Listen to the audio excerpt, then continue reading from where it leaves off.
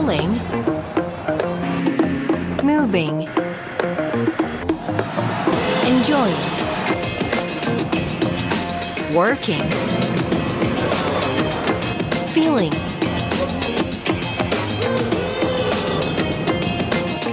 Dreaming.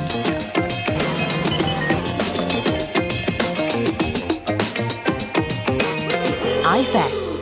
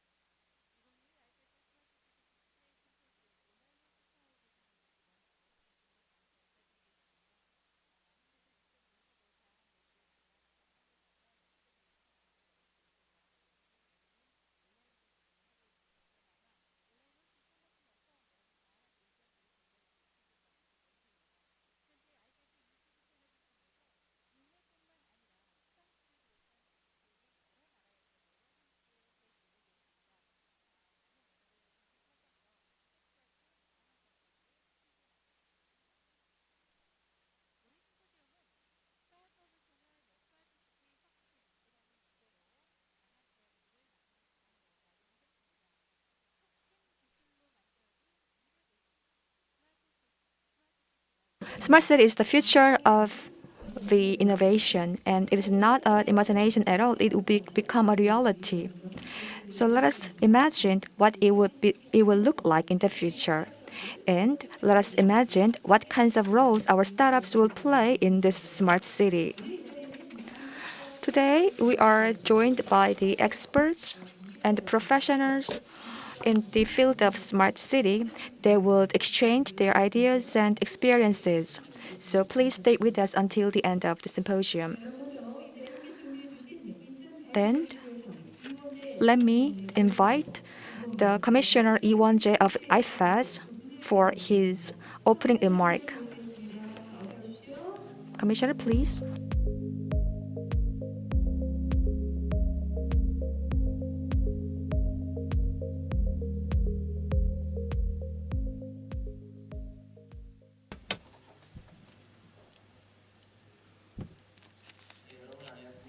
Good afternoon, everyone.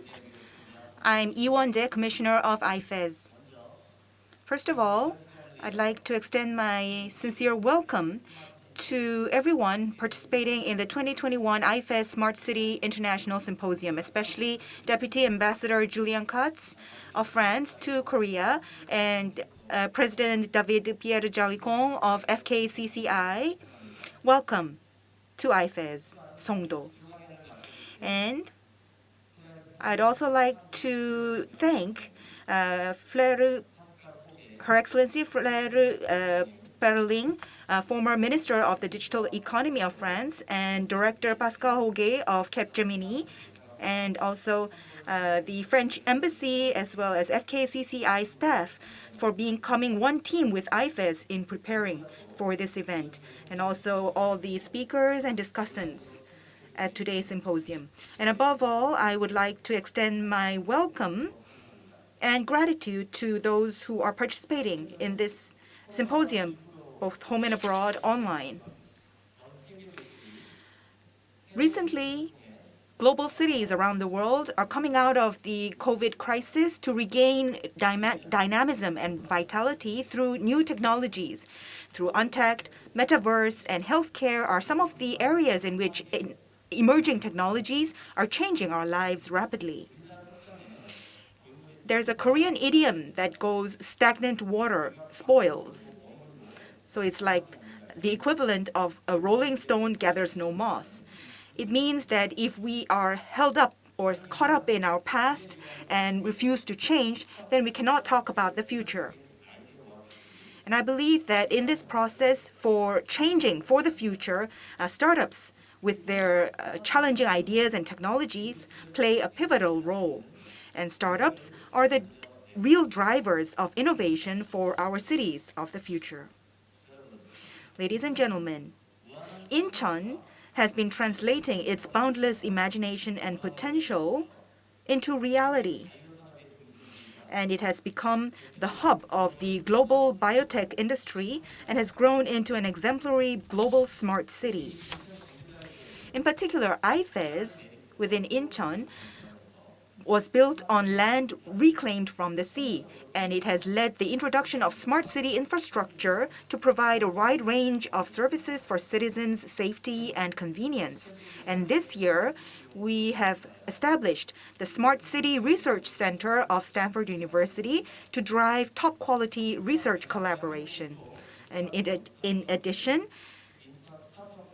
we have successfully opened the first ever startup incubating cluster in Korea, the Startup Park Incheon.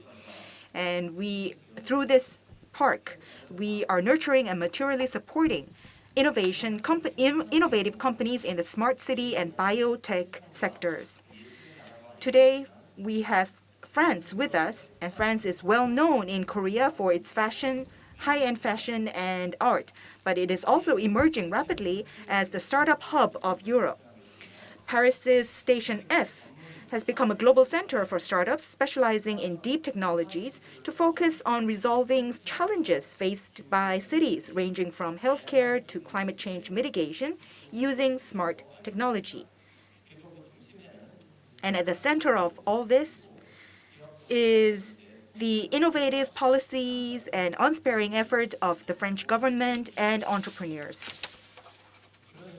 In that regard, I believe that this symposium today is all the more significant because it will be a venue for sharing the policies and experiences of both countries in smart city and startup sectors. And I hope that this symposium will pave the way for further and more sustainable collaboration and cooperation between Korea, Incheon, and France. In conclusion, I would like to extend my deepest gratitude once again to our speakers and panelists for taking the time out of your busy schedules. And I hope that there will be a lively discussion among the experts today. And also, I would like to wish you a very productive and enjoyable time for all the online participants as well. Thank you. Thank you very much, Commissioner. He mentioned of the meaning of the symposium, and in creating our smart city, the startups should play a very important role. Thank you once again, Commissioner. We will continue to grace this symposium. Incheon Mayor Park Nam-chun sent his welcome message. Let us watch his video message. Good morning and good afternoon. I am Mayor Park Nam-chun of Incheon Metropolitan City. Congratulations on the opening of 2021 IFEZ Smart City International Symposium. I want to thank His Excellency French Ambassador Philippe Lefort, Chairman David Bihak Jalikung of FKCCI, and Chairman Gerald Wolf of the Sustainable Cities Task Force for their support to this symposium.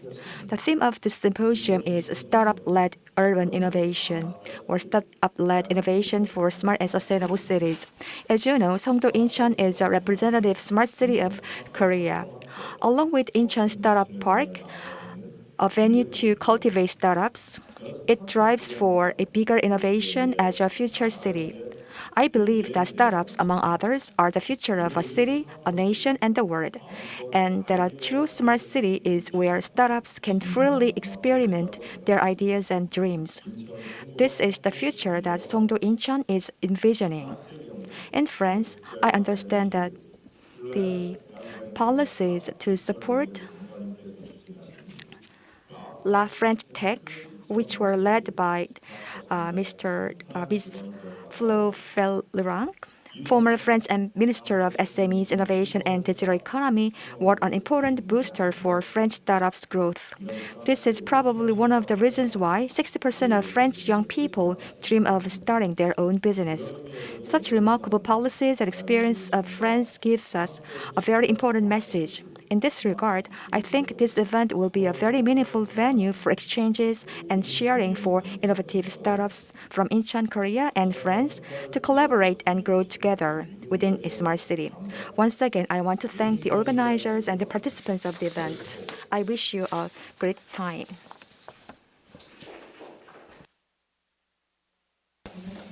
Thank you, Mayor, for your welcoming remarks. Mayor Park Nam-chun, thank you very much.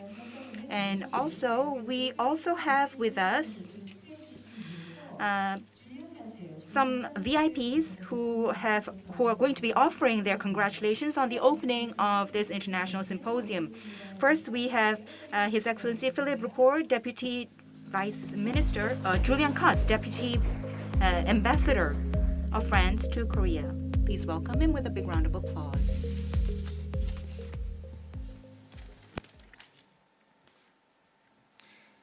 안녕하십니까 여러분. Je me présente, Good je suis afternoon, Julien everyone. Katz, le chef de mission adjoint de l'ambassade de France à Séoul. Je voudrais tout d'abord remercier pour leur présence Monsieur Lee Won-jae, le commissaire de l'IFEZ, et Monsieur le président de la Chambre de commerce et d'industrie, David Pierre Gélicon, ainsi que tous les participants présents avec nous aujourd'hui. Et je voudrais également remercier les organisateurs de l'IFEZ, de la FKCCI et de Business France pour organiser ce forum. Il est très important pour nous de parler de la ville durable aujourd'hui. Et c'est pour ça que c'est un très grand plaisir de me trouver parmi vous pour ce symposium France-Corée sur la ville intelligente et durable.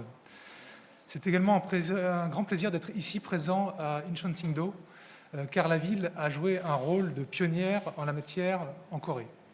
Alors pionnière, pourquoi? Pionnière pour deux raisons.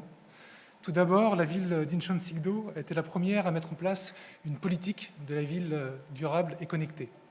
Elle a également conduit des politiques très innovantes en matière de déploiement des technologies nécessaires pour la ville durable et connectée et pour la mise en place de nouvelles techniques de planification urbaine en ce sens.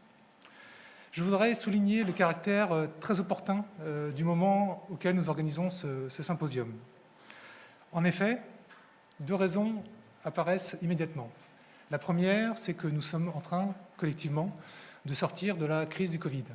Alors je dis progressivement sortir de la crise du Covid, car les soubresauts du variant Omicron nous rappellent que la crise peut encore survenir sans que nous l'ayons prévu. Une chose que nous a appris cette crise, c'est qu'on pouvait difficilement prévoir à l'avance comment faire face aux besoins d'organiser l'espace urbain lorsque tous les services publics ne sont plus accessibles. Or, la connectivité permise par Internet, permise par les services digitaux, nous ont permis de continuer à attribuer à l'ensemble des citoyens des services publics de base, même quand ils ne pouvaient plus se déplacer dans leur mairie ou dans leur service de proximité. C'est la raison pour laquelle travailler sur la connectivité et l'accès aux services digitaux est pour moi un des meilleurs moyens de s'assurer de procurer un espace urbain plus résilient, plus sûr et finalement de meilleure qualité pour les citoyens. La seconde raison pour laquelle l'organisation de ce forum est extrêmement opportune maintenant, c'est que nous sommes quelques semaines après la COP26, la fameuse 26e conférence des Nations Unies sur le climat. Or, lors de cette conférence, les chefs d'État qui étaient réunis, dont le président Macron et le président Moon Jae-in, ont pris des engagements très forts en matière de réduction des gaz à effet de serre, et pour certains d'entre eux même d'atteindre la neutralité carbone. Or, nous ne pourrons pas atteindre cette neutralité carbone sans réussir à changer en profondeur nos modes de vie. Et, sachant que 80% de la population, tant en France qu'en Corée, est urbaine, changer nos modes de vie, ça veut dire changer notre façon d'interagir avec l'espace urbain. Et c'est pour ce faire que nous devons créer de nouvelles politiques urbaines. À la lumière de tout cela, je suis convaincu que la coopération franco-coréenne pour la ville intelligente et durable fournit d'immenses opportunités. Un des acteurs principaux de cette coopération sera certainement le monde de l'entreprise. Et c'est la raison pour laquelle je me réjouis que nous pourrons signer dès aujourd'hui un accord entre Business France et l'IFEZ pour permettre aux entreprises et aux startups françaises et coréennes de travailler ensemble. En conclusion, je me réjouis de cette volonté de travailler main dans la main entre la France et la Corée. Et je félicite encore une fois tous les organisateurs pour la qualité des intervenants et des participants aux tables rondes de cet après-midi. Je vous souhaite à tous d'excellentes discussions et j'espère avoir d'ici quelques mois la joie de voir émerger de nouveaux projets franco-coréens dans le domaine de la ville intelligente et durable. John Engsa Dosigil Paramnida. Comme ça, Mila.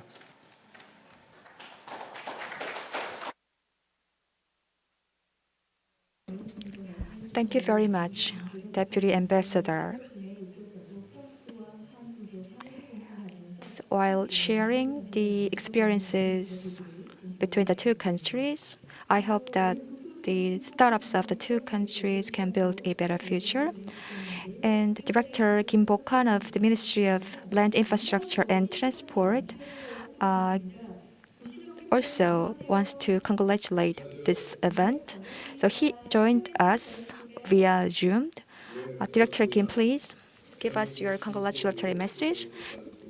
Good morning and good afternoon. I am Director Kim Bok-han of the Ministry of Land Infrastructure and Transport. Congratulations on 2021 IFEZ Smart City International Symposium. I'd like to thank Commissioner Lee Won-jae, His Excellency Ambassador and Chairman David P. Jallikong of KFCCI and also Chairman Jared Wolf for their support.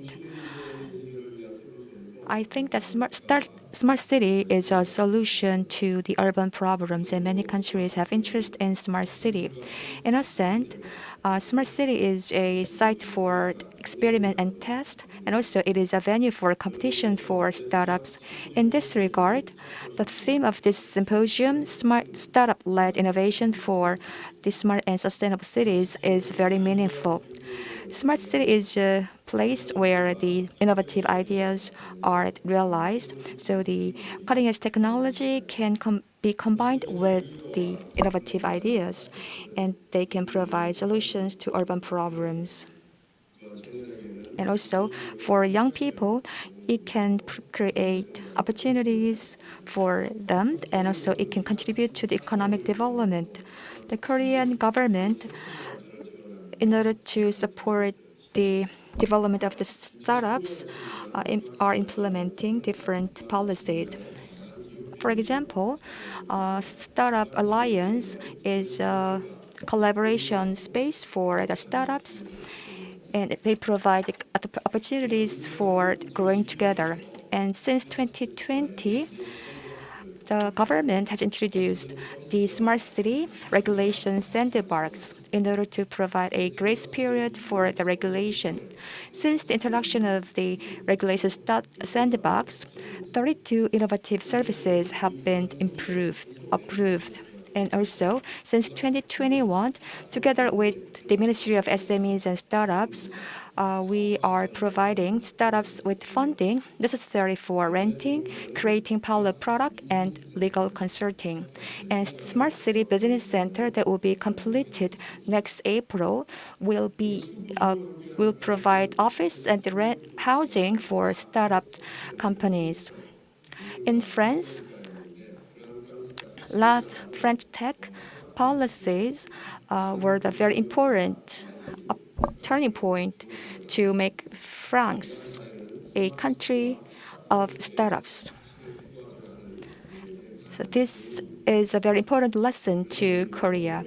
In that regard, this symposium will be a very important venue where the French and Korean startups can meet together and collaborate with each other. Songdo Incheon is a international city which is a home to many international companies and also the global universities.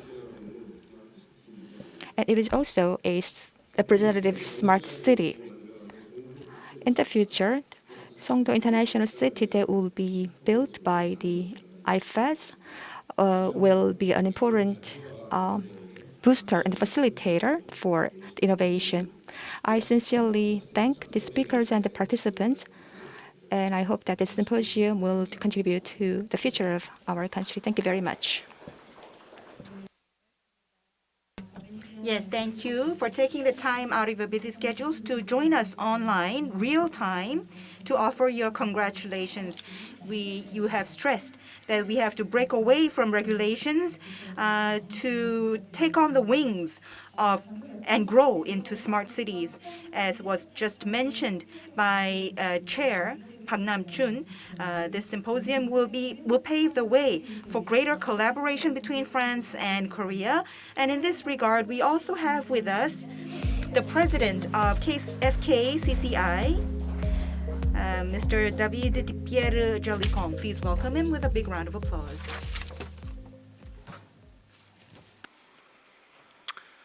Dear Mr. Lee, IFEZ Commissioner, dear Mr. Kast, First Counselor at the French Embassy, dear Mr. Kim, General Director of MOLIT, dear participants, dear all.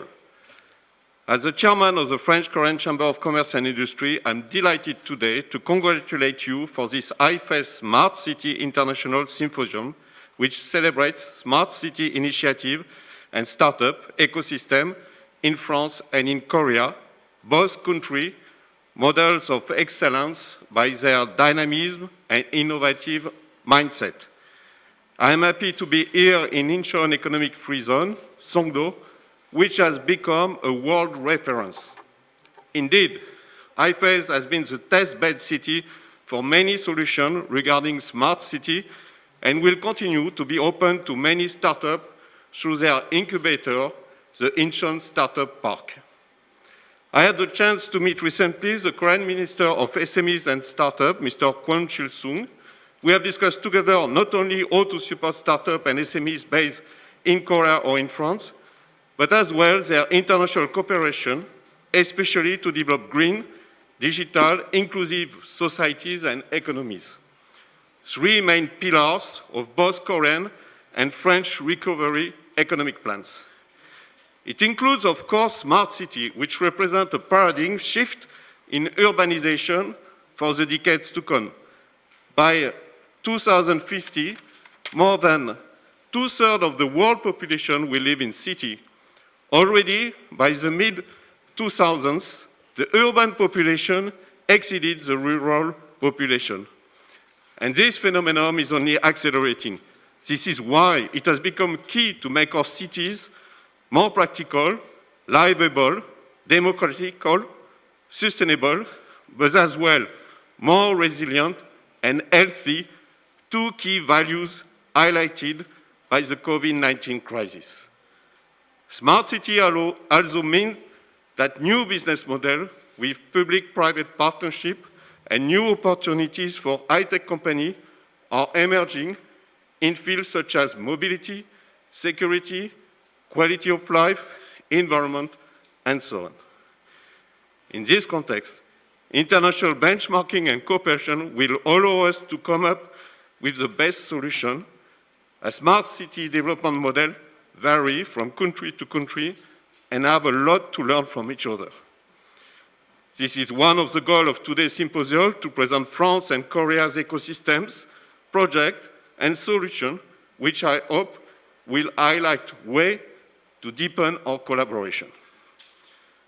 Be sure that the French-Korean Chamber of Commerce and Industry, as a close partners of IFEZ, Incheon Smart City Corporation, the French Embassy in Korea, and Business France, is actively collaborating to reinforce such cooperation, especially through startup-led urban innovation. Indeed, FKCCI counts more and more startups and entrepreneurs among its members.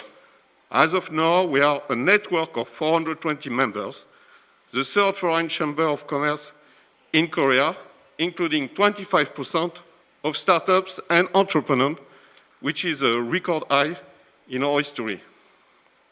We are also more and more active for them with our Innovation Sectorial Committee with specific programs such as market exploration and establishment business services, as well as events like the Korea-France Tech for Good Summit organized for the past 3 years by the FKCCI together with French Tech.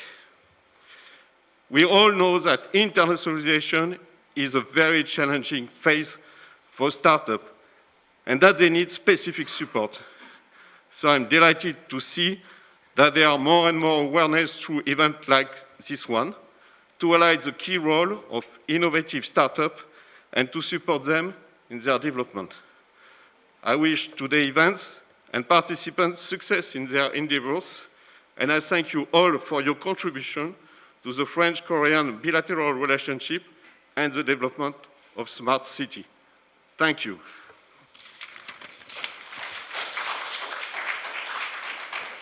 네, 고맙습니다. 귀한 시간 내어주시고 이 자리에 함께 Thank you very much, Chairman of FKCCI.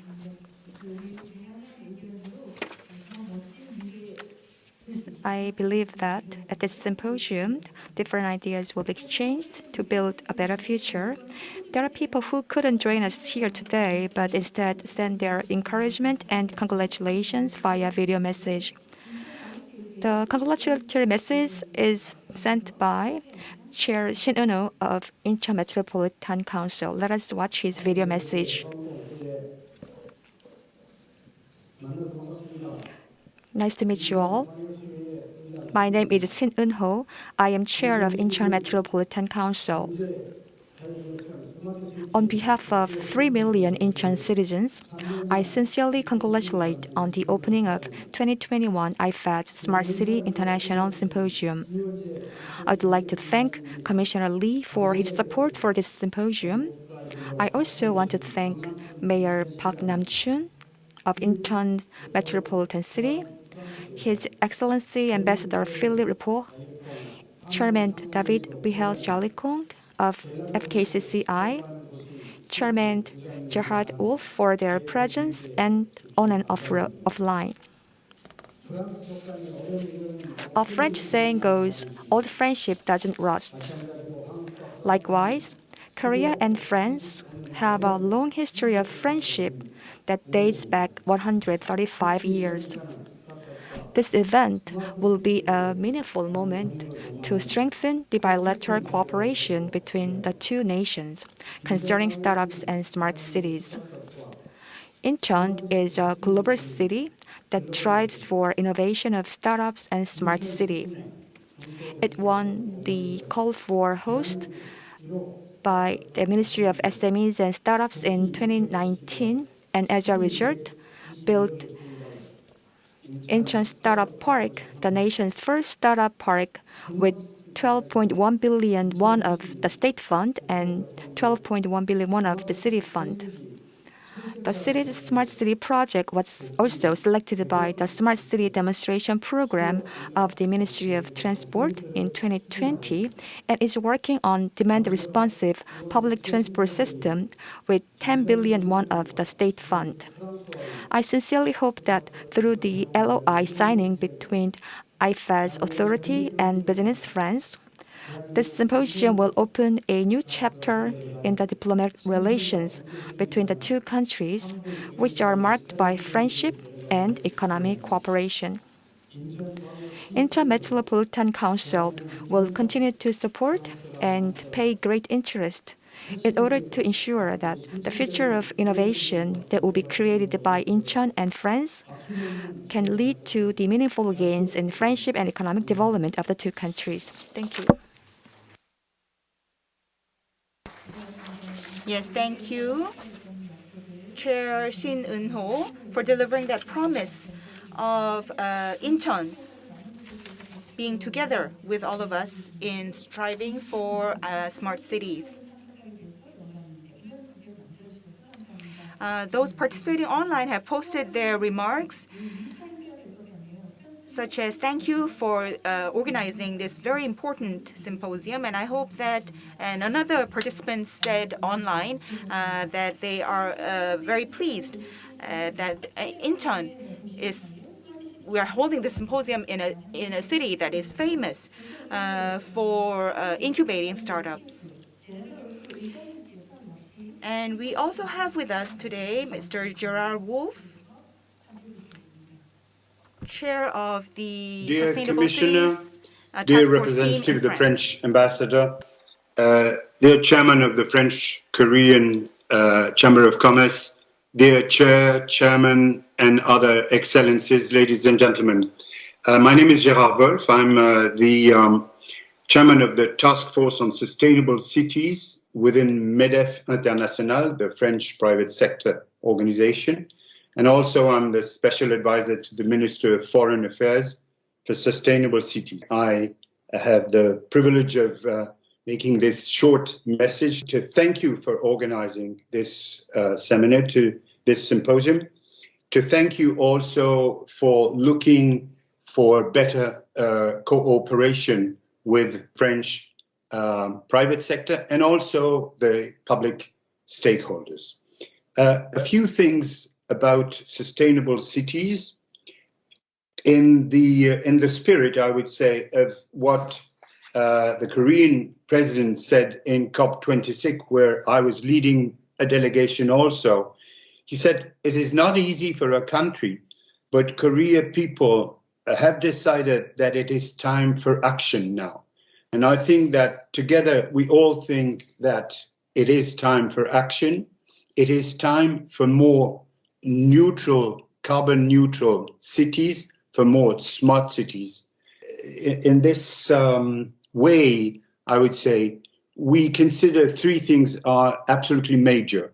Number one, with no doubt, is that today, when you think about cities, when you want smarter cities, when you want more sustainable cities, you can't just add one-to-one solutions. You can't say, I will take care of a metro line set or a new renewable system or a new sanitation system. You have to think it globally. You must have a holistic approach. And the French approach on sustainable and smart cities is that kind of holistic approach, because at the end of the day, the only target is to have a more livable, a more sustainable city for our citizens. This holistic approach is really in the DNA of the French companies getting together to new solutions. That's number one. Number two is innovation and partnerships. The first time that MEDEF International, the private sector of French, where I'm president for this task force on sustainable cities, the first time that MEDEF International interacted with Korea was in 1989. We had a visit from your president at that time. And since then, we had a lot of discussion, lot of partnerships going on. We have a lot of companies, French companies, working in South Korea and vice versa. And I think that innovation and partnerships regarding sustainable cities is at the core business of the way to interact better.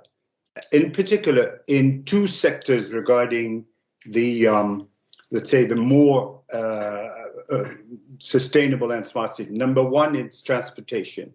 It is possible by 2050 to have zero carbon transportation, clearly, whether it's through electrical, what we call smooth transport, public transport, or whether it's with hydrogen. I know that you have a very important hydrogen plan. We have a task force on hydrogen and we'll be happy to interact with you. We think that the third point is more digital. We need digital. You know what's digital. When we talk about cities, we talk about digital twins, of course. We talk about BIM, but we also talk about digital services. So with these three main targets, then we could go further together. I'm ready for that. We all ready, and I'm sure that this symposium will give new path for our cooperation. Thank you very much. Bon travail.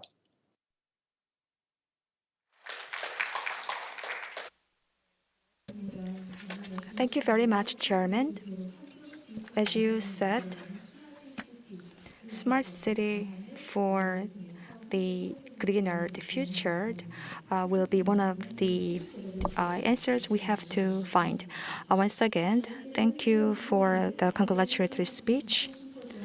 You are watching the 2021 IFEZ Smart City International Symposium. Before we listen to the first special lecture, we'd like to have a very special moment. So let us have the LOI signing ceremony between Incheon and France. This LOI is aimed to discover promising startups and help them with their global expansion. This signing ceremony will hopefully contribute to stronger cooperation and exchanges between the two countries. Now, I'd like to invite the representatives of the IFEZ Authority and Business Friends to the stage.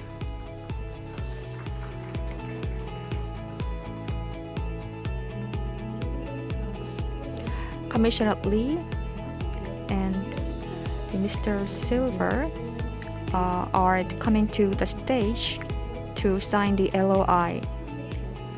And this LOI is to make a commitment to stronger cooperation. Now, you may sign the LOI.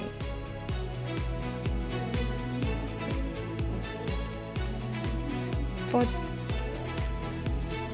down the road, I hope that the two authorities will cooperate more closely to support startups of the two countries. Now the LOI has been signed. Please give a big applause. So let us have a commemorative photo shot. So please hold the LOI open. Yes. Please look at the camera with a big smile, even if you are wearing the mask. Let us have a big expectation for the bright future. Thank you very much. So please stay on the stage because we are going to have a group photo. So I'd like to invite the people who are related to this LOI. I know that we only have a minimum number of people here. So these are the people who will work hard to strengthen the cooperation between the two countries.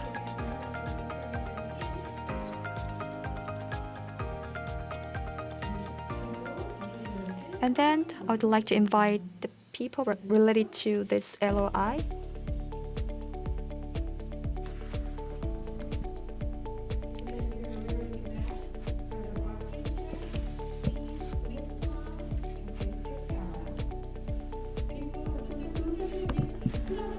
Also, why don't we clap our hands together for a better photo? Thank you very much.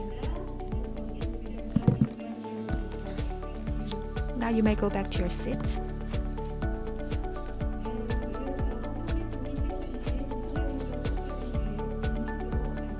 Once again, thank you very much for signing the LOI.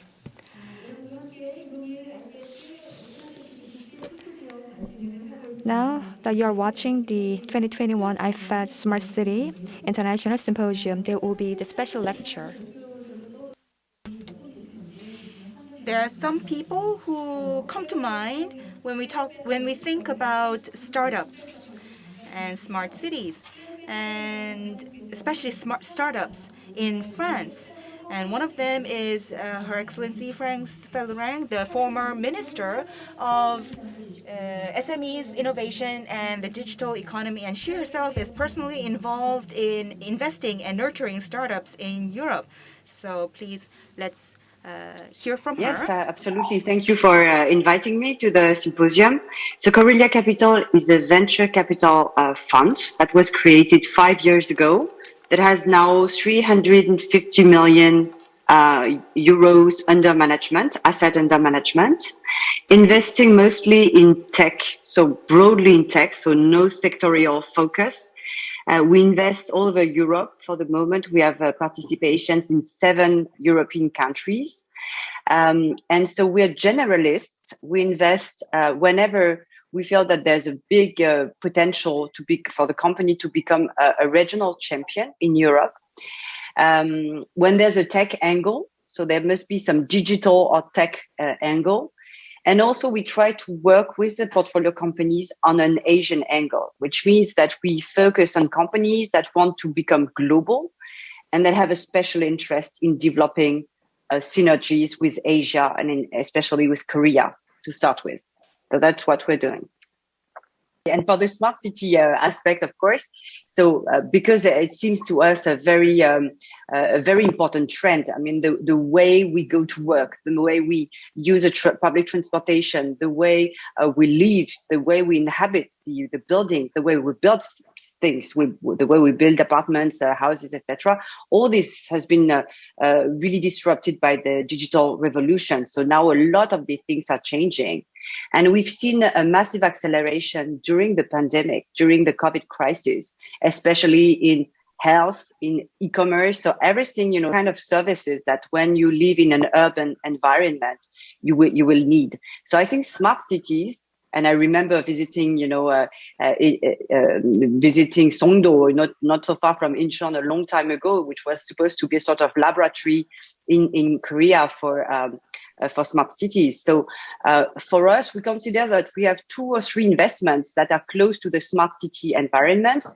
One is an investment in last mile delivery. So it would be a sort of a mix between Market Curly and Coupang, if you wish. So it's a logistic last mile delivery, food delivery company. It's a Spanish company that is growing super fast and is very successful. And actually a Korean investor also invested in the last financing round in that company, Mirai Asset. Mirai Asset invested in that company, which is called Glovo. And we also invested in a transportation, so a ride-hailing company, which is the last European competitor to Uber. We only have American services, for ride-hailing. And so we invested in the biggest competitor to Uber in Europe, which is a company called Bolt. And this company is from Estonia. So it's a very tiny country, but very, very innovative and dynamic.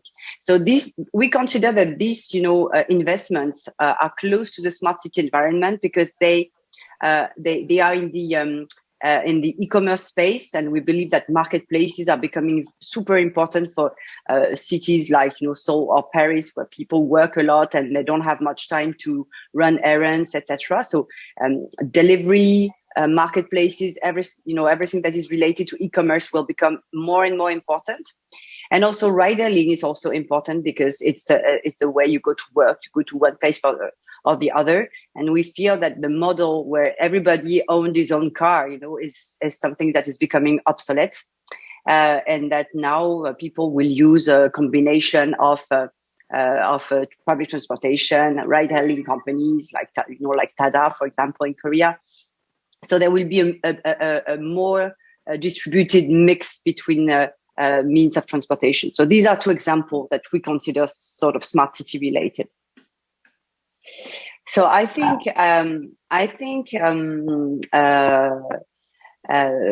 everything that is around smart building. So the what we call very broadly prop tech, that we go from real estate to the way that you build new buildings is evolving quite a lot. So on the really real estate tech side, you can see new initiatives, but they're not very successful for the moment, I would say.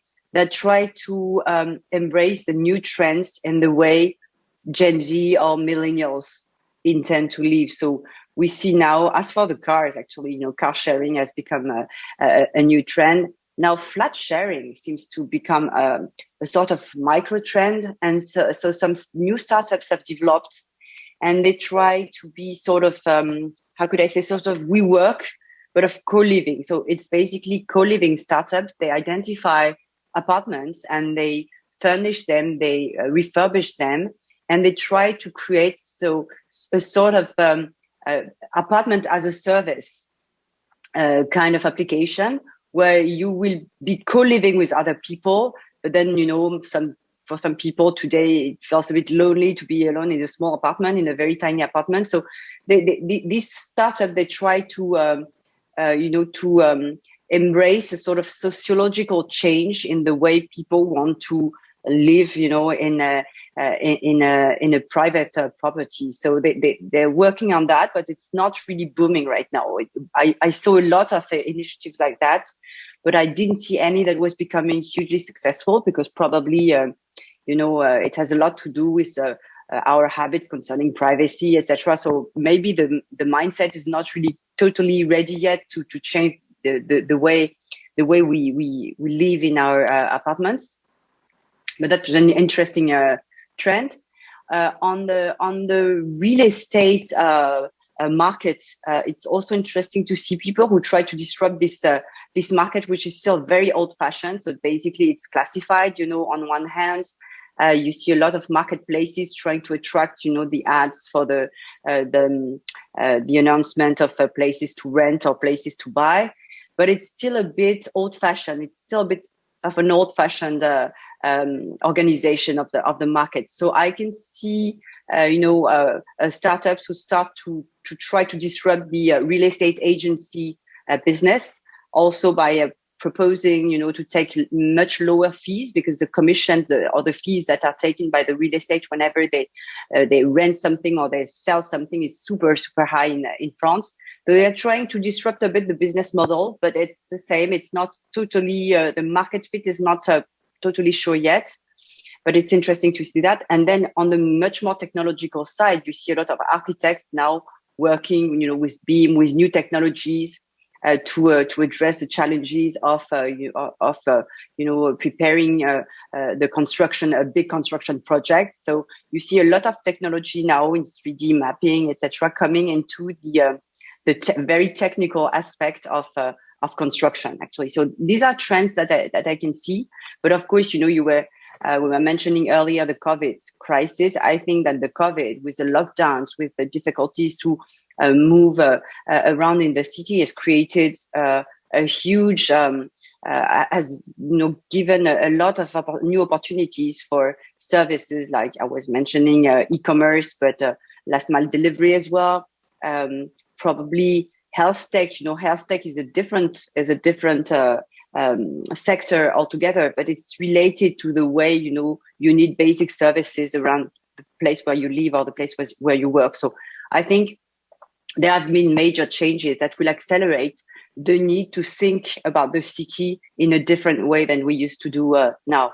How we organize the city, how we organize, how we do the planning, the urban planning. So where we put the places where people go shopping, where they work, where they live, where they can get entertained with cultural buildings or facilities. So these kind of things, I think, is changing quite a lot lately. And it's not just France. I think it's worldwide.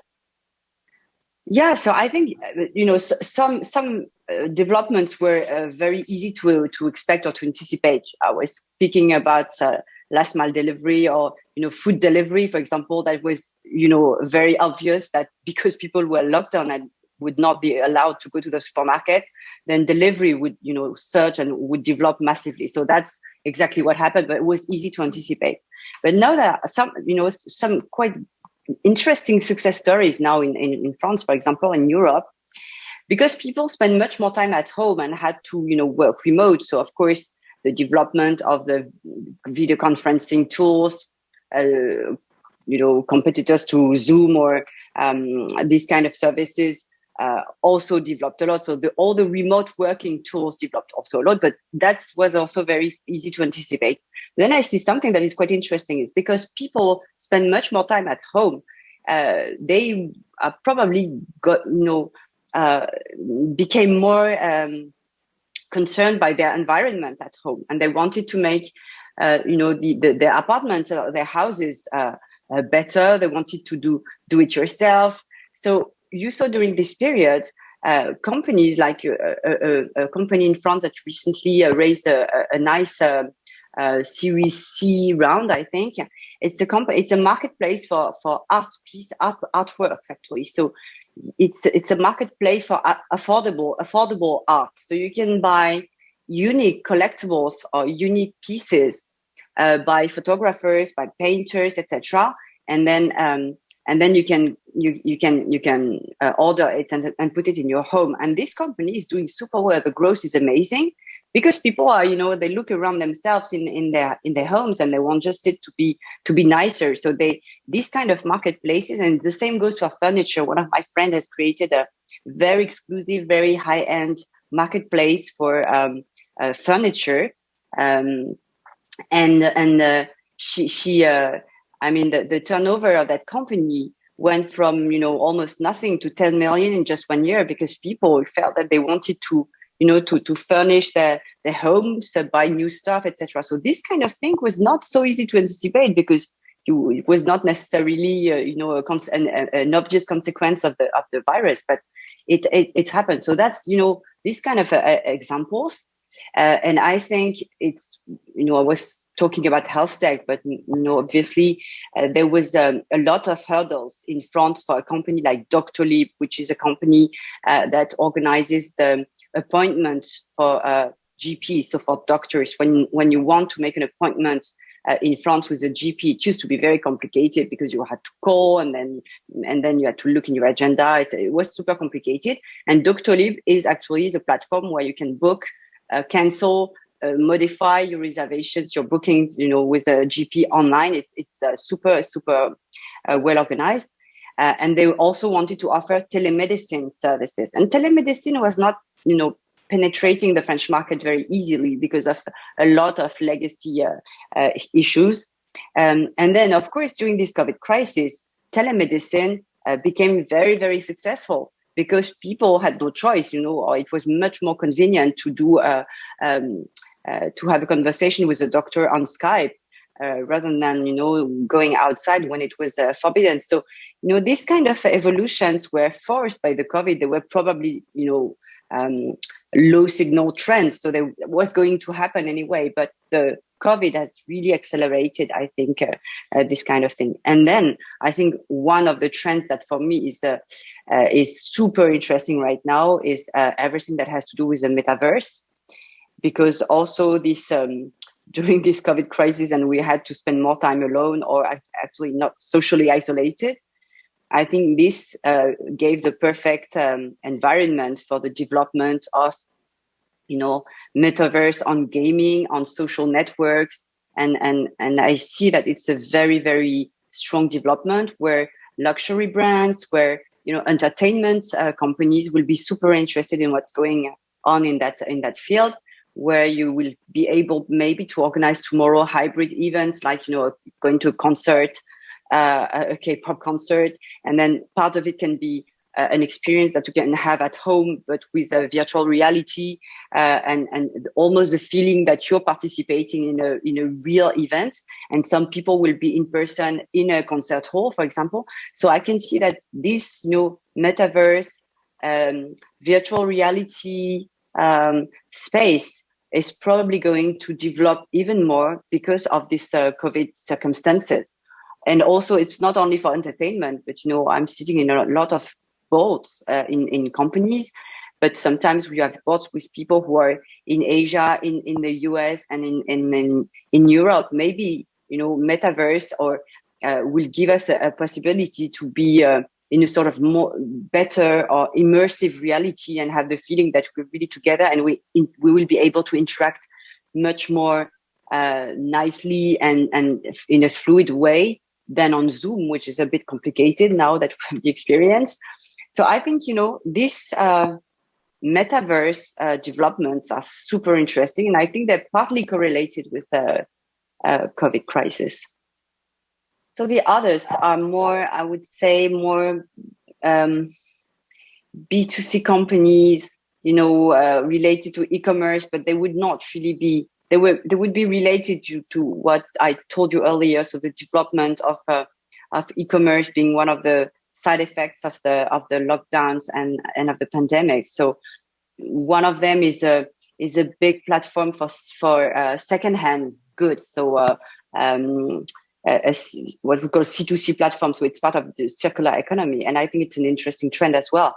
Maybe in the cities of the future, people and the generations are a good example. They want to have a more sustainable consumption, and that's also an evolution that you could relate to smart cities, because the people who will inhabit the smart cities, are these generations, and they will definitely be different consumers than we used to be. So secondhand business and C2C platform used to be, I think, not a very strong trend in Asia. It was a strong trend in France or in Europe for a long time, but I think it's now shifting, and it's coming to Asia, and that's very interesting, because I think you have also companies like Carrot or that are mixing this idea of secondhand marketplace with the idea of community. The idea of local communities. So organizing the city in small, neighborhoods where people can trade goods, used goods or services. Like, I will trade 1 hour painting because I don't know how to paint my walls, and then I can trade that with 1 hour tuition in English, for example. So it's this kind of communities, very locally, very local communities that combined with a marketplace aspect, I think are very interesting trends. So there are some European startups also in that field. I'm not an investor in this precise neighborhood community creation tools, but I think it's an interesting development. And I'm trying to think, but the other investments that we have are more probably remote from the smart city environment. But then it's definitely an area where we feel that it's, we're really looking at it because we feel it's a massive trend. It's not a hype. We will definitely change the way we inhabit the big urban areas. So for us, it's very key to keep, gathering some intelligence on what's going on on this market, in this sector, because it's definitely a long-lasting and very structural trend. So for the moment, the answer is not really, no other really smart city investments, but we only have 17 direct investments. So I hope that the next fund that I'm raising now, I'm raising a 300 million fund, will give us the opportunity to invest in further smart city companies, and why not maybe in Korea. I think, and using this virtualization, France and Korea have in common to have very good engineers, very creative people. So definitely, if I had to answer very broadly, I would say that, working on metaverse projects, whether they be in entertainment or in, B2B, because there are multiple applications you can think of, I think would be a good match, given the skills and the legacy businesses that we have in France and in Korea. So I would definitely encourage that. And then, you see that there are obvious connections whenever lifestyle is involved. So when you're speaking about fashion, about furniture, about design, you see that there's a strong mutual interest. So I don't have a precise idea that I could share with you now, but, I was mentioning this idea of furniture, marketplaces, very high-end marketplaces. So I think these are the, kind of things that could resonate in our countries. And also in all the creative space. So we're getting a bit far from the from the smart cities, but everything that requires some creativity. Right now, Korea is so popular in France and also in Europe because of the success of the smart power policy, that has been put in place for the past 30 years. So right now, there's a real, attention to anything that comes from Korea. So I think it's a very good moment right now for, Korean startups in the smart city environment, for designers, for fashion designers. It's a really good moment right now to try to address the European market because the level of attention to Korea has never been so high. So in terms of smart city, I would, working on the development, trying to work on projects where you try to make the home a better place. You have companies like Samsung and LG who've been, super innovative in developing the smart home. So I think, at the crossroad between equipment, home appliances, tech innovation, luxury, lifestyle, there's probably a whole space that can really be addressed super well by, Korean companies coming to France or the reverse. So that's an area that seems to me very obvious for cooperations, for very fruitful cooperations. Yeah, I would say that they're most welcome. There are not so many. You don't have that many French startups who come to Korea and you succeed in Korea. And the reverse is also true because it's still very complicated because of language, because of culture. But as I was saying, I think really now there's a huge opportunity for Korean ventures in Europe because, again, there's a high level of attention. There's a real respect for the innovative drive, of the country as a whole. So it's really, I think, an ideal moment to try to start studying, the market. Of course, I would really advise these companies to study it very closely, to come and do some learning expeditions to try to assess the market. Because I think if you don't find the right partners, if you have a very cliche approach of the French market, maybe you will not, make the right choices in terms of partners, in terms of business plan, etc. So I think it requires a lot of work and study, but I would say the same to a French company, wanting to develop in Korea. But with the right partners and the right support, I think now is really an amazing time for Korean businesses who have something to propose to the European market. So I would really advise them to dare now because now is the right moment. I'm super upset because I was supposed to be in Korea. I was supposed to actually take a plane tonight and to arrive tomorrow. So I hope that these constraints, related to the pandemics will soon be over. It's been almost 2 years now, and I think everybody's a bit fed up with all that. So I hope I can visit next time in person, and that during my next trip to Korea, I will have the chance to meet with a lot of great Korean startups in the field of smart cities. That's my wish for myself.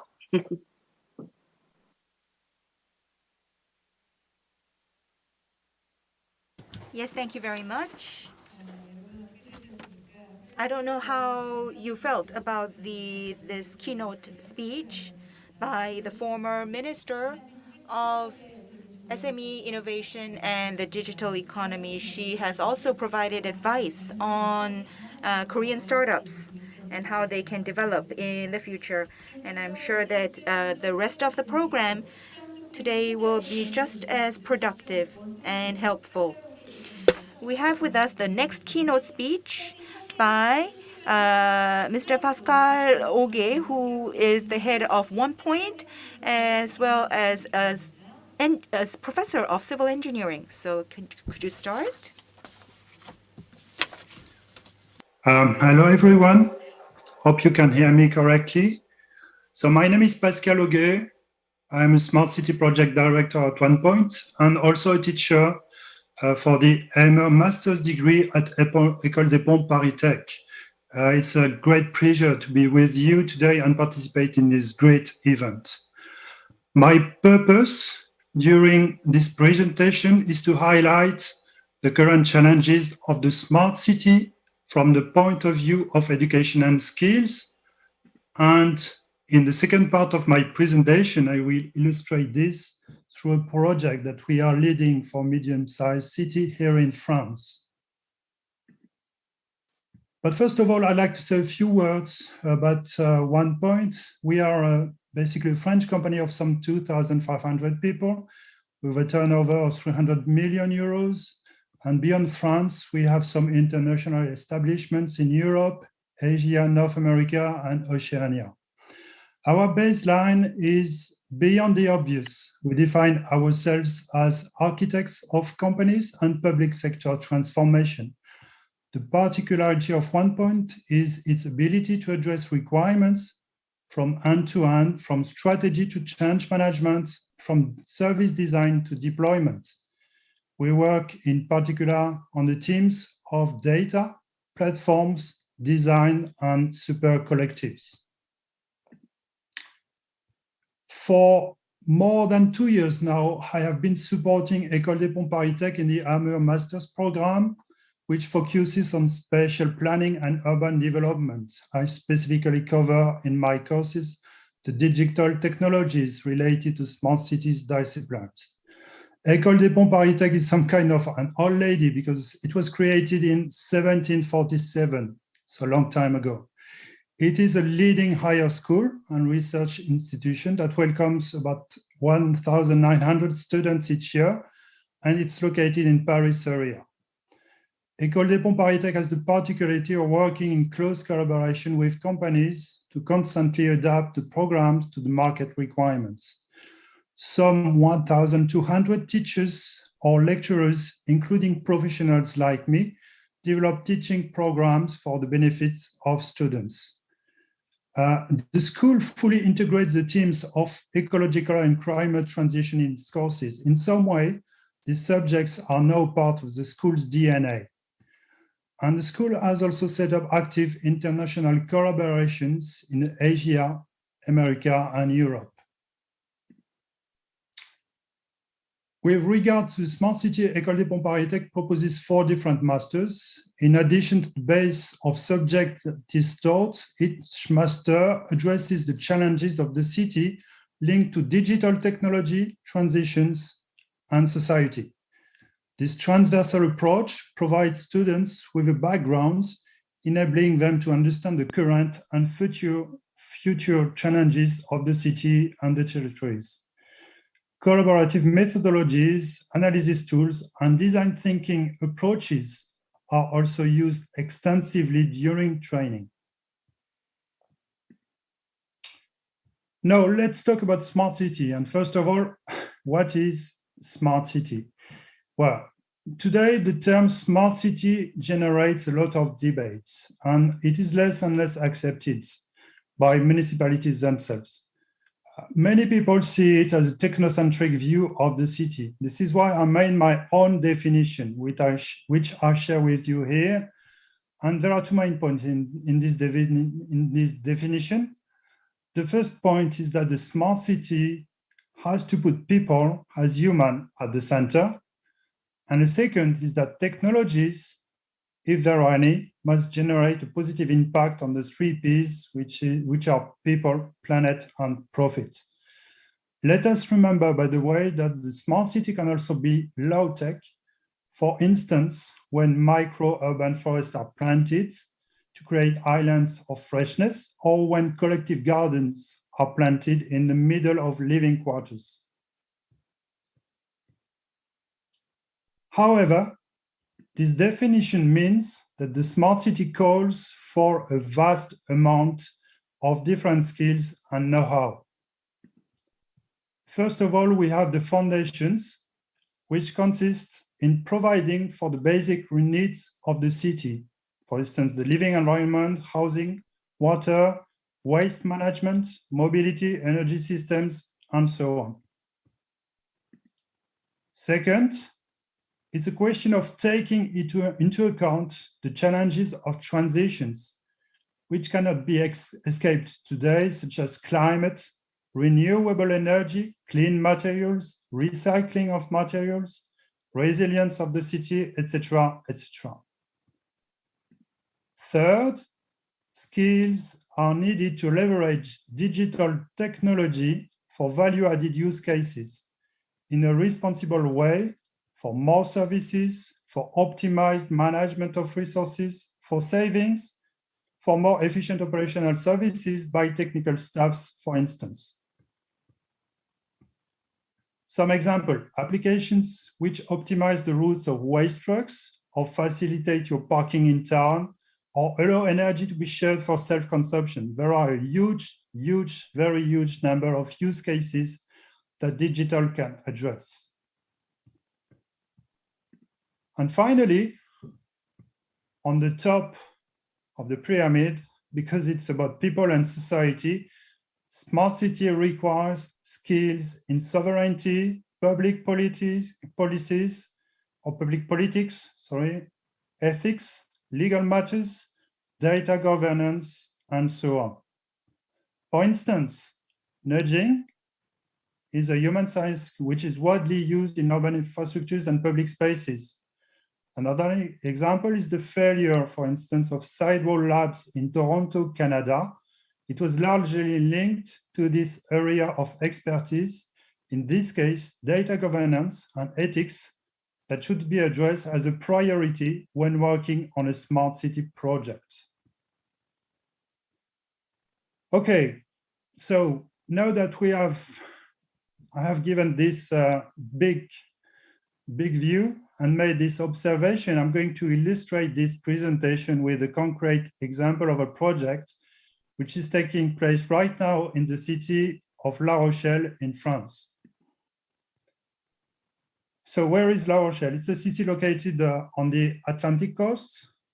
The Greater La Rochelle is a territory of 170,000 inhabitants in a larger basin of 5,100 inhabitants. It is a very touristic territory, which has both urbanized areas, also natural ecosystems made up with the coastline, marshes, forests, and agricultural areas. About 5 years ago, the municipality of La Rochelle decided to embark on a global program whose objective is carbon neutrality by 2040. Remember that Europe objective is 2050.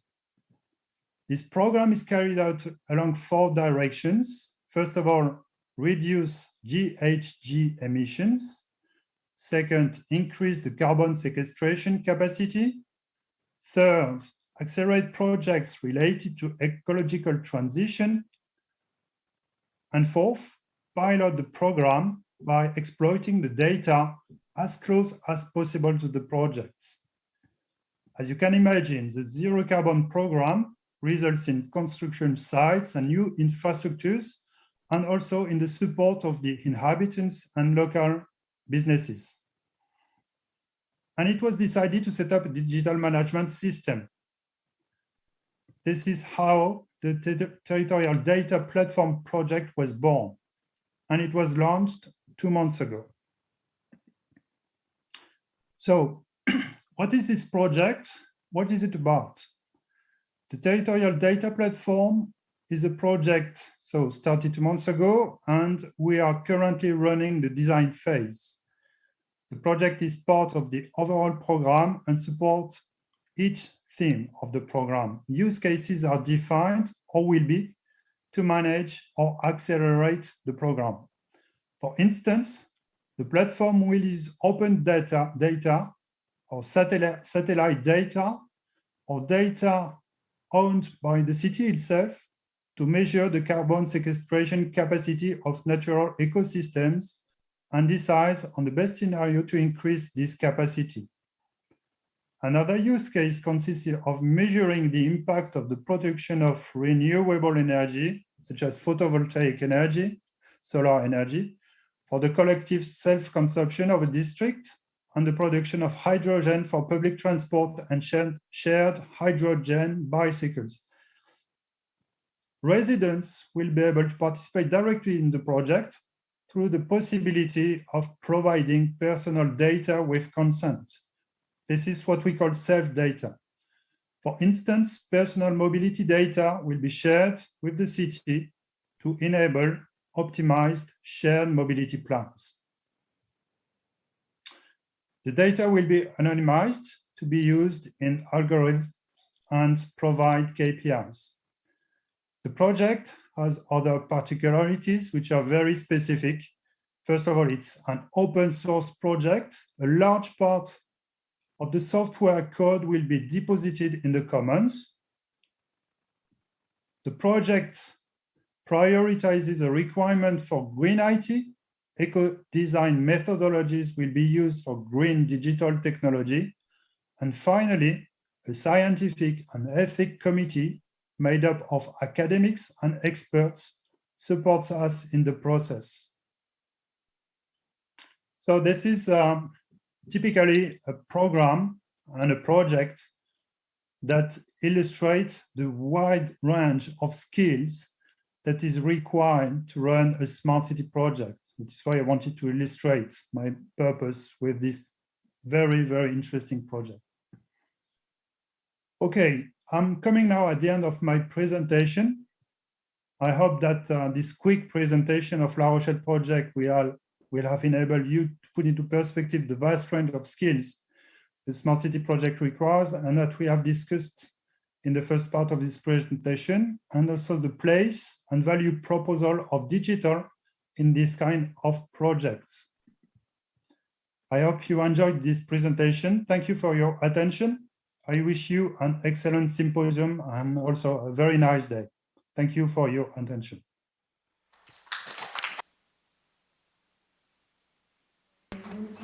Yes, thank you, Director Pascal Augué. You have talked about the roles that we have to take on, especially experts, what roles that we have to take on, what roles entrepreneurs have to take on in order to build up sustainable smart cities. Thank you very much for that very productive and useful lecture. We have just heard two keynote lectures, and with this we'll wrap up the opening ceremony of the symposium, and we will now invite experts for the following sessions. So please enjoy the short PR video that we have prepared to open up. The best city to live in, an advanced smart city. IFEZ Smart City suggests a future. A human-friendly city that cares about its citizens and enriches their lives. A sustainable, eco-friendly city combined with information technology. As a smarter and greener city, IFEZ pursues to become a worldwide futuristic model.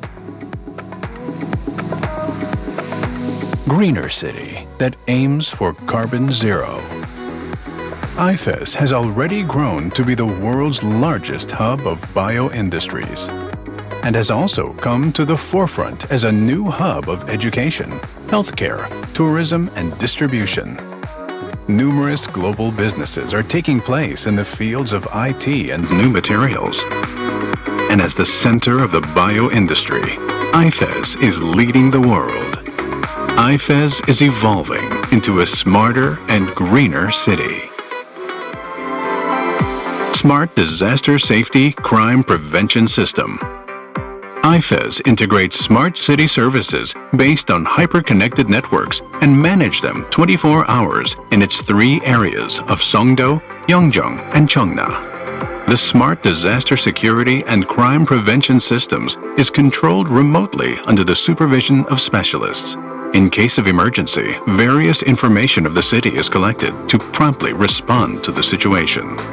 In an emergency situation, police officers are immediately dispatched to the scene. In case of fire, accurate information is provided via fire monitoring cameras.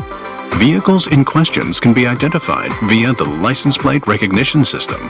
Crimes are prevented via object recognition cameras. Transportation. Autonomous driving. Integrated control systems enable fully autonomous driving and create smooth traffic flow to encourage safe driving. Data Hub Service. IFEZ Public Data Hub is Korea's first of its kind. It saves and analyzes all IFEZ data in the cloud.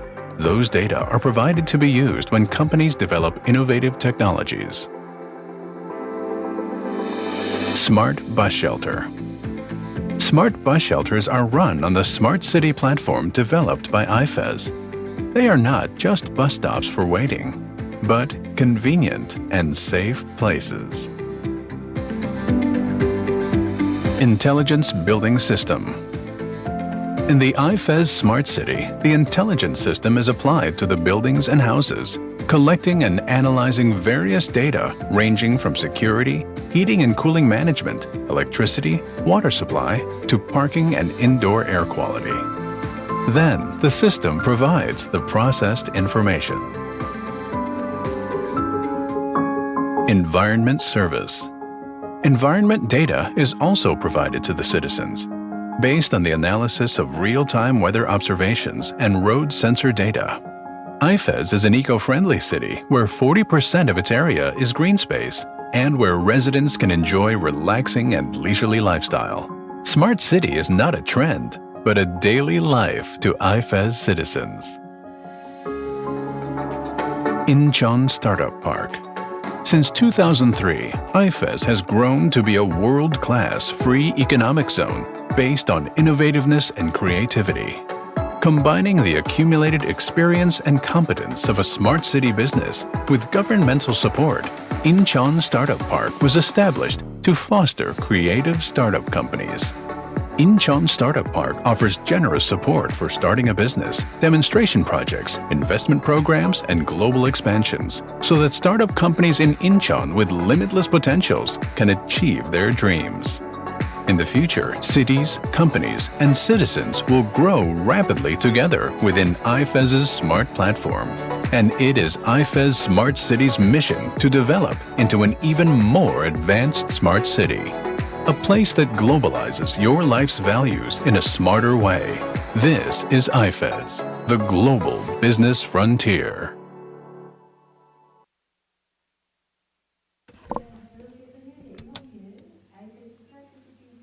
You are tuned in to the International Symposium, 2021 IFEZ Smart City Symposium.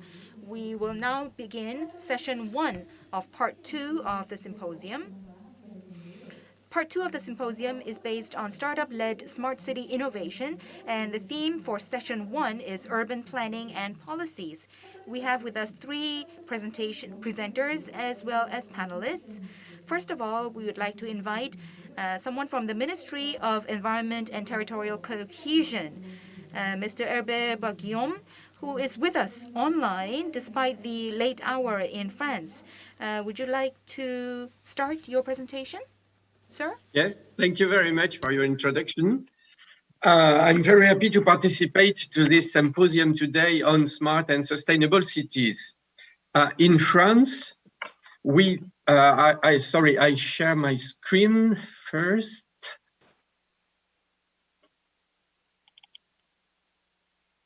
Okay, can you see it now?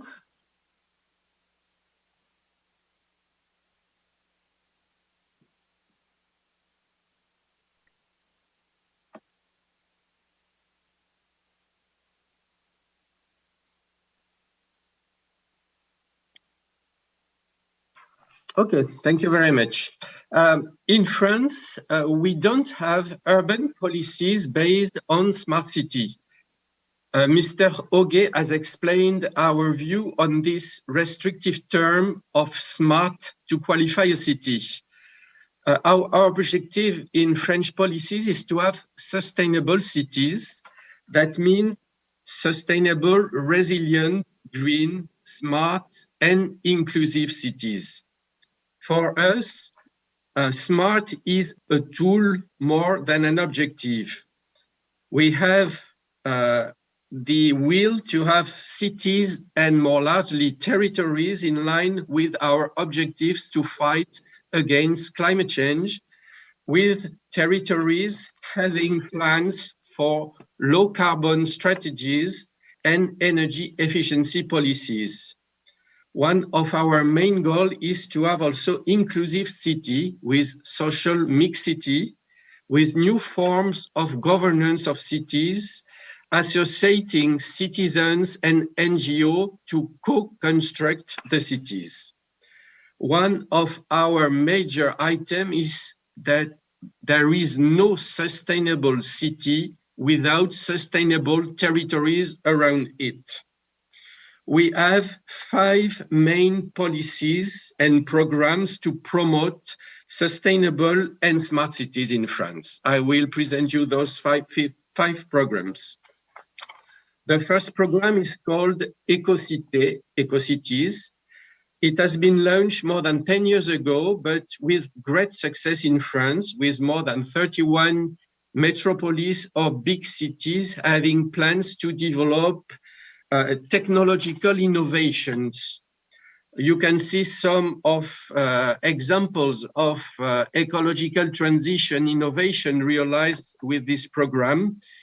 Positive energy tower in the city of Strasbourg, high quality urban development buildings in Marseille with dedicated innovation for energy and cooling, but also dedicated transport lines for public transportation and bicycles in most of our cities today. The second program is called Industrial Demonstrators for Sustainable Cities. This program has been launched to have the level of states, but also cities and consortiums of societies working to develop innovation. More than 700 innovations have been proposed to the municipal levels. 20 of those innovations have been tested with financing from the states in the cities that have been labelized with this Industrial Demonstrators for Sustainable City label. Others, innovation can be financed by local, by national, or by European funds.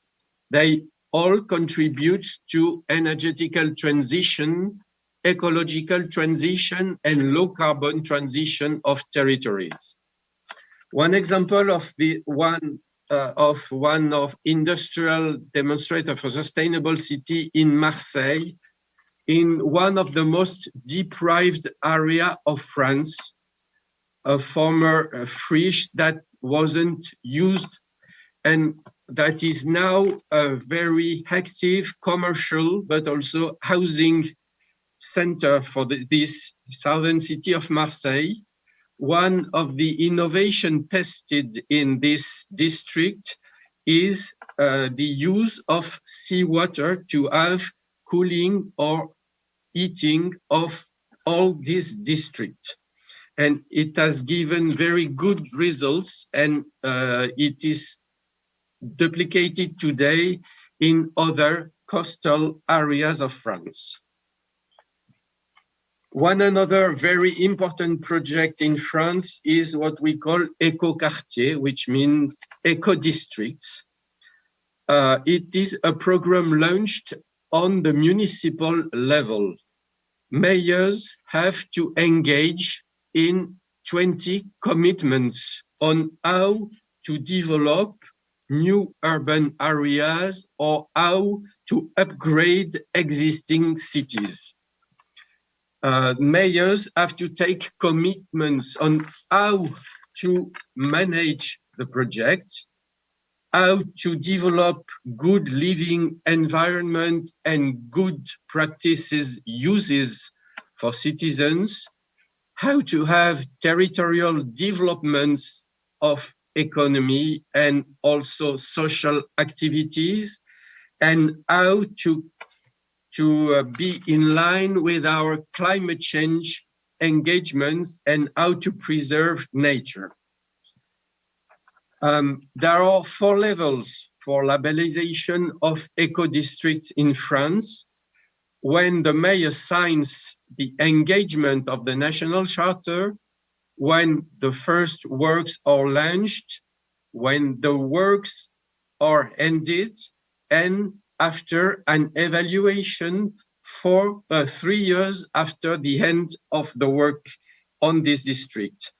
We have nearly 800 eco-districts labelized in France today, and several of them in foreign countries. For example, cities in Japan, in Colombia, in Tunisia, and in Mexico. This program is today fitted to be part of a more larger program that is called Living in the France of Tomorrow, which has been launched by my ministry at the beginning of this year. Another program has been launched towards medium and small cities. In France, we have made an urbanistical error during more than 50 years. We have focused our energy on metropolitan areas. And the result is today that we have many medium and small cities in a bad shape, economic, but also demographic or cultural or social bad shape.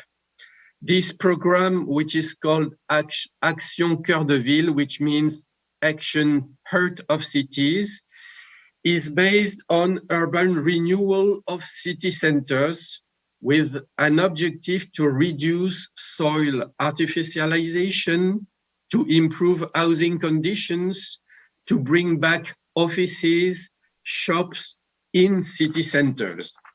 It has given the first effects 2 years ago, and now we have many medium cities engaged in this program. We have launched a similar program for much smaller cities, which is called Small Cities of Tomorrow. I would like to end this presentation with the 5th program we have launched in France for innovations, and it is called Territories of Innovations. It's an important program to have private societies engage with municipalities, but also regional districts to test innovations in several thematics: energy, mobility, agriculture, health, and also digital transition. I had focused one example on our zero carbon territory of La Rochelle, but Mr. Auguet has yet explained the objectives of this project in line with our urban policies. I will not detail more this project. And to end this presentation, I would like to give another example of one French city, which is a pilot site for a unified data center on all types of urban data. It is in the city of Dijon, which is a metropolitan area, head of the region Grand East. In this center, we have a unified common pilot site for all types of urban data on safety, on urban services, water, urban lighting, waste collection, mobility. This is a center which is on the service for elected bodies. We can react immediately when there is a problem, but also towards citizens who are informed of all the problems they could face in the streets of the city. To end, I would like to focus on one item very important for us today. It is energy efficiency in buildings. It's one of the most important topics for France to improve our policies and to be in line with our commitments to implement Paris Accord on climate change. It's a major focus for all our programs of urban renewal today. And I would like to thank the organizer for sharing their experience in Korea and in France during this seminar. Thank you very much.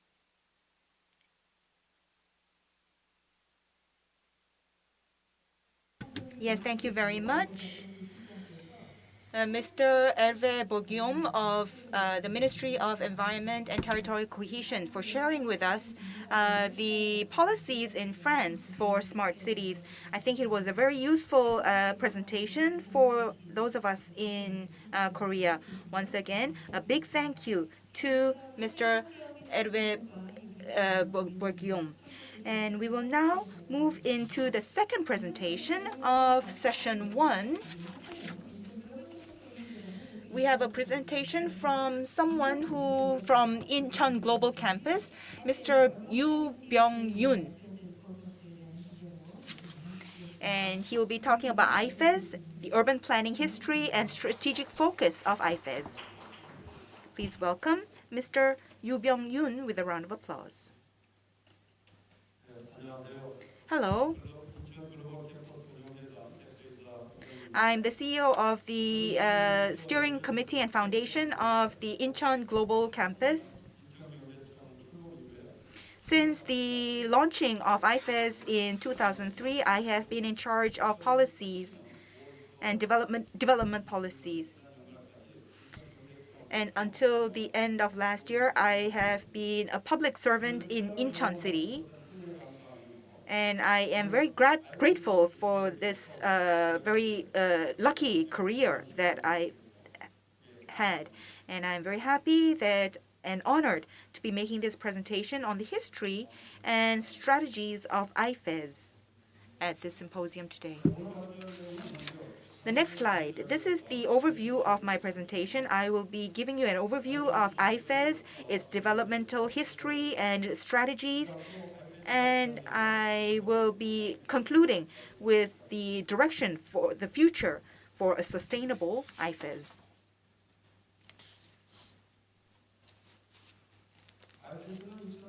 IFEZ was established in August of 2003 as the first free economic zone. After the Asian financial crisis had hit Korea, we wanted to create Korea into grow Korea into a financial hub, an economic hub, and a trade hub of Northeast Asia. So NSIC and POSCO led a consortium to sign a contract with Incheon City to build up IFEZ.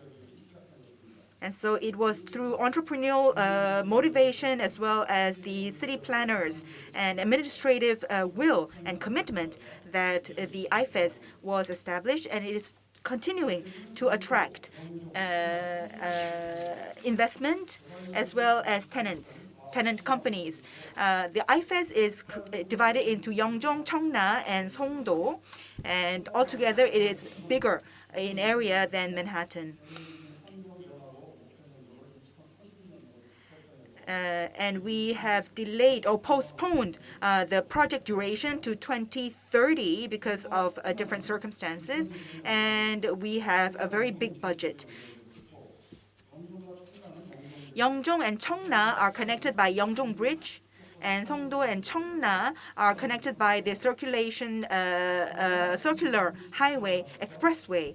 And so these three areas in IFEZ are connected seamlessly in a triangle, and we have many different facilities. For example, Yeongjong has the Incheon International Airport and is the logistical and tourism hub, and Songdo is a knowledge-based industry with a bio cluster, and Cheongna has a leisure and business cluster as well. And development, if you look at the development phase, in the first phase from 2003 to 2009, it was grown into, built up. The urban infrastructure was built up so that it can grow into a business hub for Northeast Asia. And in 2010 to 2014 was phase 2, when we accelerated or promoted investment in Incheon. And from 2015 to this day, we are in phase 3 to accelerate development. And we have 80 investment projects with an total FDI of $10.5 billion. This is a picture representing the development history of IFEZ.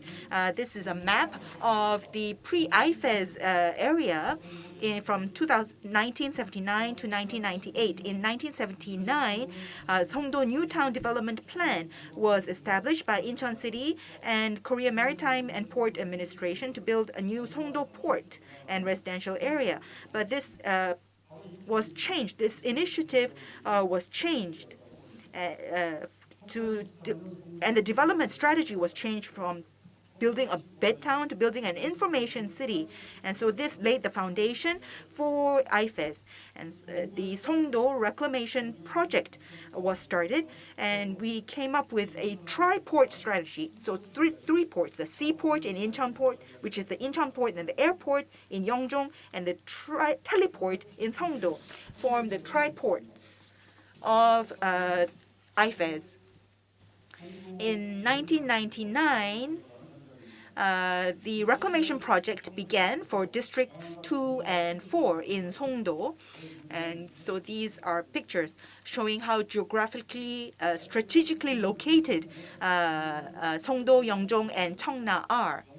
So these were the reclamation projects that were initiated in the three areas. And IFEZ was launched in 2003. And the Incheon Technopark was launched, and the reclamation project was completed for districts 2 and 4. And in Yeongjong, the new airport phase 1 was completed, and in Cheongna, Cheongna was still in the pre-development phase. And in 2014, Songdo completed its reclamation project for districts 6 and 8-1. And DNAPCTI was completed. And in Yeongjong, you had the A&D property, and that was completed. And the Incheon Bridge was built to connect Yeongjong and Cheongna. And so it became an infrastructural, core infrastructural facility to create IFEZ into a business hub. And several famous universities set up their local campus in the area. And by 2020, Songdo has become a hub for bio and IT IT industry, for MICE, and for education. And global companies are active tenants in the area. You have the Smart City research project center from Stanford University that has already opened here in Songdo. And in Yeongjong, you have the airport logistics and casino complex project that was launched and is still ongoing. And in Cheongna, you have the high-tech industrial park that is nearing completion, and the leisure and sports complex is being built. And the Asan Hospital healthcare complex is also being planned.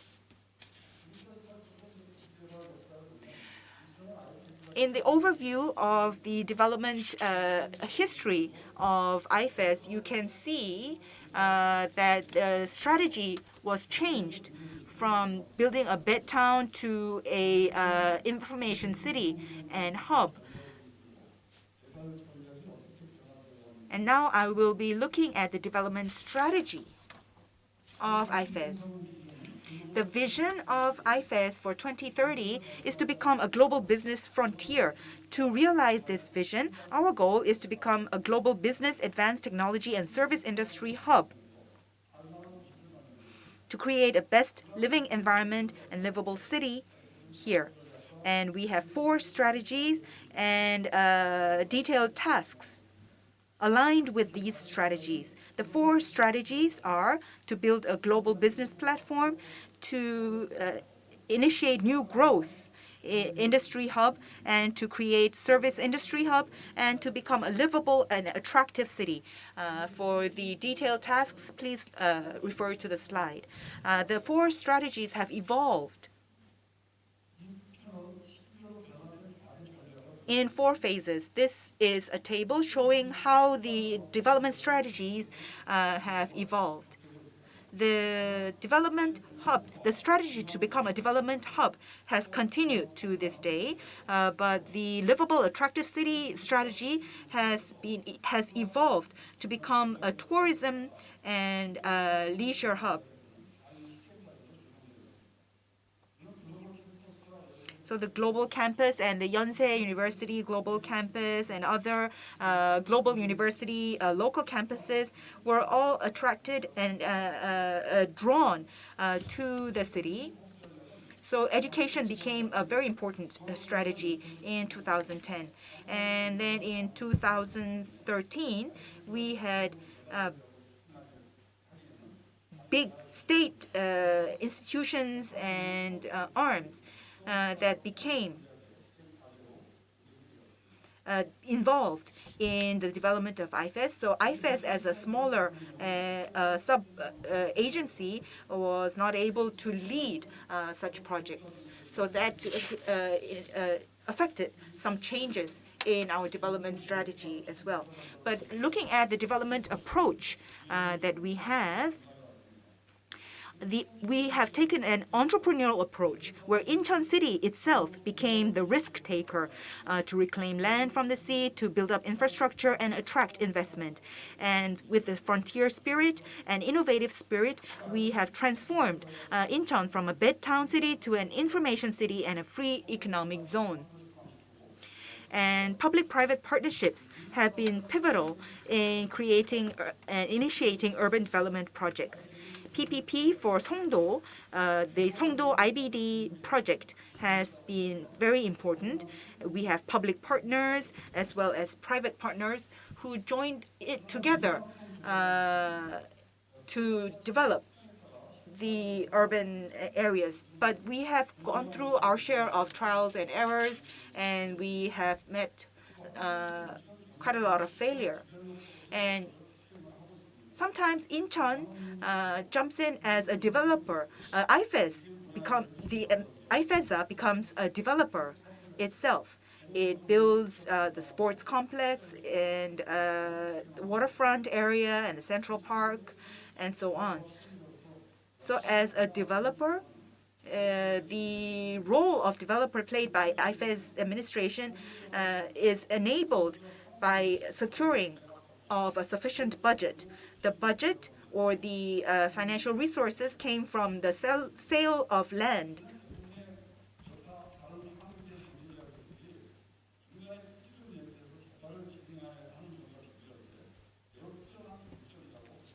So we are at a big advantage compared to other commercial companies or real estate developers, private real estate developers, because we are able to secure land at much lower prices. And so through that, we have secured the budget to play the role as a developer.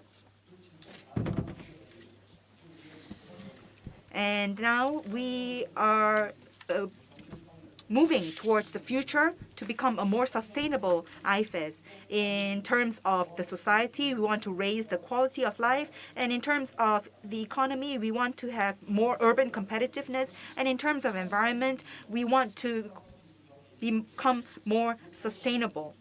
And we have to establish the local governance for that. And we have to continue to develop and adopt smart technologies and open data systems. And we have to have more smart citizens. And we have to join the global city network in order to realize all these goals.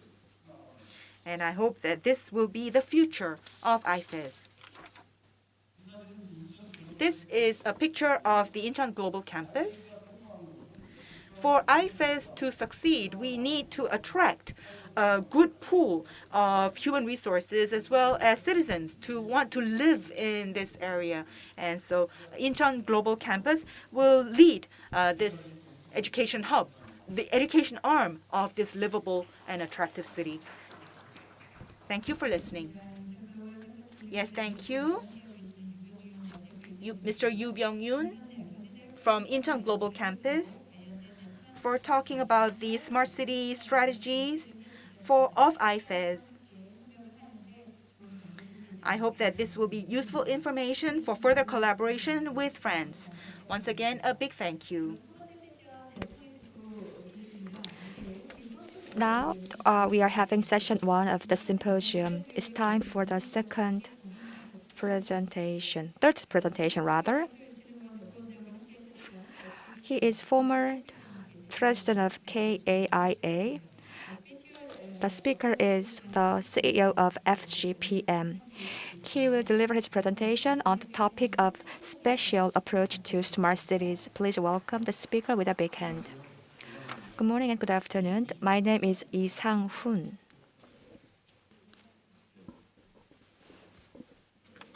Because I thought that you pronounced my name wrongly. I used to work in the Ministry of Infrastructure, Land and Transport. After I left the ministry, I worked for a research institute under the ministry.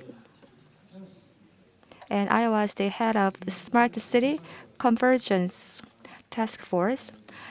So I can say that I am deeply involved in this area, and I could have my expertise recognized. And I used to be a professor at the Korea University, and recently I founded a company called FGPM. So I have nothing to do with the government. So I think that my career is quite interesting.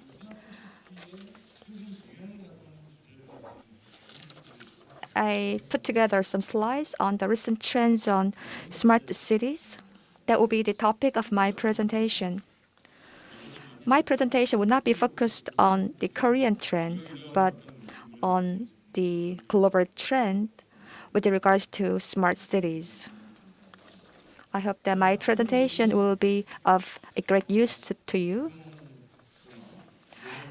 On this slide, you can see the places within a smartphone. I think this image is quite meaningful. I got this image from Google. What does this mean? The space has limitation, right? However, mobile technology will make the constraints of a space disappear.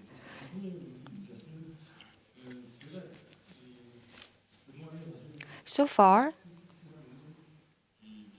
the word smart city has some characteristics. One of the most important characteristics is connectivity. Through connectivity, we can build new relationship. And the connectivity can be strengthened by the relationship. Actually, that is the topic I want to talk about. However, this session is about urban planning and policies. So I made a small shift in my presentation. So I put a new name to my presentation called A Special Approach to Smart Cities. This is the content of my presentation. First, I will talk about the current status of Smart City of Korea, followed by 15-minute city. We have a few French people here. This concept was invented in France, and this is the name of a policy of France. And Barcelona in Spain had this program called Superblock. So we will touch upon this concept, Superblock, and then I will talk about a new trend that we are seeing in Korea. This is called Innovation District. However, this concept hasn't been established or settled in Korea. And then I will finish my presentation with the conclusion. Smart City of Korea. What is smart city? How can we define the smart city? There are numerous definitions for smart city. Smart cities have different definitions depending on the characteristics and culture of the city. So they might have different goals or approaches depending on the characteristic of a city. However, smart cities have something in common. It's not necessarily true, but when I look at different definitions, I could find that smart cities have the commonality that is using ICT. So the goal of the smart city is to utilize ICT to solve urban problems. So this is an important keyword for a smart city. So let me make a definition of smart city. In general, a smart city is about efficiency of city management and also the improvement of lifestyle. And so in general, smart city is an innovative network type city that utilizes ICT to solve urban problems, to improve the quality of life and efficiency of city management. This is the definition adopted by the Ministry of Land. And also there is a law in Korea called the Smart City Act. According to this act, the smart city is defined as a sustainable city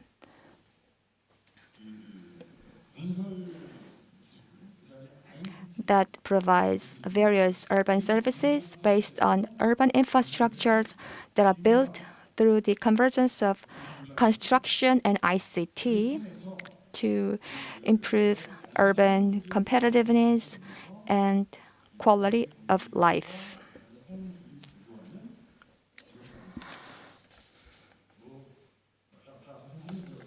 This sounds quite confusing, but I think you can get the meaning of it.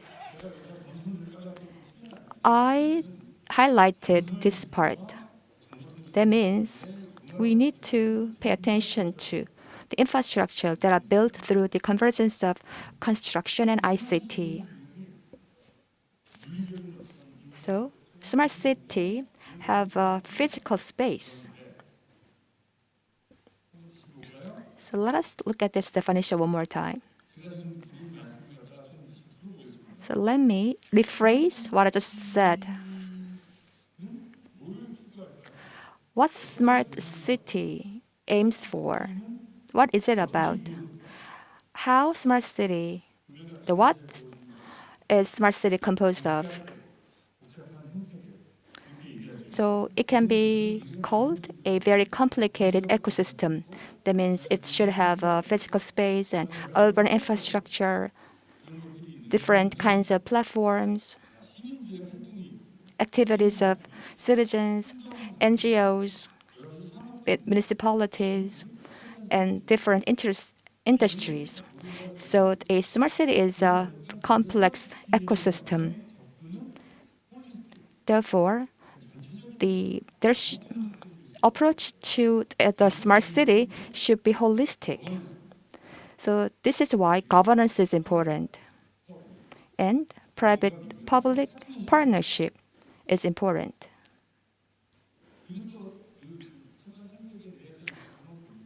And this is a complex ecosystem. Therefore, the urban infrastructure, IT infrastructure, and diverse stakeholders and urban space are interlinked. They are not isolated. And this is realized by ICT.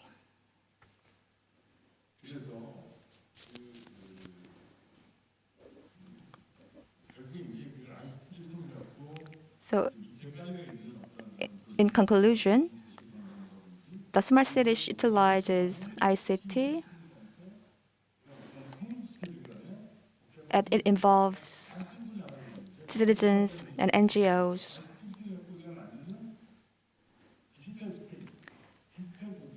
So the digital space that is created by ICT is also organically linked with the physical space. It should take optimized balance with physical urban space.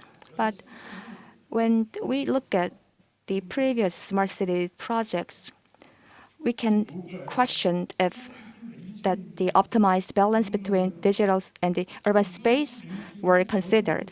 This is the smart city value chain. This value chain is utilized by consulting firms and smart city-related companies. So these are the stakeholders. First, one stakeholder is platform service provider. Second is device service provider. And the third stakeholder is network service provider.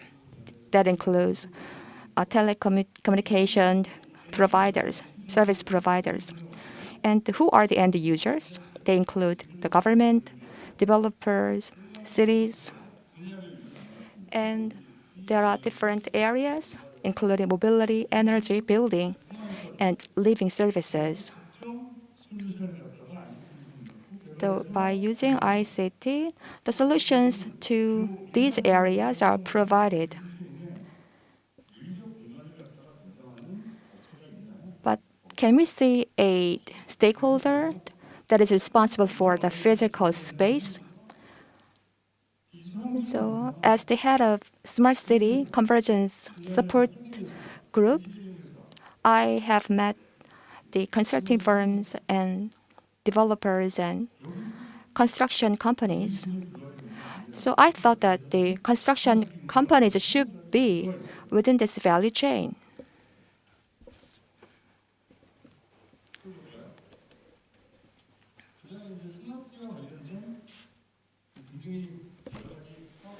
So there are the government-sponsored projects related to smart city. What is that? First, one is Sejong Pilot City and Busan Pilot City, and also the different kinds of challenge cities.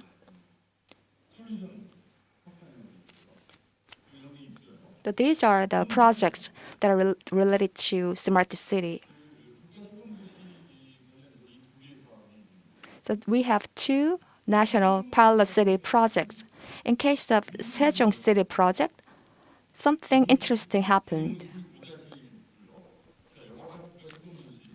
The Sejong Block 5-1 is designated as Smart City District. So they selected MP, Professor Jung from KAIST. So this professor looked at this project to create car-free town. He thought that the master plan should be modified. So this professor, MP, asked the project owner to modify the existing urban plan. And despite the strong opposition, this district-level urban master plan was revised. This made the project postponed by 1 month. However, in case of Busan project, MP team also suggested to modify the urban plan in order to have a better linkage or synergetic effect with the smart city. However, what happened was the project owner opposed this proposal strongly, so they couldn't do it. The reason why I'm saying this was that because I was the one who submitted the spatial plan for this project. You know, I told you that there are different challenge projects. When this policy was adopted, so that was in 2018. So there was a project called Smart City City Regeneration project. So we can think of the physical space innovation, and they wanted to adopt the concept of smart city to this project. That was led by the Ministry of Land Infrastructure and Transport, and they selected 7 municipalities and provided financial support. They provided state funding. Unfortunately, however, this project couldn't survive 1 year. I will not explain the reasons for the failure because I need to explained so many regions like the National Assembly and the policy direction of the smart city and budget, etc. So at the end, there are many smart city related projects. Nevertheless, the physical improvement or the inclusion of the spatial aspect are quite rare in those smart city projects. So there is an image on the bottom. This shows smart city plan for Sejong City.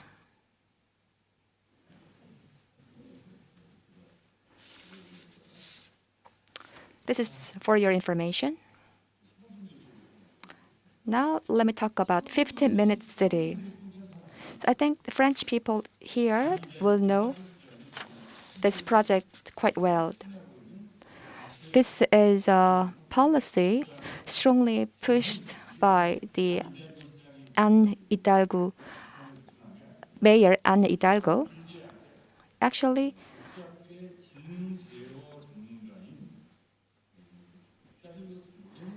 Professor Carlos Morello coined this idea in 2016. To know the context of the 15-minute city, we can say that there are the similar ideas before that. First, Clarence Perry proposed a very famous theory, and in the 1980s, the concept of new urbanism or walkable city were introduced, and in the 1990s, chrono-urbanism and time and life quality, this was introduced in France.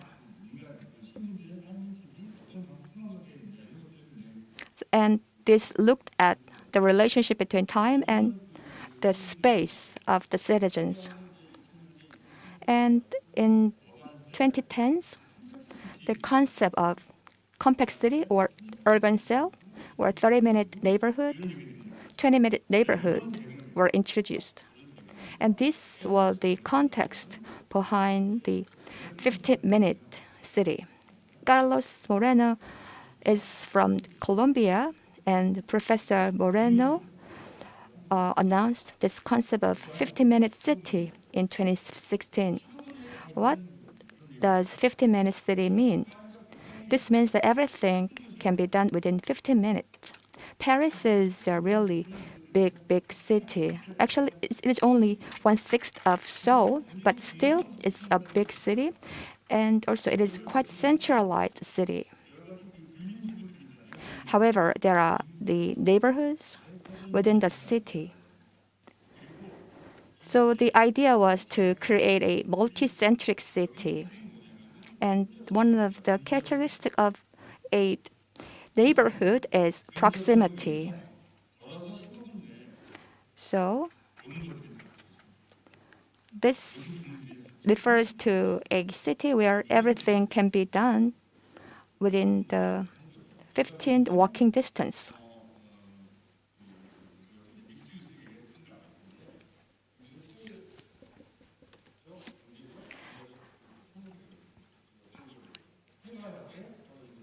So this is a place where the social, economic, and cultural interactions happen quite dynamically. But what kinds of functions can we expect from the 15-minute city? Those functions include living, working, supplying, caring, education, and entertainment.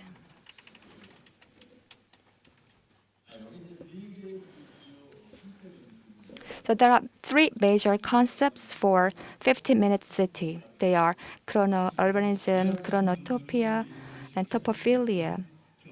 So unless you are major in geology, these concepts sound quite difficult. And there are four components of the 15-minute city. They include density, proximity, diversity, and digitalization. Among those four components, let me talk about digitalization. Professor Moreno, digitalization is one of the most important aspects of the 50-minute city.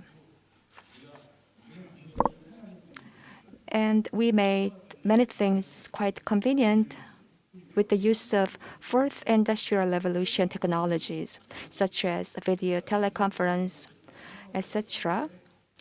So Professor Moreno insisted that we should make good use of these technologies.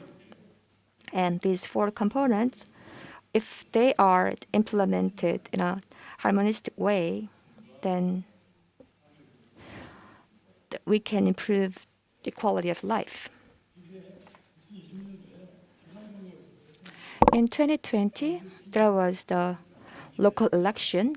Back then, Mayor Anne Hidalgo adopted this 15-minute city concept in her campaign pledge. Now, let me walk you through superblock concept. Actually, this program was created because of the noise. Have you ever been to Barcelona, Spain? Casa Baltio, Casa Mille, Song. There are the cathedral. So everything is in like rectangular. There are the blocks. The people living in the rectangular block, if they live on the edge of the block, they had to suffer the traffic noise. So the idea was to combine different blocks and prevent cars from driving within that super block.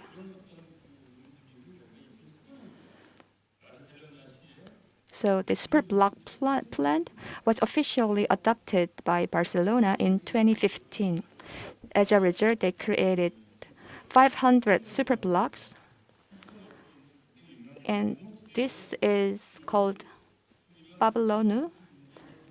So they combine the different blocks, and the cars are banned within this block. Only bicycles can be used. So the buildings are the multi-use purpose.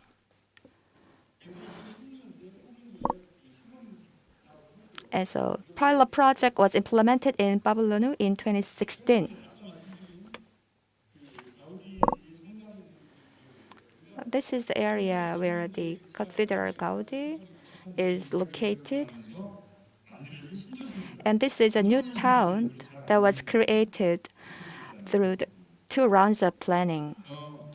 It looks like this. What is interesting is this block is 100 meter and 100 meter in size, and the rows are laid out on a regular and a perpendicular way, and they are built in a homogeneous way. So they are in a quite advantageous position to make different kinds of neighborhood functions. And they introduced the speed limit of 10 kilometers per hour.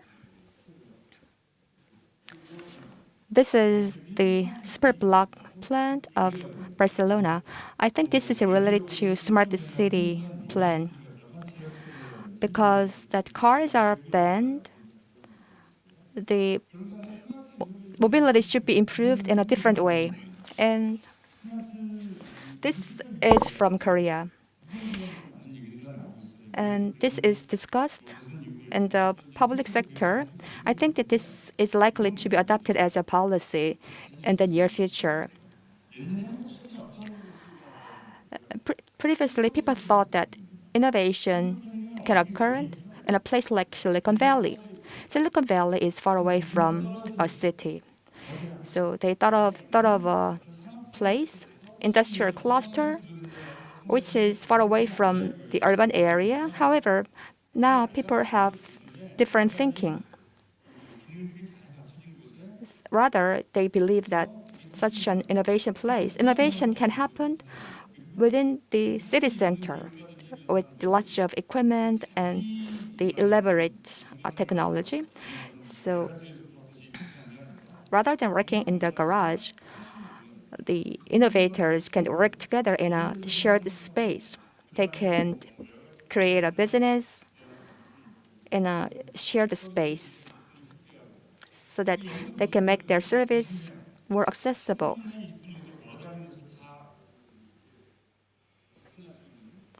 So the proximity is one of the key aspects of this idea.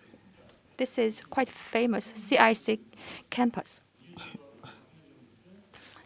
Under the Park Geun-hye administration, we created a similar place. This place actually modeled after CIC Cambridge. However, we need to have an enabler. If we create an ecosystem, somebody should play as an enabler that will make the ecosystem work properly. So we create this enabler will maintain the ecosystem and help the new ideas or the technologies tested. And also, this enabler can attract investment. We cannot not just make an ecosystem and expect it to function on its own. There should be somebody who will work as an enabler. So what will be the conclusion? Smart city is quite an abstract concept. It is invisible. ICT is also invisible. Rather than thinking of smart city as a ICT perspective, we should think of the smart city as a physical space as well. The smart city is not an absolute physical space. Smart city is a space where people can have experience. This is opposite to the mathematical space or abstract space.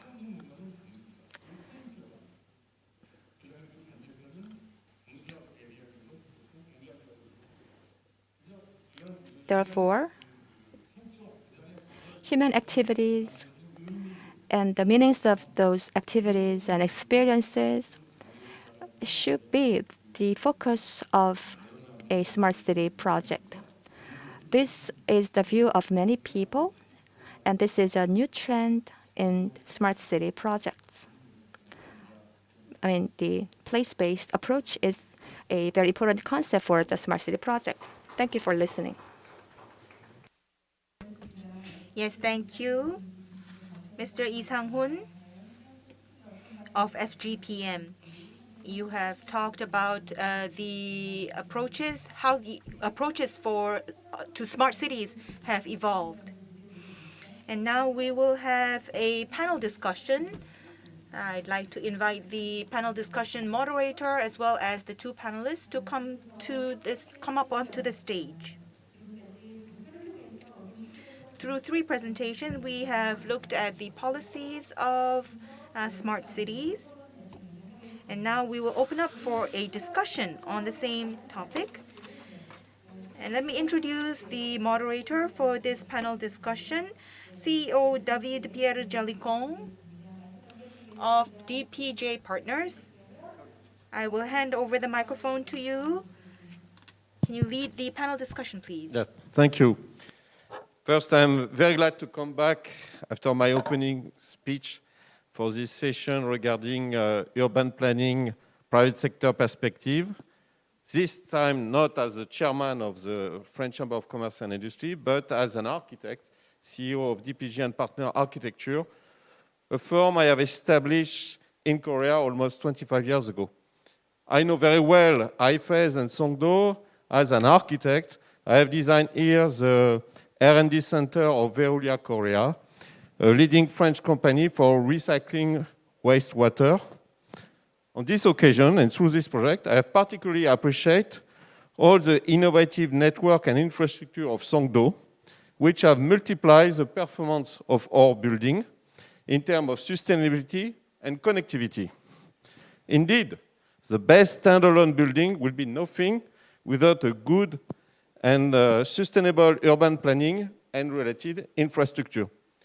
As it has been mentioned in the previous presentation, synergy between public and private sector are essential for a successful smart project.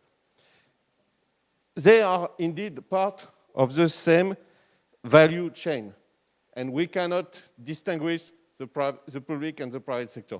So I'm very glad today to have with us two representatives of major actors for the private sector.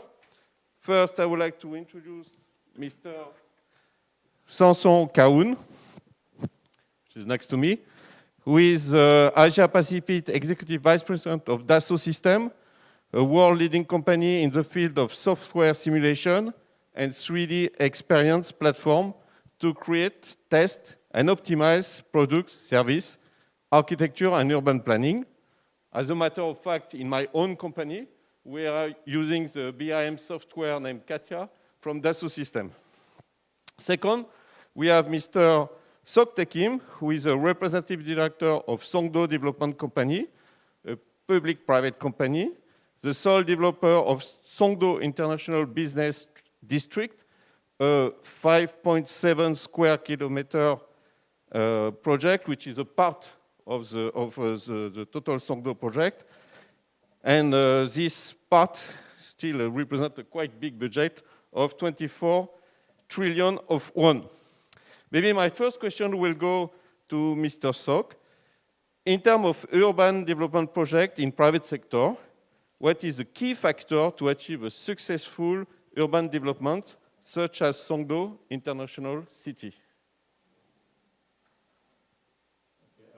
Thank you for introducing me and good question.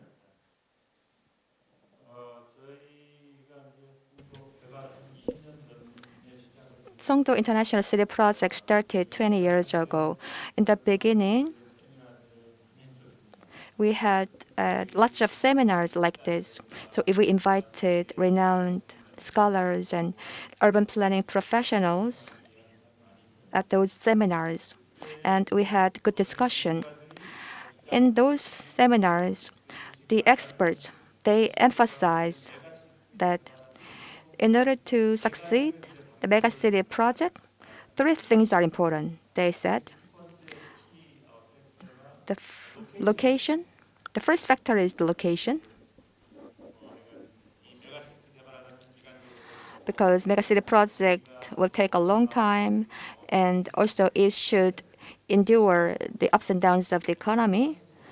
They said that the megacity project will definitely succeed if the location is good. And the second important key factor is the location, according to them.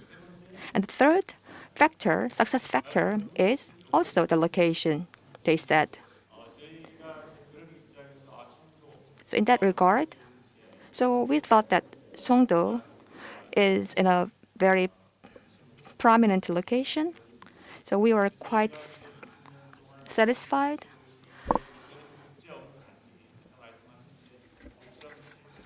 So I was involved in the development of the International Business District, which is 5.7 square kilometer, and we learned lots of lessons.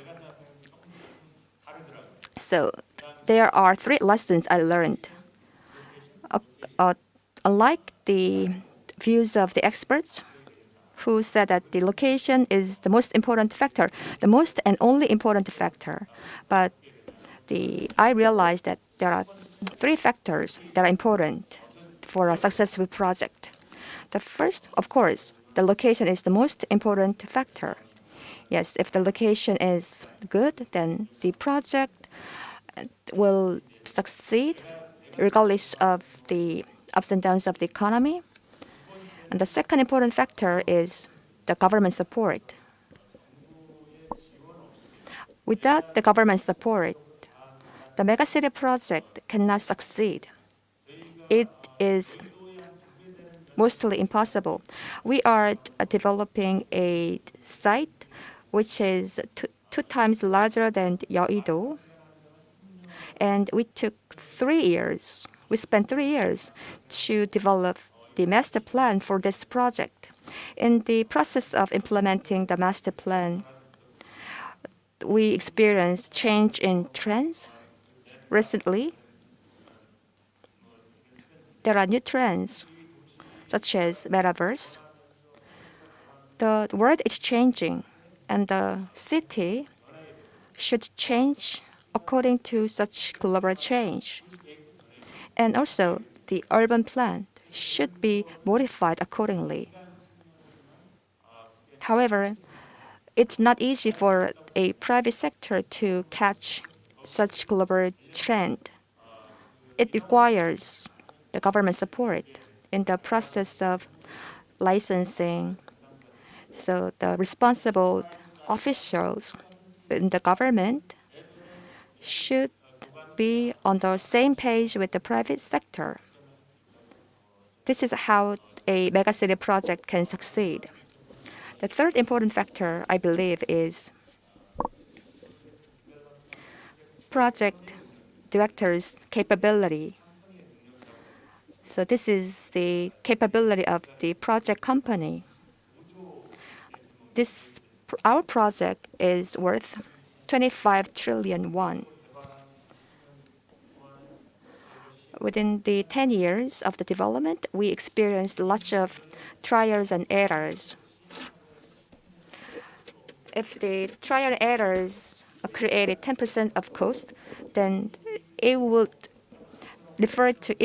be translated into 2.5 trillion won. So the trials and errors cost us a great amount of money. About 1 year ago, Saudi Neom City team had a workshop with us. They visited Songdo, and we had about 2-day workshop. As you know, Neom City is working on the world's largest city of $500 billion. And there will be 300 smaller cities within the Neom City. So in the workshop, the Neom City team explained why they visited us. They told us that they've been to different megacities, and Songdo was most impressive city for them. The reason why they want to have the workshop was not to learn about the master plan. They said that they can make their master plan better than ours. Why they were here was they wanted to learn what trials and errors we experienced, because their project is worth $500 billion. If the trials and errors incurred like 5% of the cost, then it will mean $25 billion, and this is amount of money that can create a city like Songdo. So 3 most important factors are location, the government support, and the developers' experience and know-how. This is the 3 important factors, I believe. Thank you. Thank you very much for this very good advice. My second question will go to Mr. Kaun. How the virtual twin solution and technology you develop in your company can support urban planning? Merci, Monsieur Jalicon, for inviting us to this symposium. I know that after this session, we will talk about the startup, okay? And I just would like to say that this year we are celebrating, Dassault Systèmes is celebrating his 40 years of existence. And as a matter of fact, we started 40 years ago as a startup of 20 people. And we have been able to grow the company to 20,000, being a global company. And we have been going every decade through a transformation. And 5 years ago, we decided that one of the focus we should have was on the how we can leverage our virtual twin solution and our digital platform to support a city project. And I will give you two examples of a project that we are conducting. First one in France with the Rennes Métropole. So Rennes is the prefecture of a region called Brittany in the western part of France. And we started this project in 2017. And just to give you the figures, Rennes is about, and his suburban area is about 3,800 square kilometers with 700,000 people living in that space. The second project is more on this part of the world, which is in Asia, with Singapore City. And the particularity of Singapore is that it's both a state and a city. Okay, and here we are working with in 2015 with the National Research Foundation of Singapore to really create a digitalization platform to create the virtual twin of the city to enable the master plan of Singapore, which is usually a master plan which is looking at Singapore in 30 or 40 years ahead.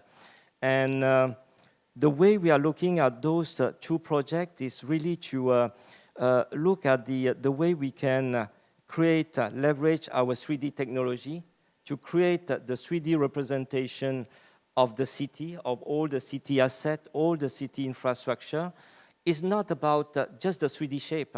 It's about how you can create, do the modeling of those assets with all the type of information, whether it's building information, topographical information. You can have also real data, operation data, and all this aggregation of information is going to enrich the city model.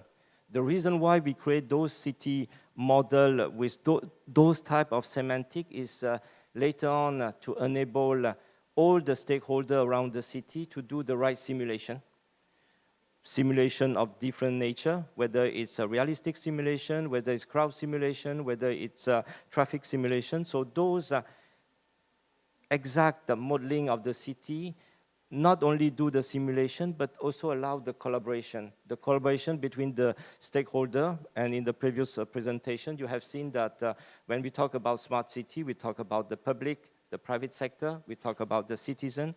And it's also a way for us to really incorporate all those repositories of data in order to really take the right decision in terms of urban planning. This is, in short, what I would like to highlight for the virtual twin solution and platform, Mr. Jalicon. Thank you. It was indeed very, very clear. I will come back a little bit on Songdo. Now that Songdo is well established, what are the efforts of Songdo city to get to a sustainable city? So, Mr. Sok.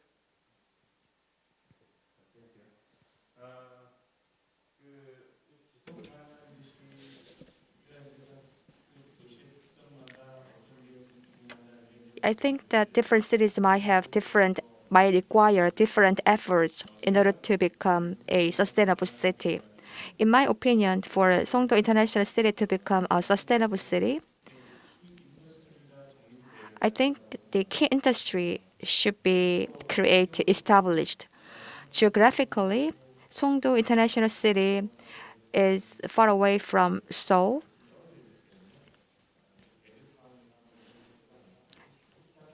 It should become a self-sufficient city as it is, because the Songdo International City cannot depend on the economic activities of Seoul due to the long distance. First of all, therefore, the key industry should be established within the Songdo city. In that regard, Songdo is becoming a biomecca. In terms of the bio capacity, Songdo has become the #1 city To make bio mecca, the schools, the colleges need to generate the important talent, and this requires the government policy, and also it should attract the bio companies like Celltrion and Samsung Bio. So I would say that key industry has been established in Songdo. Then should be the direction of the Songdo city? It is on its journey to become a sustainable city. The key industry is the first requirement. To become a sustainable city, what is required is to preempt global issues. Since 2008, we adopted the ubiquitous city concept for Songdo International City. In 2010, we attracted Cisco, and at that turning point, our city was recognized as a smart city.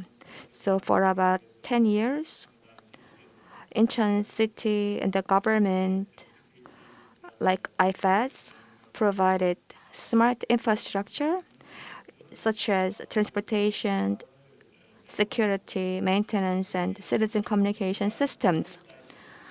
And from the private sector, we set up a company called YouLife together with Cisco to provide smart infrastructure like tele-education or remote medical service.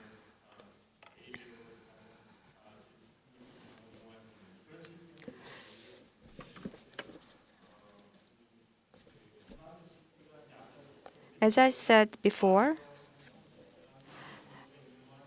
so I think since my arrival at this site, I think that I have heard the word smart city so many times. So Songdo International City has become a model city for smart city. Then for the next 30 or 40 years, Songdo City should remain as a smart city. So I think that you will get sick of the term smart city in the near future. Yes, Songdo International City has become a model of smart city by preempting a global issue. I think it is time for us to look at a different global issue. One of the most important global trends we have to pay attention to is the metaverse and blockchain. So within the next 20 or 30 years, the global economy will be based on or driven by blockchain. In that regard, Songdo International City should reshape itself as a blockchain city. It should upgrade itself into the city of a blockchain by pre-attempting this global trend. Well, in Songdo, we have Startup Valley, and it received lots of support from the city. So we should turn this smart startup valley to crypto valley. So here, the startups become the unicorns that are focusing on the crypto. That's my opinion. And lastly, Songdo broke ground in 2000, and 20 years have passed. This city will be completed by 2030. In the beginning, we studied a Japanese artificial city called Minato Mirai, and this city was 20 years old back then, and the city was only 2/3 developed. And because of that, the real estate value increased. So Minato Mirai didn't give any more the benefits to the investors. So the businesses or the investors went back to Tokyo. So we received a quite important advice from the Japanese host. So we can apply that lesson to Songdo. Songdo will be completed by 2030, and we should complete the development of the city as soon as possible so that the Songdo International City can have resilience against any new type of the issue or the challenge. Okay, so we are looking forward. So now my last question will go to Mr. Kaun, and maybe this question will bridge with the next session as it's related to startup. How can global company works with local startup and local technology ecosystem for sustainable city? I just bounce on what Mr. Kim mentioned about the experience of Songdo. I think it's very important for a smart city to really nurture and leverage the ecosystem of startup, whether they are SME, whether they are startup, or whether they are just entrepreneur. And again, I will take the case of the two projects I mentioned earlier.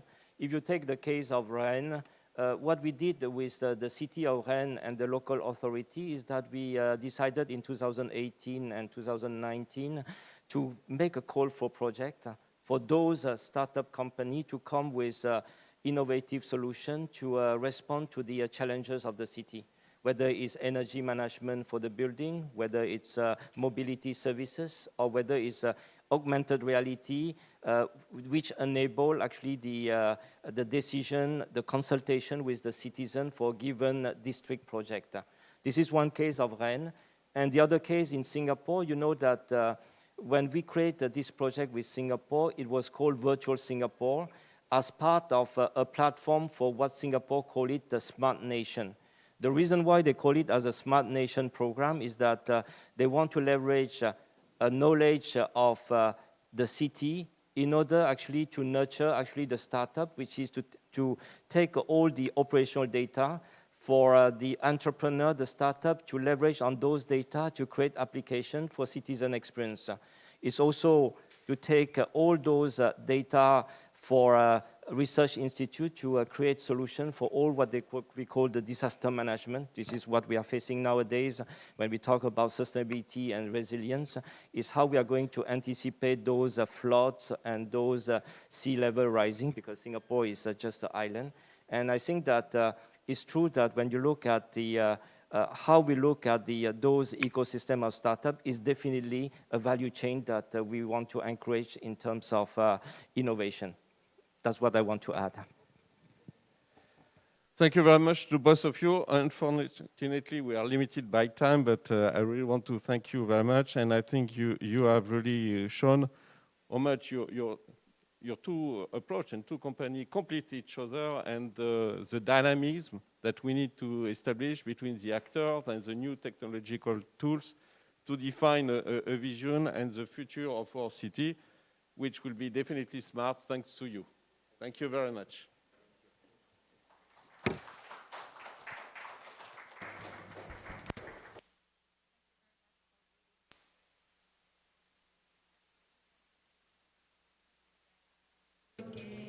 Thank you very much for moderating the discussion.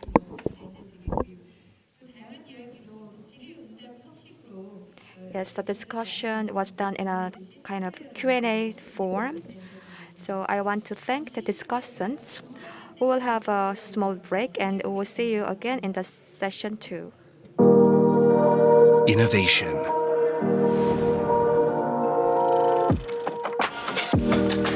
Creating new from refreshing inspiration. Investing in future potential and making a better world.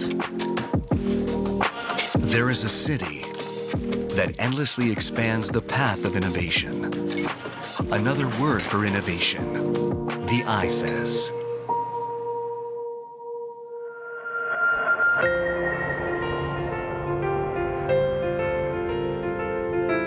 Innovation is at the core of the era of the Fourth Industrial Revolution.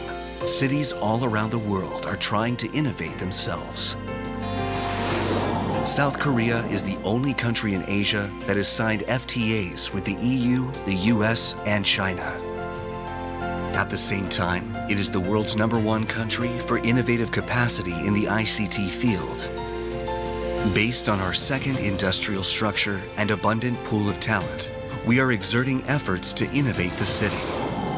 The IFEZ is a free economic zone established for innovative global business. The Incheon Free Economic Zone is the hub for the cutting-edge knowledge industry and business. With Songdo International City, home to IT and BT industries, global education institutions, and research environments. Yeongjong International City, a city emerging as an aviation, logistics, tourism, and leisure complex city centered around Incheon International Airport. And Cheongna International City, which serves as a hub for international finance, distribution, medical services, and cutting-edge industries. We are innovating businesses and lifestyles according to the characteristics of each city. Global enterprises and international organizations are also joining forces with the IFEZ in our endless innovation to meet the demands of the times. Nowadays, all cities around the world are seeking ways to enhance their competitiveness in global business. Under these circumstances, the IFEZ has developed the unique characteristics of its 3 cities to pioneer the global business frontier. The IFEZ, armed with a competitive edge like no other, has been at the top of biopharmaceutical production among global cities thanks to the ever-expanding Songdo Biocluster, where all value chain enterprises closely cooperate with each other throughout all phases from R&D, clinical trials, reliability verification, and manufacturing. The companies competing for the lead in the cutting-edge fields of AI and big data are cooperating and growing in the IFEZ's cutting-edge technology convergence hub. Looking farther ahead, the IFEZ will realize unprecedented innovation and faster than expected. By establishing Korea's own Silicon Valley for startups, we will support the future generation's drastic innovations and build an industry academy research ecosystem where research and education are connected to technology and talent. The pace of the service industry is getting ever faster. Innovation in the IFEZ is continuously broadening its business territory, merging the land, sea, and sky via the logistics complex cluster. The path to innovation, which the IFEZ is committed to following, is connected from business to life. The IFEZ, where people and nature harmoniously coexist, is becoming an attractive city with a resort complex hailed by Asian travelers and enjoyed by the entire world, all just a step away from Incheon International Airport. A Venice of Korea's very own, equipped with waterfront and cosmopolitan views. And a space for people to enjoy culture and festivals in an urban setting. Thanks to the Smart City service, anyone can safely and conveniently enjoy both business and lifestyle options unique to the IFEZ.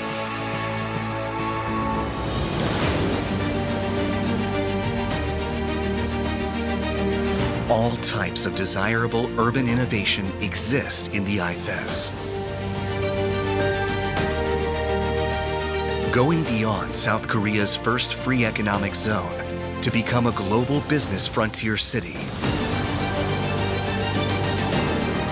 The IFEZ never stops its transformation and will always choose the path of greater challenge. Another world for innovation. Incheon IFEZ.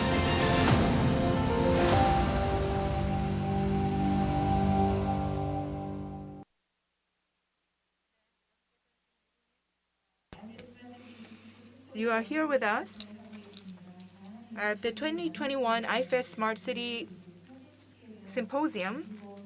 where diverse discussions are taking place on sustainable and smart cities. We'll move into the second session, session 2, on smart and sustainable cities. We have two presentations, and also a panel discussion.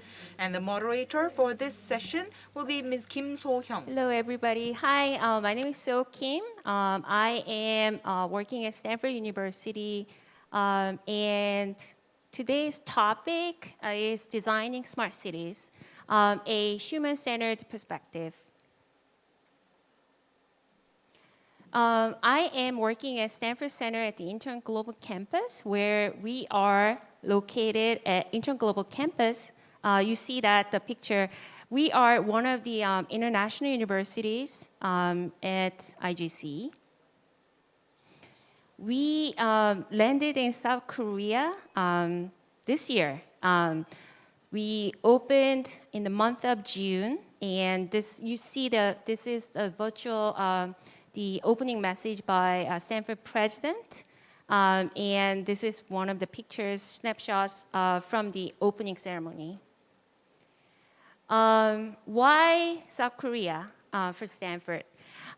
So we came to Korea with a lot of excitement. We like to use Songdo as living laboratory for our smart city research.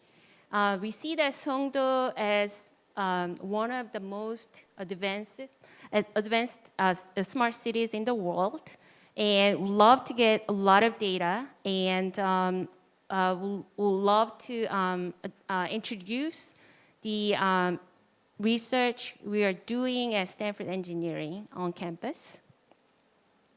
Once we post these news items on Stanford newspaper, we got a lot of calls and emails, especially from engineering, medical school, and so on. So South Korea is getting really popular in terms of, innovation, culture, and media. The area we are focusing right now is mobility, sustainability. I am doing actually food innovation research and smart finance. So the perspective I will introduce today is design thinking, which is human-centered perspective. So we've been teaching design thinking more than 60 years. Interestingly enough, we first introduced design thinking in the GSB, Graduate School of Business, which we framed as a creative design. You see that on the right, you see a lot of company logos. So we made a lot of collaboration and research projects with a lot of academic partners. And through neighbors and also the alumni networks. So this has been the history of design thinking with Silicon Valley growth. So design thinking has been pretty popular. It has 5 steps from empathize, design, define, ideate, and prototype and test. So throughout this course of 5 steps, we get to new concepts, product development, test, and launch. So at design school, we call it D-School. We have a lot of different areas of research and teaching programs. The classic program, we have a design thinking research, robotics, vehicle design, urban resilience, city planning, healthcare, and food design. So the hardcore of design thinking is creative confidence. This means everybody can learn creativity. So that's a core of design thinking. There is a classic debate between nurture versus nature, but we believe in nurture in terms of creativity. And we also address the radical collaboration. So in the heart of this school, we attract a lot of different departments and disciplines.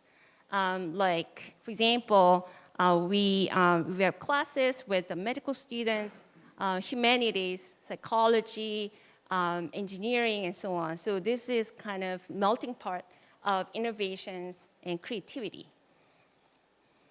So this is one of my favorite courses at the D School called From Play to Innovation. So we teach all kind of different play, from theory, history, all kind of different play.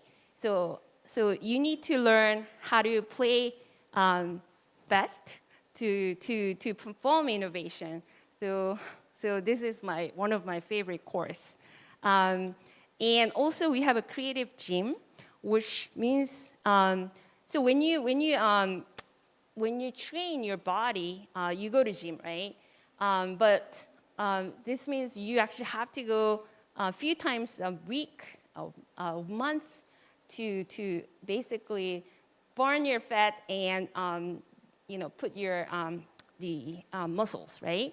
So this goes to creativity as well. So if you want to build, if you want to develop your creativity, you actually have to do frequently. So this is where you can actually learn creativity throughout Zim. So this is one of very most interesting course I actually took at Stanford.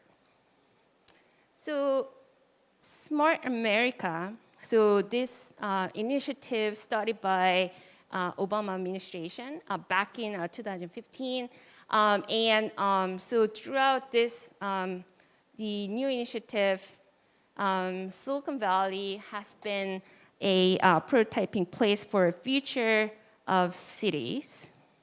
So I actually want to give you one example how the bottom-up approach, human-centered approach, has been played around. So what is this? So astronomy research. So NASA Ames is located 20 minutes away from Stanford University, city of Mountain View, and they do a lot of research. But a lot of public ask, what do you do, NASA? Where is my text goes? They are question a lot of questions about like how the research funding goes.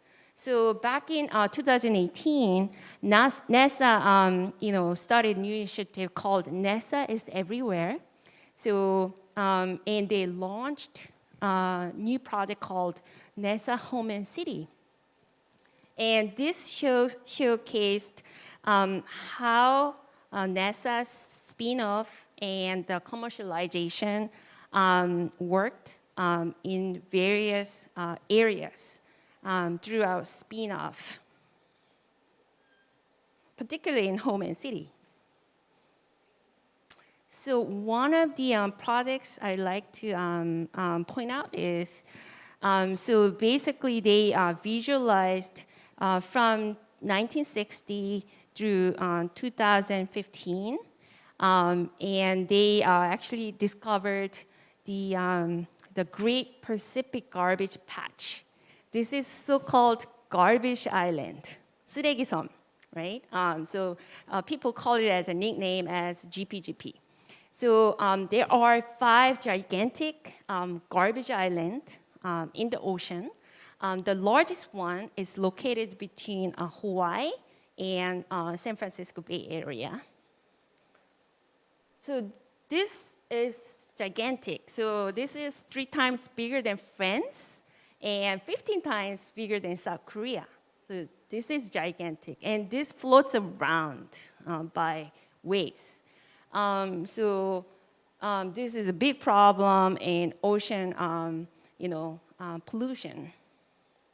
So one of the startups called the Ocean Cleanup came up with the idea asking NASA, can you share your data, satellite data, in order for us to locate and target better where ocean plastics, ocean garbage is located. So basically they shared the satellite information to target where the ocean garbage is. So this is how they target and put the this retention zone to collect the garbage. And this is a snapshot of one of the scientists, examines where the ocean plastics garbage is coming from. Actually, Korea contributed a lot. So you actually see a lot of the water bottles floating in San Francisco Bay Area as well. So this is a big problem. So the big calls we have now in Silicon Valley is, what if you can experience city lifestyle without being in a city? So this is actually a very interesting problem. So throughout pandemic, a lot of people, they basically exited San Francisco or New York, LA, because of the lifestyle they like to pursue, economic reasons and so on. So a lot of research and startups, public, they are doing tests and they are doing prototypes, how they experience city life without being in a city. So this is a big, interesting experiment we are actually observing now.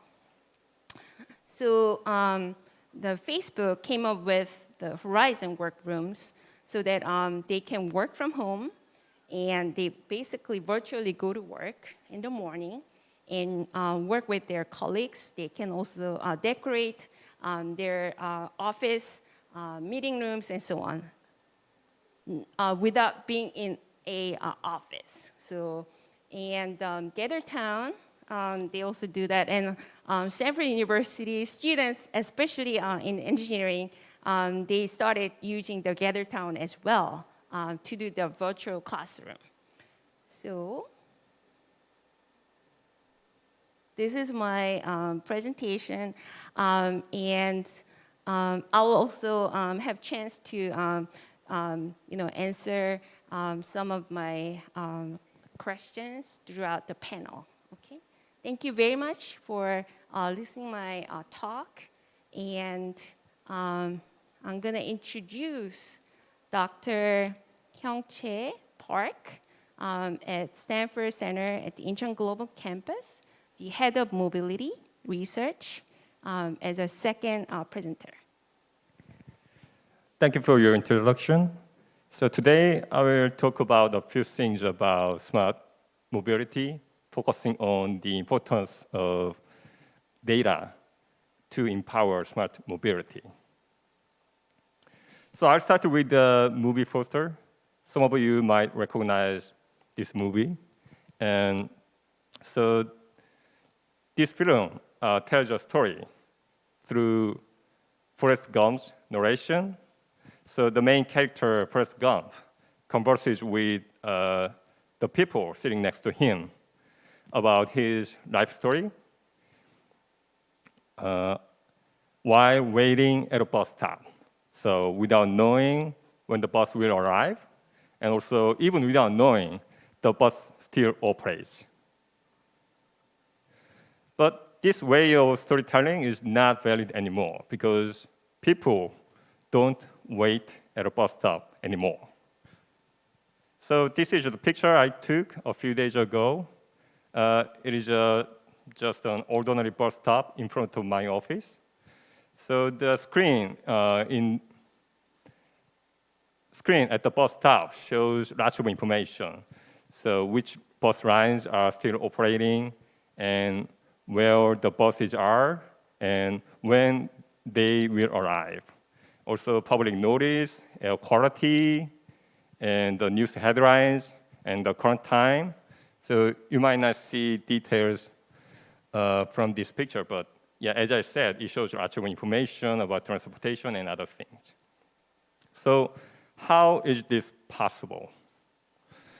So this is enabled by the bus information system. So this is a diagram that shows how the system works. So the system starts from the data collected from individual buses. And those data are transmitted to the entire transportation system in current cities. So on roads, there are lots of players.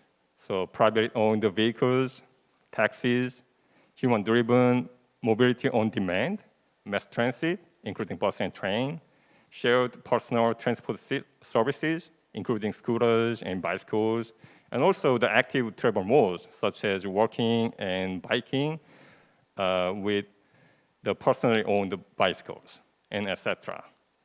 And the most important thing is that the citizens with various mobility needs. So the current mobility system is built to meet the various mobility needs of citizens.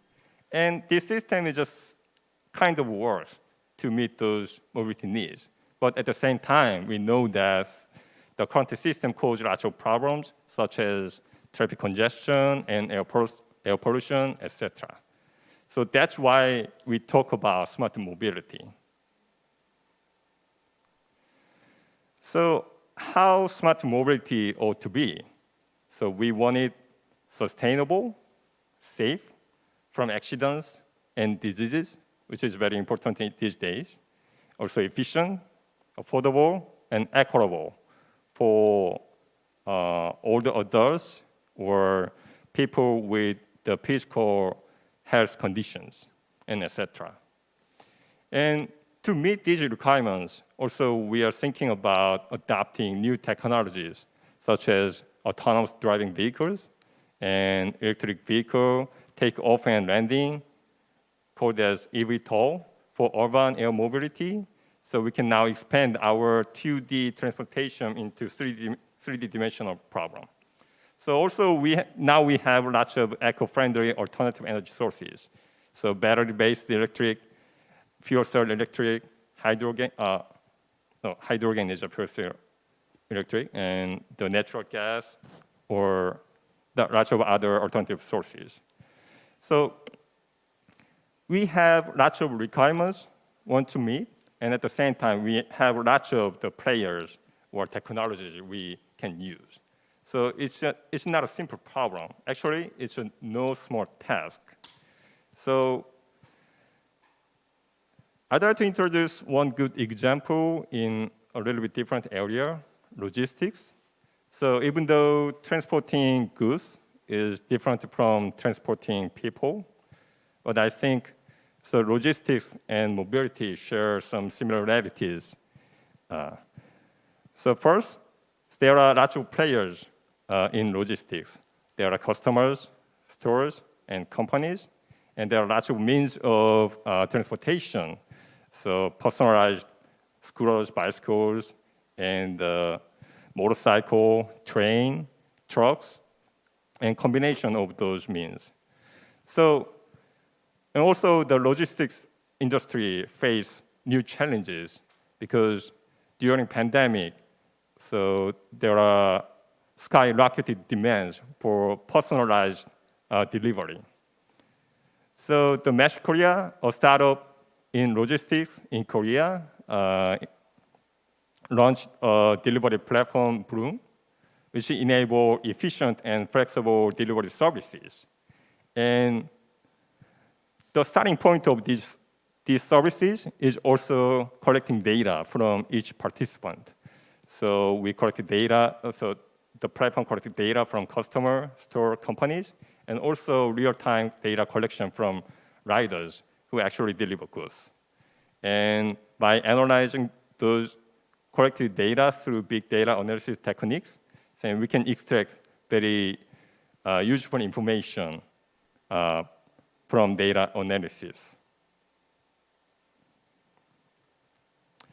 And also, thanks to the development of the powerful embedded computing technologies using GPU and also deep learning techniques, so now we have new ways to collect data on laws.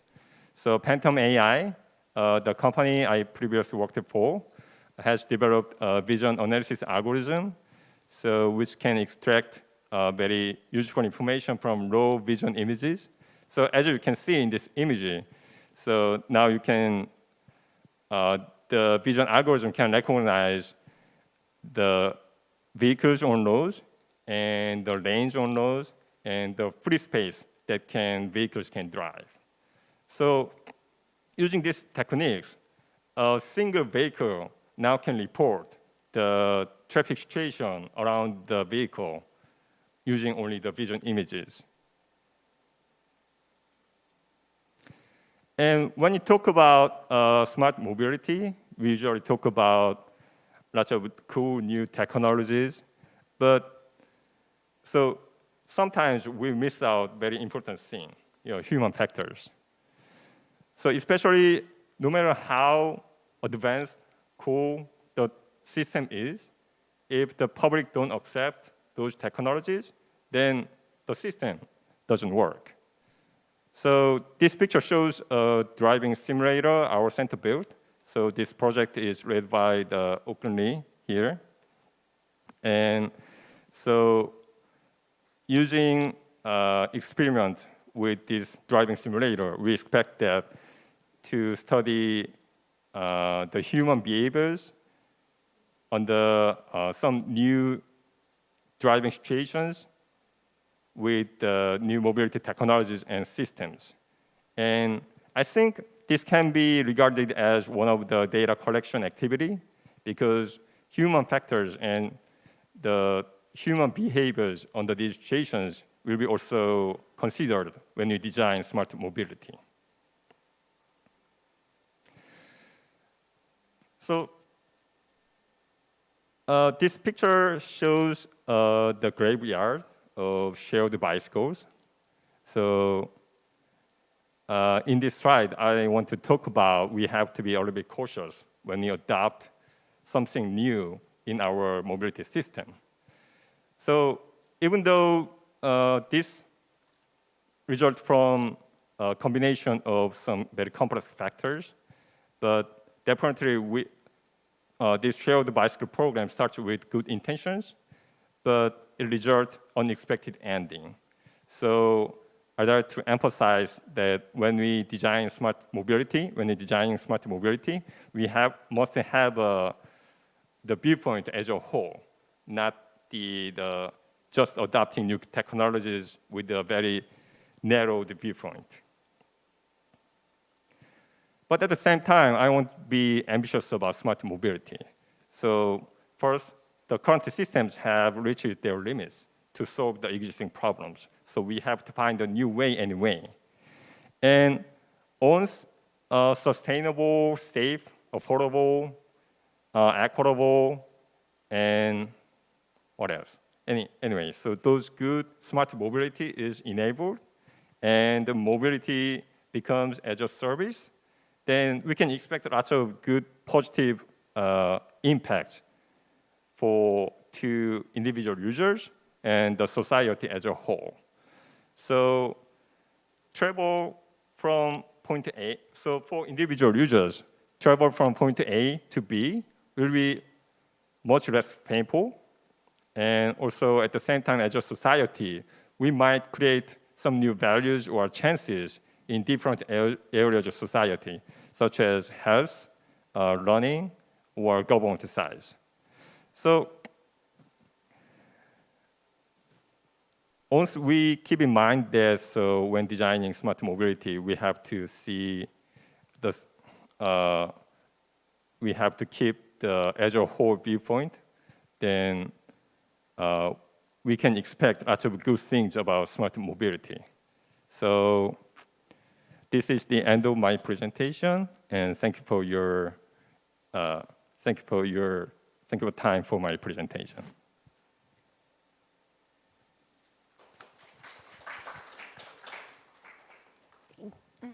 Thank you, Hyung-Chae Park. So now I'd like to do the panel discussion. And let me introduce our panelists from the far end.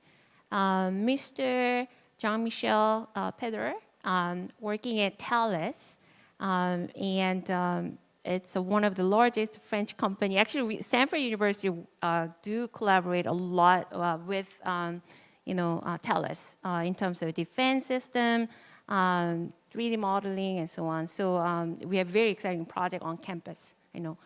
Thank you for joining. We have Hyung-Jae Park, who just presented, and we have Okun Lee, who's also working at Stanford University in the mobility project, focusing on data. So I'm going to actually open the first question to Dr. Hyung-Jae Park, because he just presented with the importance of data. And I actually want to ask about dark side of data. Is there any hurdles of using data in the mobility research? Yeah, so the amount of data we collect nowadays actually is not small, so maybe more than enough. But the issue is that so those data are saved separately into the different sectors, public and the private sectors, and the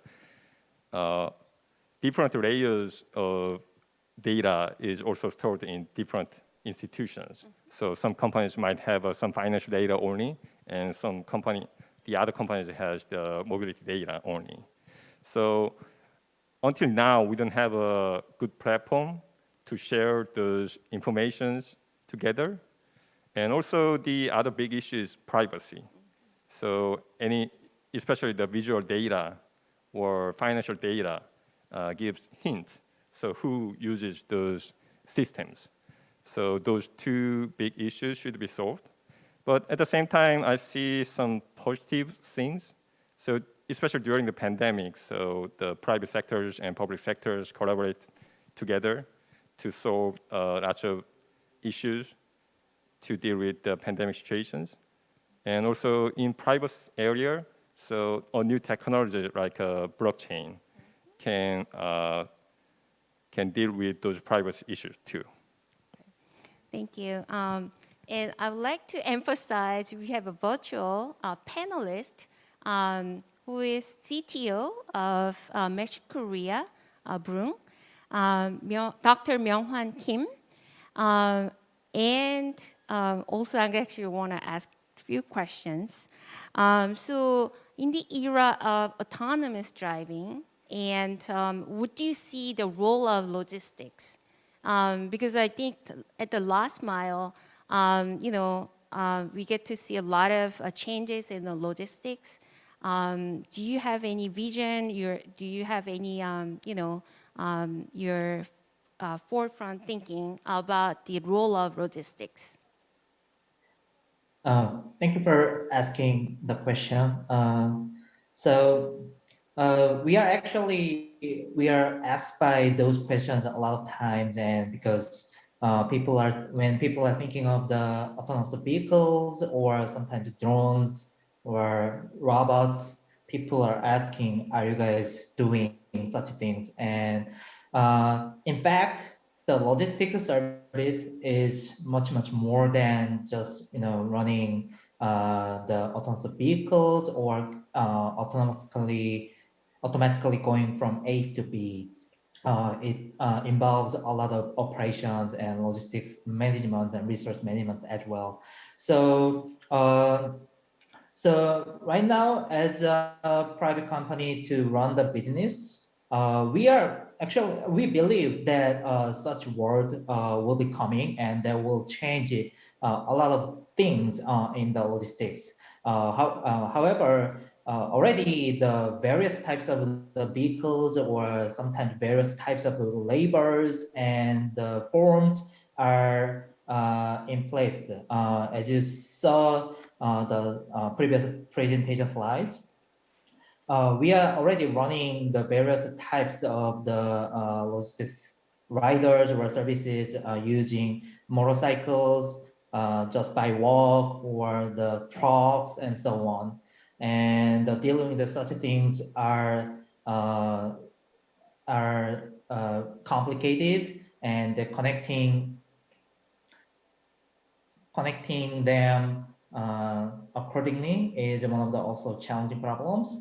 And we are now preparing also the world of autonomous vehicles and robots. Of course, we are not investing the developing the autonomous vehicles, but we are having partnerships with drone companies or robot companies or autonomous vehicle companies, so that we can roll out such logistics service based on such high-tech vehicles as a as a roadmap, and we want to build up such things step by step instead of making the big bang rollout.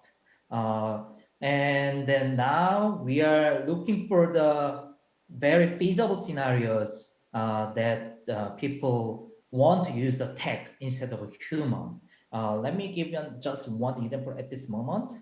For example, the Songdo city, there are a lot of high rise buildings up to the more than 50 stories. 50 stories, and these places are actually the places that riders hate to go because it takes a lot of times. Then it occurs a lot of extra fees to go there, which is the bad for the entire society, because riders don't want to go, but the customers want to get the services.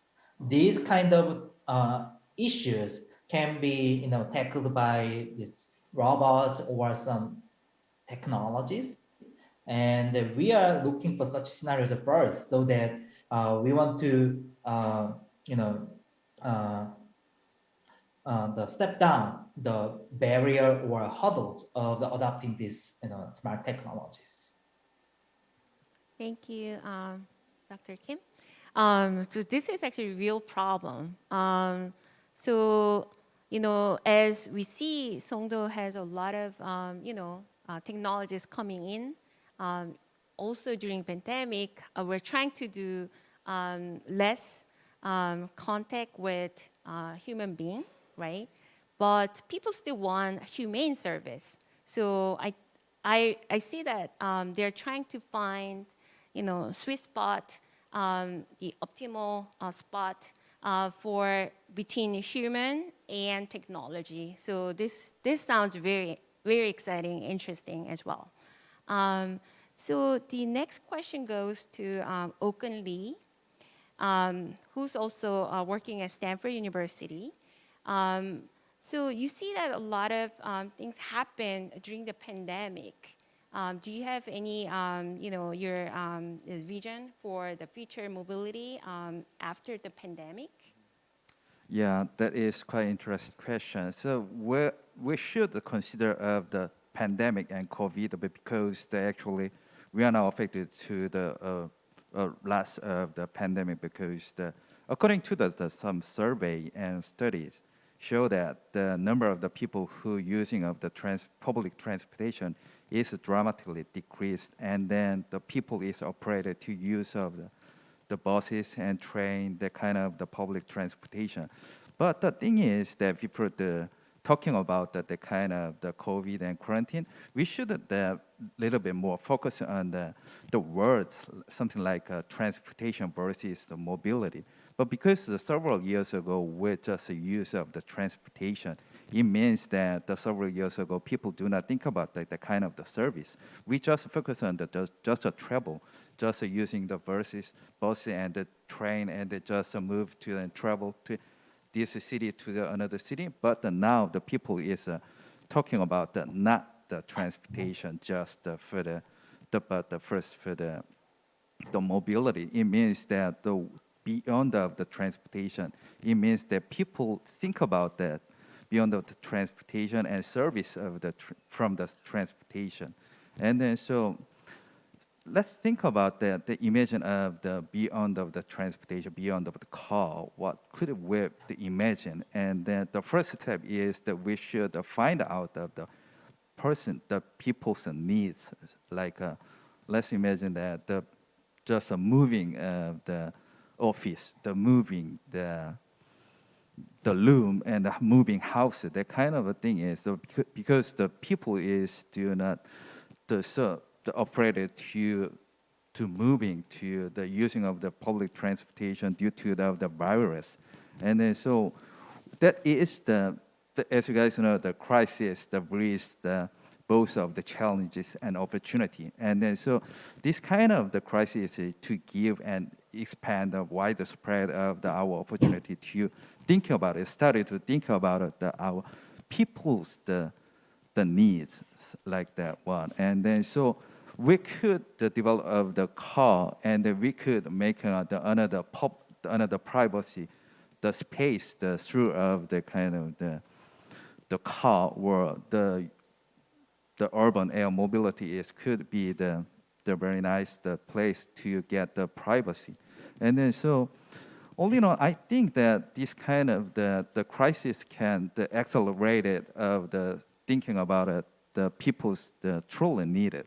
And then so this is the time to trying to find out what is the people really needed. And then so that might be the excel to the new innovation in this mobility area. Thank you, Okun. So my last two questions goes to Mr. Jean-Michel Federer at Thales. UAM, urban air mobility, is becoming very exciting, very hot. And what do you envision a role of Korea in this area? And the second question is, so if you come to Incheon, city of Songdo, what do you expect they can help you to utilize running UAM in the future? Thank you. So to answer your first point, Dr. Kim, so I think there's a need now for new mobility services, as we have seen. But what is important these days is that we have new enablers that are allowing us now to access to this new means of transportation. So we talk a lot today about data, about platforms, about shared platforms, as much as explained, for instance. So that is giving us access now to a wider network of users, of course, but also to have a higher level of awareness of the system that are operating in our daily space. The second thing that is quite important that was quite common today is about connectivity. Now we talk a lot these days about 5G, but actually 5G for daily users, for your regular service, for your smartphone, you don't see the impact of moving from 4G to 5G. It's not obvious, but the actual impact is to enable the system to operate, because you can manage a higher density of connected objects or vehicles.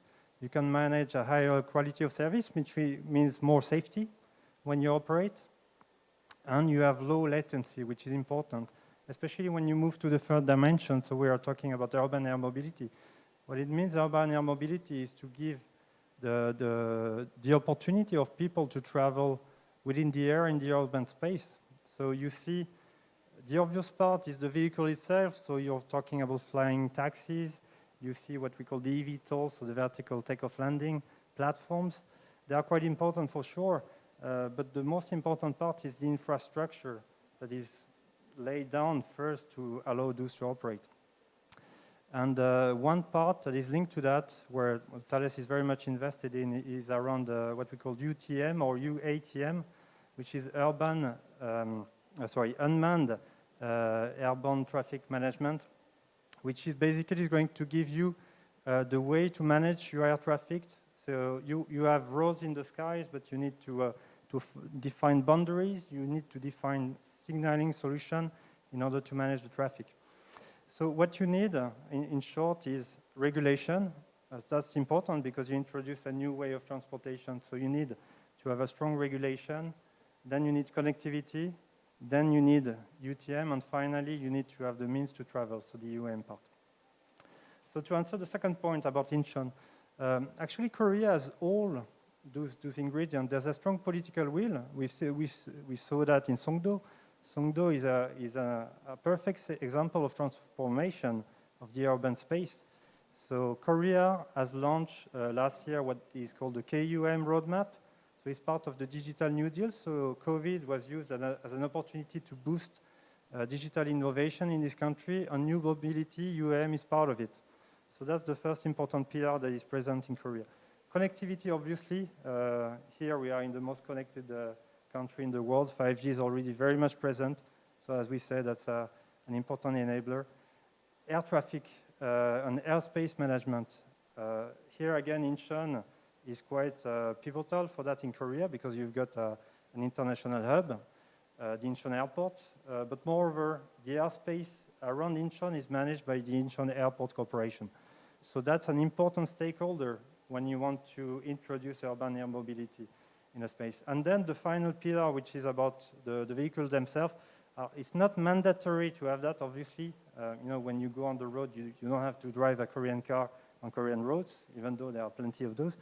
But in Korea, in addition, you have very strong industrial players, both in aerospace and in mobility. So there are companies investing a lot of money to develop, actually, those new means of transportation. Hyundai Motors, for instance, has launched a big transformation, and UAM is part of it, but Hanwha also is one group that is very much invested. So I think it's quite exciting to be here in Korea at the moment because you've got all those 4 key ingredients in order to make UAM a reality. Thank you so much. So it sounds like, COVID, now Omicron comes, brings a lot of opportunity and excitement for us to revive. And we are doing a lot of great work in the city of Incheon right now with all the stakeholders. So I'd like to thank Dr. Myung-Hwan Kim joining from distance. He's only one who shows a full face. And all our panelists in person now, thank you so much for joining. And thank you, IFEZ, inviting us to host this panel. Thank you. Thank you very much.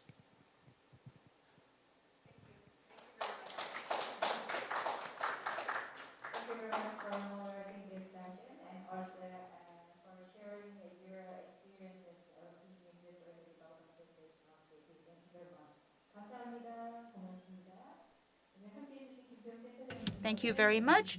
A big thank you to Ms. Kim So-young and the panelists of session 2.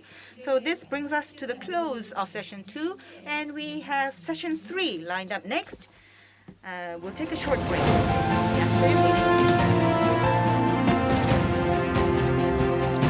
A country that creates unprecedented culture for the world. A country that forms an invisible line to connect the entire globe. A country that sets a model for others through endless innovation. South Korea. The first city in South Korea that is truly connected to the world. Incheon, the Incheon Free Economic Zone. We optimized location for global businesses with a perfect transportation network that encompasses the sky, sea, and land. Abundant global human resources and international organizations in an environment optimized for business. Innovative growth for global companies. And the ideal venue for moving out into the world at large. A global business frontier, the IFEZ.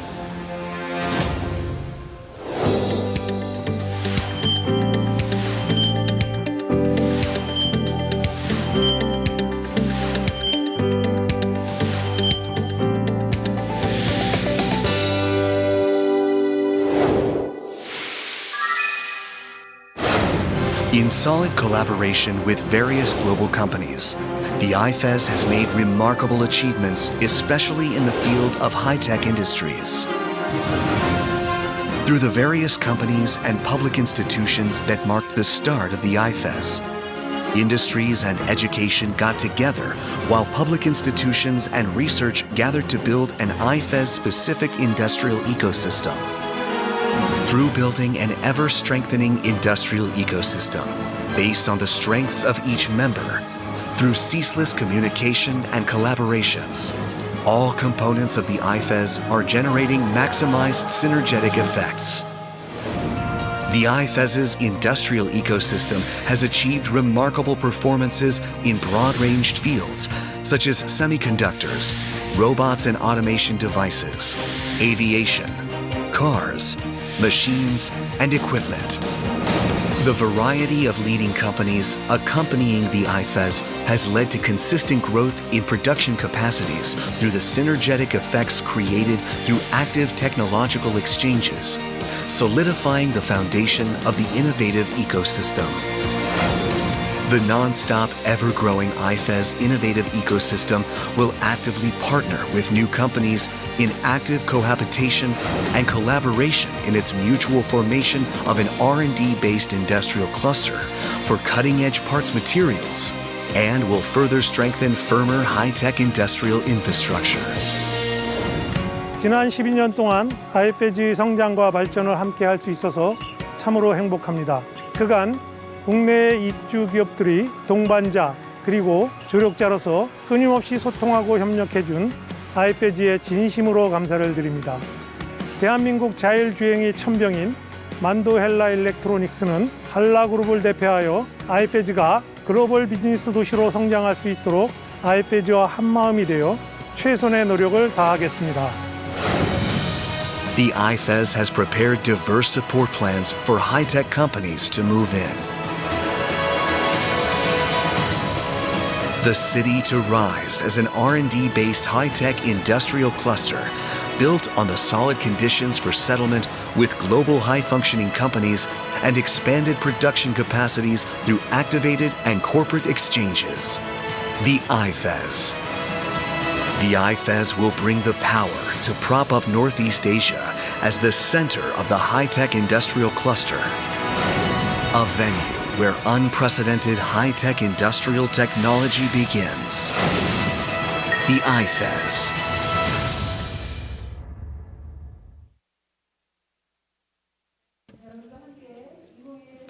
Yes, you are watching 2021 IFEZ Smart City International Symposiums. Lots of stories are being shared. Now we are in the third session. The theme is the innovation for smart startup-led innovation for smart and sustainable cities. We can listen to the stories of startups as well. I think you can have a big expectation. The first speaker is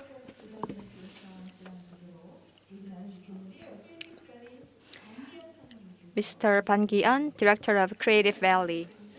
Mr. Ban, please. Hello, I'm from Creative Valley. My name is Kian Ban. It's an honor for me to be giving this presentation in front of such a distinguished audience. Let me give you a brief introduction of Creative Valley. A Creative Valley is a startup accelerator based in France.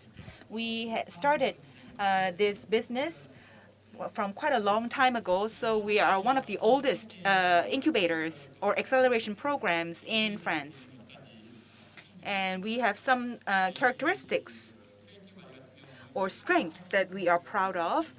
First of all, we have a lot of industry and university collaboration partnerships or programs to help students. And another characteristic is we have a lot of overseas partners through which we support our startups. So when we provide support, we have tailor-made programs. We create tailor-made programs according to the different stages of the life cycle of the startup. And we make use of our network of partners to provide the support. The network could be investors and public agencies or universities, research institutions, and so on. And as I said, we are based in Paris.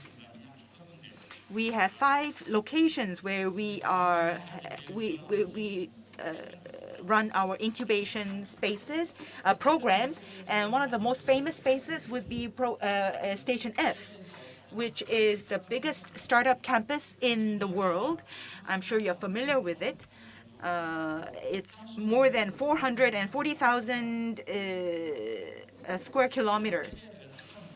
And the campus here is about 3 football fields patched together. And this area is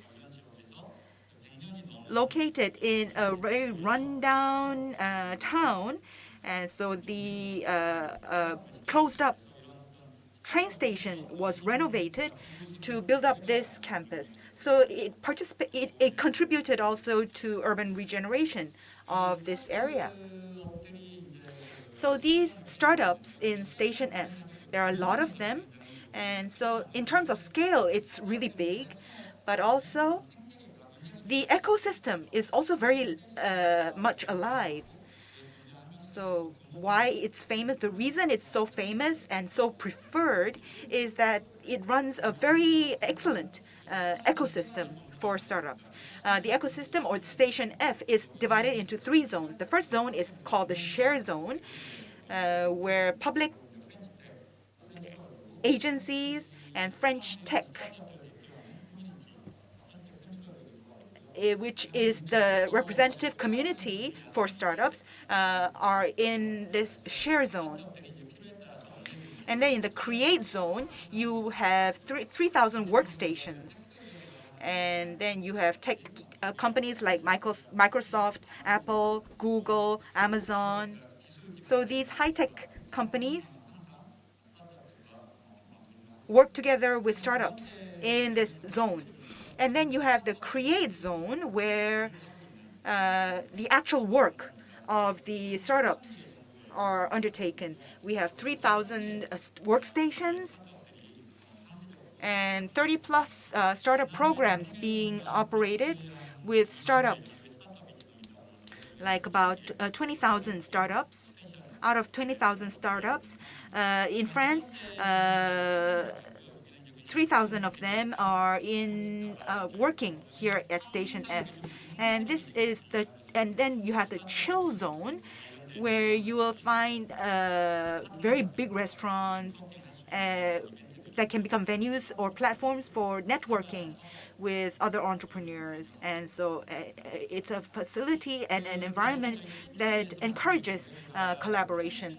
And now, moving on to Creative Valley itself, it is working as a catalyst for the collaboration of startup ecosystems between France and Korea. We have a huge network of partners, and Korea is a very important partner for us. So we are very active in Korea. And we have 29 MOUs signed with partners. And one of our partners is the Incheon Technopark. So we have 29 companies, accelerators, and public agencies with which we have signed MOUs. And since 2010, we have incubated at Station F in Paris 23 Korean startups since 2010. And Korean startups actually came directly to France. And then since the pandemic, that was prohibited, so we started online programs. And Korean startups have participated in these online programs, about 56 of them. And we have 5 programs that have been in operation in 2021.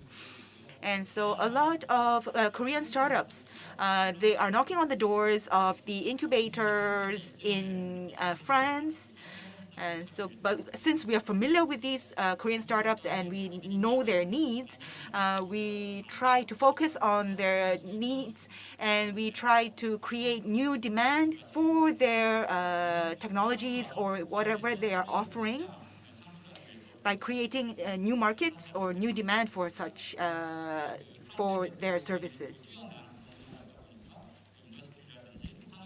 And so whether it's there are so many companies and industries that are very good for benchmarking, or competitors that are very good for benchmarking, and that's one of the goals that Korean startups have in coming to France. And they also look for startups. They look for partners. And they want to build partnerships with potential partners, and they want to set up actual local structure or logistical channel or team. And they want to attract foreign investment. So these are some of the goals that the Korean startups have. But in the short term, it will be a challenge to meet all these aims. So this is my humble advice to the Korean startups who want to develop their business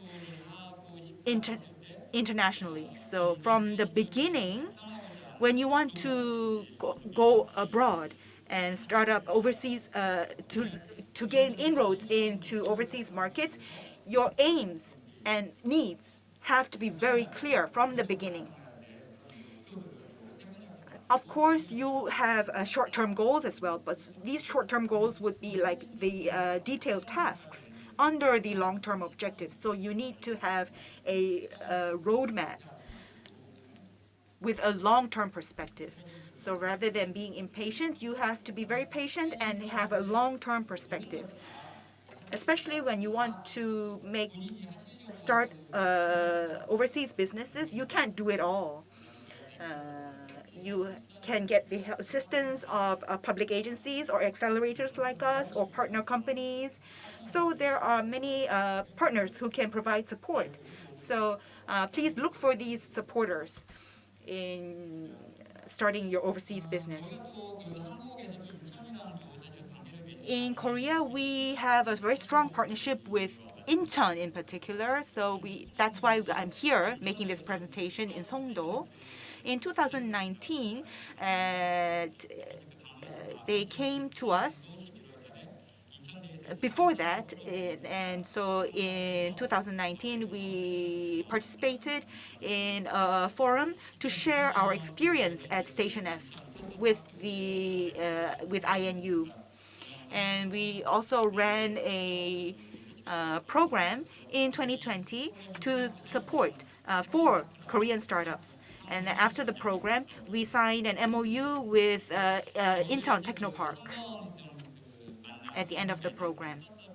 And the startups that we have met up with and we have formed a relationship with, we will continue to follow up and to provide further support.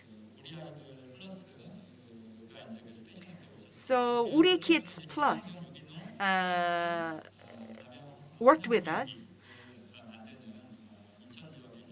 So it's a startup in Incheon that manufactures plastic bottles, and it is partnering with a French company or a partner to broaden their presence in the French market. And in the bottom, you have another startup called Idle. Last year, this is a global accelerating program participant that participated last year. It works on autonomous robots. R&D and manufacturing are the areas where they want to find partners. So a few weeks ago, they came to Paris to have a meeting with us, and we introduced them to some potential partners.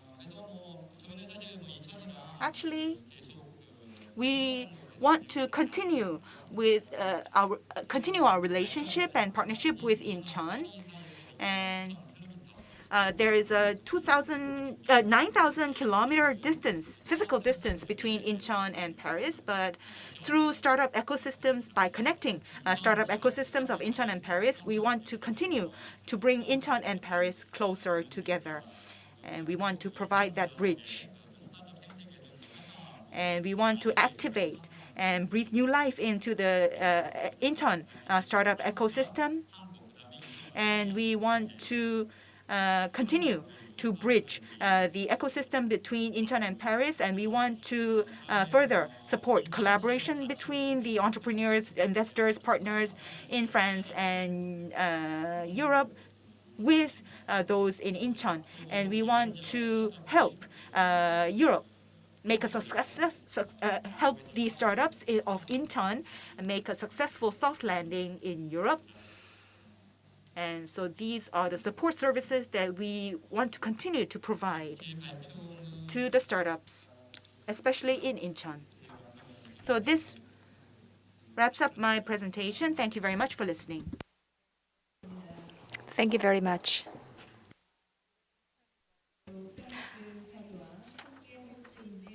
He said that the Incheon and Paris can play a different roles. Thank you very much for the presentation. Let us move on to the second presentation of the session 3. The speaker is Director Shim Won-bu from Incheon Technopark. Mr. Shim will give you an introduction on Incheon Technopark. Good morning and good afternoon. I am Shim Won-bu. I am the head of Incheon Technopark. I will give you a brief introduction on our Incheon Technopark. Before that, I will play a video that introduces Incheon Technopark for your better understanding. Start with a small possibility, with innovative ideas and big dreams. Leap toward the world.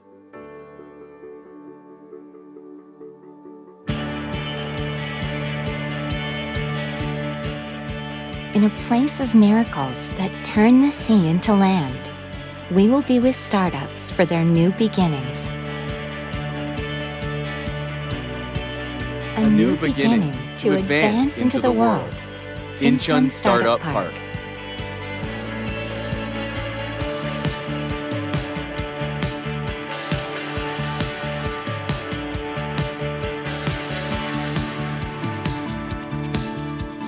Incheon Startup Park, the largest single business startup support space in Korea. Equipped with all the demonstration resources for startups. In a collaborative environment that enables various and comfortable communication. You can work freely and enjoyably. Public and private partnerships to support startups. Korea's first startup park.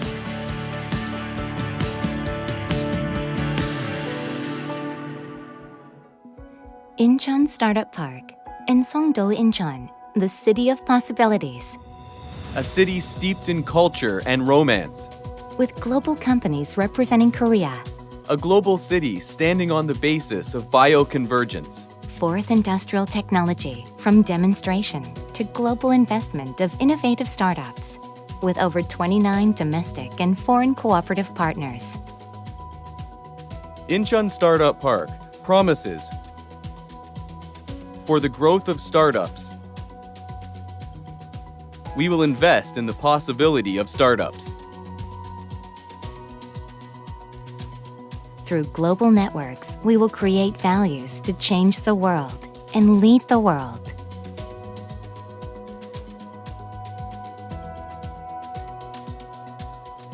Our challenge is just beginning.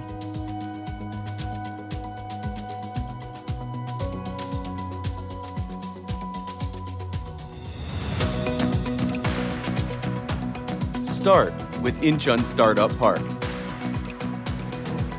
A new beginning to advance into the world. Incheon Startup Park.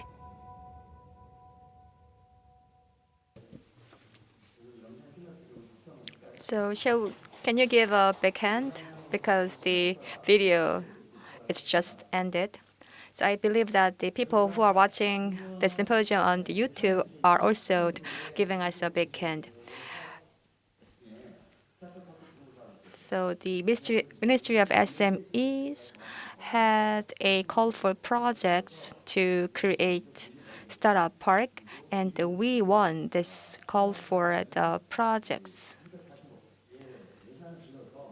And this project received the 24 billion won. And we remodeled existing building. So early this year, we had the opening ceremony. Actually, early last year, we had the opening ceremony. And the annual budget is about 18 billion Korean, 40 million US dollars. And we are focusing on the startups in the fields of smart city and the bio industry based on the fourth industrial technology. As you saw in the video, the Insta1 here are the public-led facilities, and Insta2, this area is private-led facilities. Territorial and the Shinhan Financial Group are supporting the startups based on this facility. So in these facilities, there are offices, meeting rooms, etc. And we also have AI big data infrastructure within this facility. As I said, for the private side, the IFEZ and Techno Park work together. Last year, we supported 127 startups, and the annual budget last year was $40 million. And we focused on demonstration and investment. And this is a side led by the private sector. So the Shinhan Financial Group and Territorial are supporting this program. So the private sector provides support on the area of the demonstration and investment, but in the private side program, they focus on the incubation and accelerating. So there are lots of programs, so I will skip this slide. I think that the next 3 slides are the most important ones of my presentation. So we told you that we focused on the demonstration among others.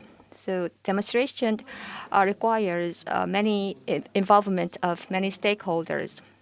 The stakeholders who have actual resources, they will be our partners. They could be public institutions or universities or private companies or investors who provide funding. So these stakeholders can provide important resources for demonstration.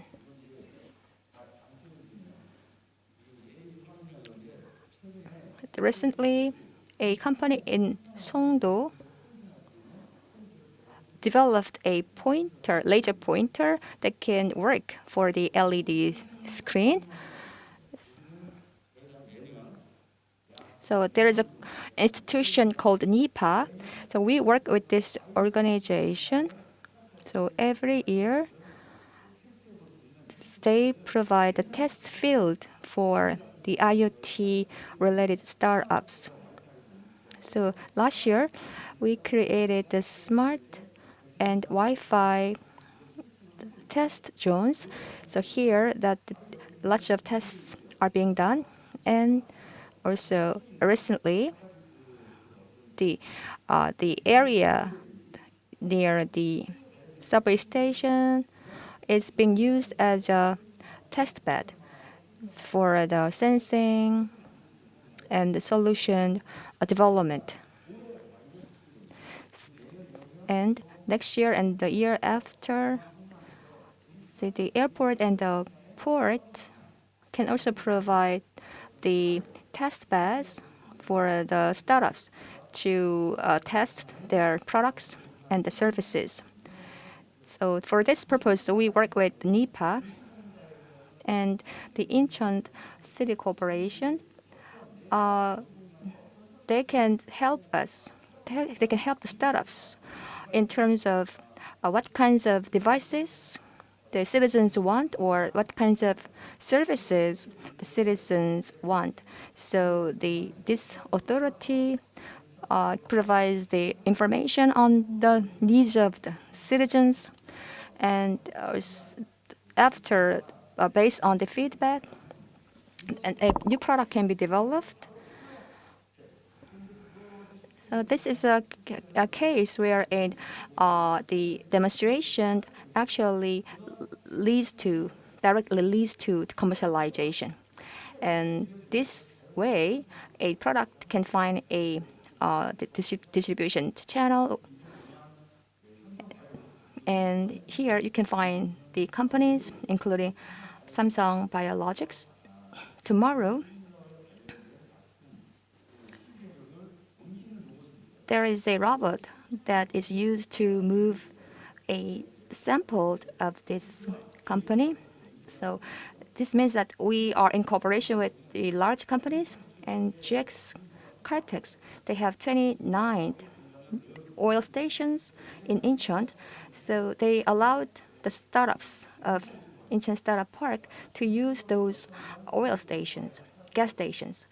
So until the mid of December, our startup companies can use those gas stations as their test beds. So we work with public institutions, businesses, and universities. Among the universities, we work with Incheon University, and they have the university hospital.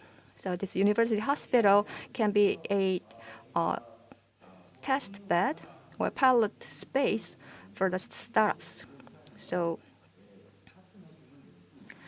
we have the partnership with about 60 organizations. Actually, you can say that about 15 partners run their demonstration programs.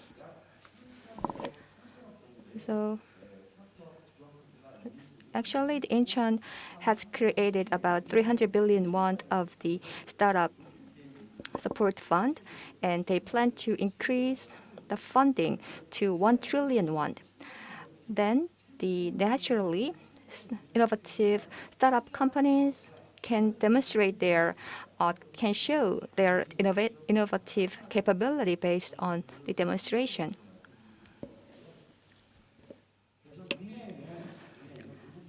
And ultimately, there are different zones within Incheon, like infrastructure, data, and such demonstration resources can be accessible by innovative startups. This is not an easy way because we need to deal with different kinds of regulations and invisible hurdles. But IFEZ is working very hard to overcome those hurdles. So are we. So this requires lots of convincing and effort.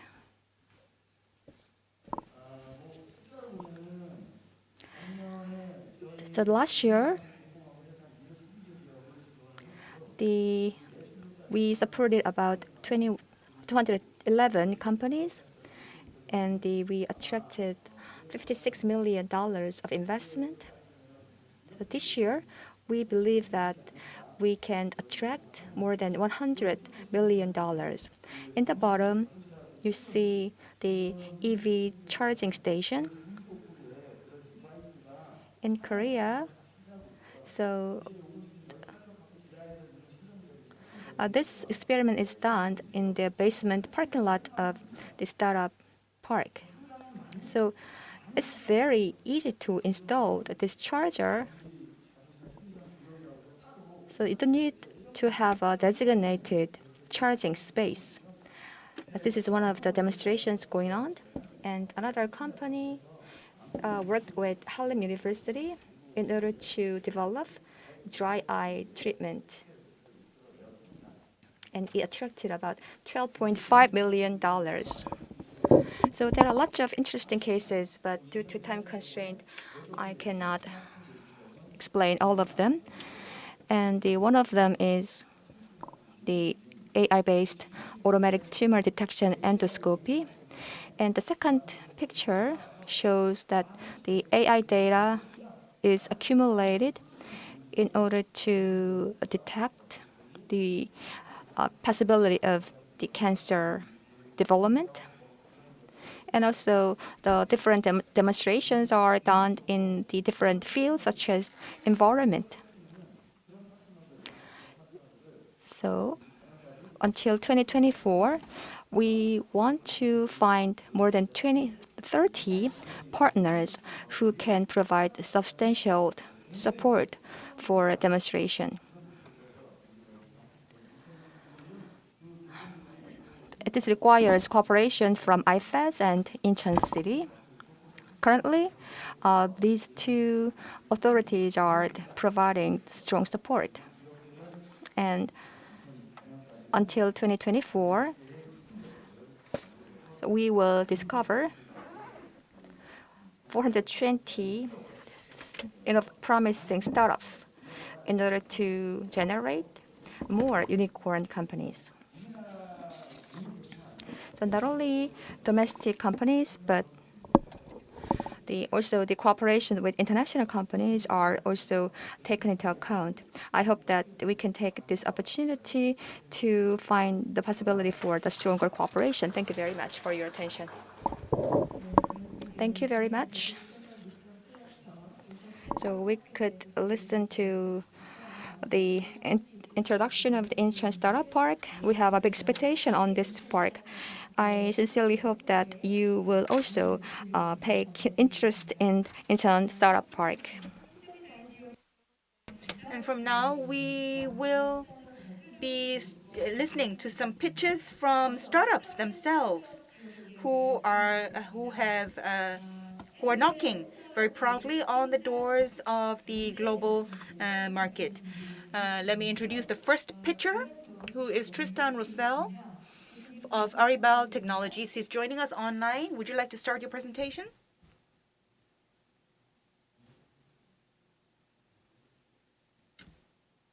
Please unmute yourself.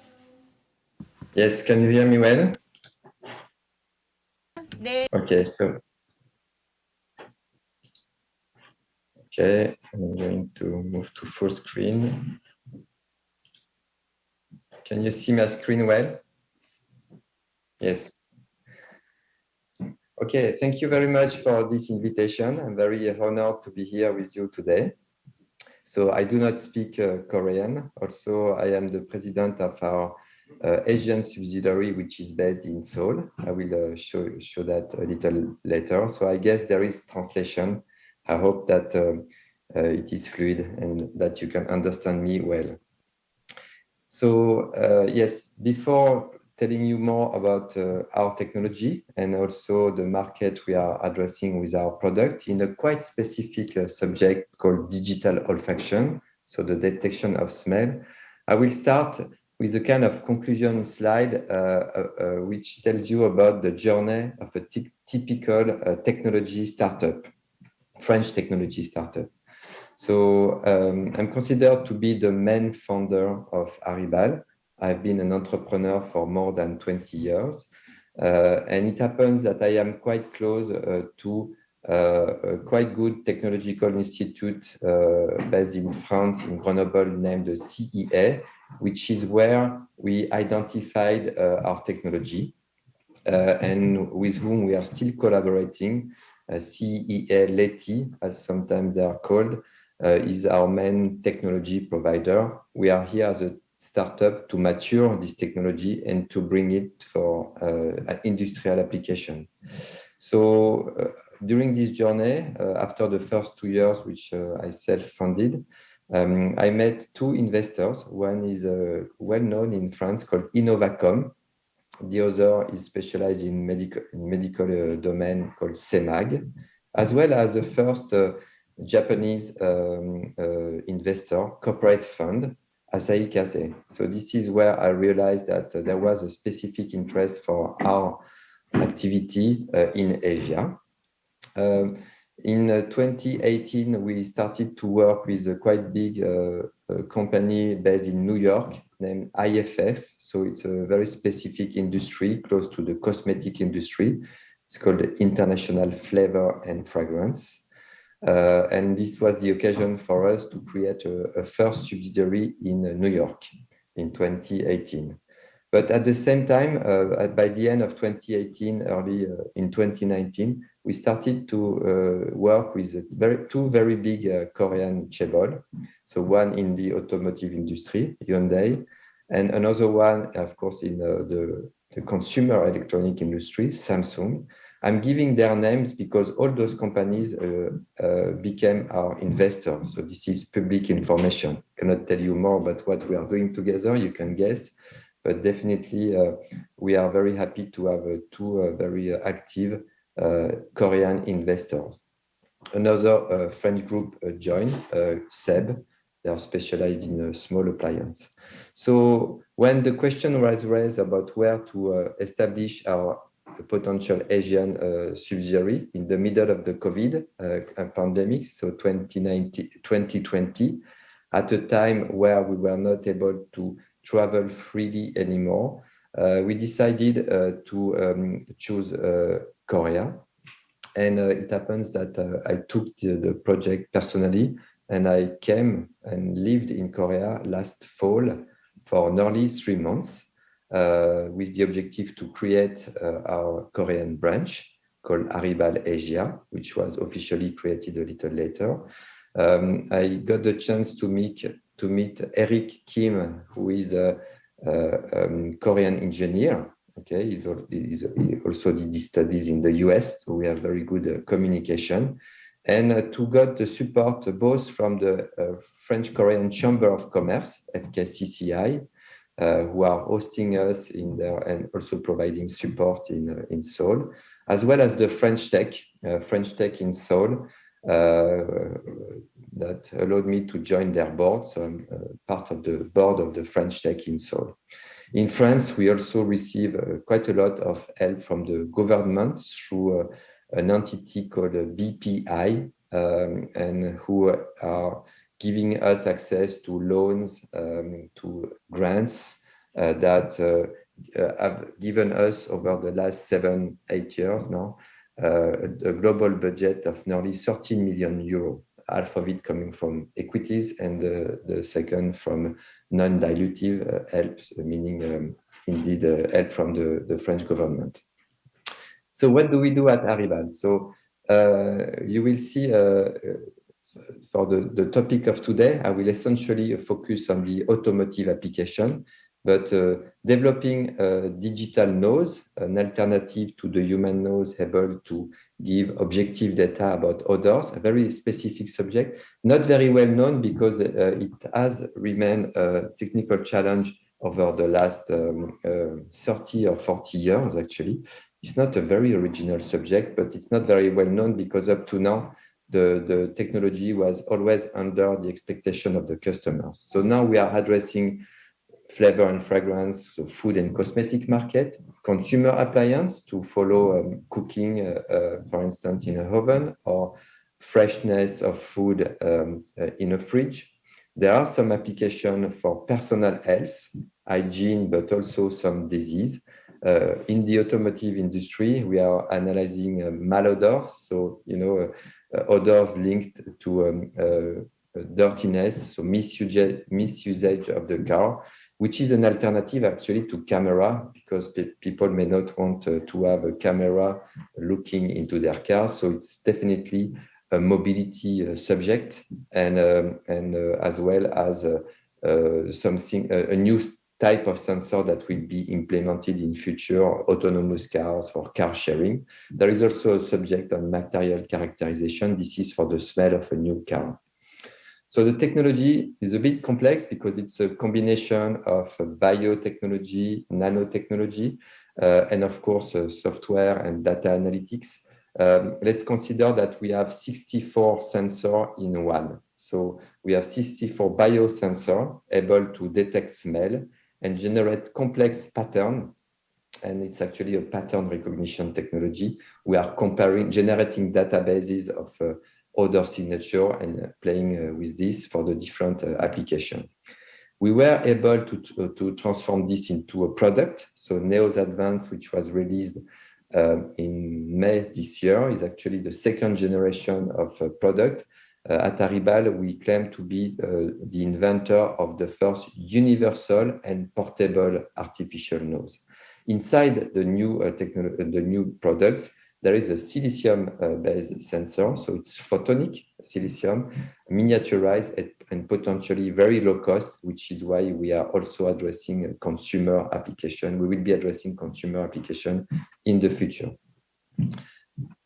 So I hope you can still see my slides. So this is actually the slides where I present more than just hardware. There is, of course, software development and data analytics, data marketplace, part of our business models. So in the automotive, to summarize, so indeed, we started with the analytical of smell coming from materials, so leather, like on this picture, but also glue and joint. So those actually can generate odors, the smell of a new car, which can be quite polluting. So we are using this use case, automotive, to address actually, environmental issues, right? And so those use cases could, for some, be applied to other types of olfactory pollution. Okay, so field level cabin air quality, of course. In-vehicle integrated sensor, this is the ultimate goal. In the future car, there will be an odor sensor that will give useful information to the drivers, but also potentially to the car owners, especially for fleet. Okay, and overall, this can also be transformed into an accessory, right? An accessory that will be either aftermarket or just an accessory for the cars. So we have generated a lot of preliminary results. So now we are at a level where we are signing partnership to implement our technology in new cars or to transform this in some specific devices. Again, we are not talking here about nice odors from flowers or perfume, but malodors. Those are subjects that have to be dealt with. Please understand that for most of the cases, our technology is an alternative to the human panels. So it's much easier and practical to use a portable device than a human nose to detect smells, especially bad smells. So this is a typical example of the results that we get with our sensor or with a complementary amplifier, we call it. So it's a concentrator to compare to the human nose. Cigarette odor is a real problem, okay? Not only in the car, actually. It's very difficult to detect, and with our technology, we have very good results for this specific case. But of course, there are many others. Thank you very much. I wanted to keep it short, so I'll be happy to answer to any of your questions. And do not hesitate to contact me. You have my email address here. Thank you very much.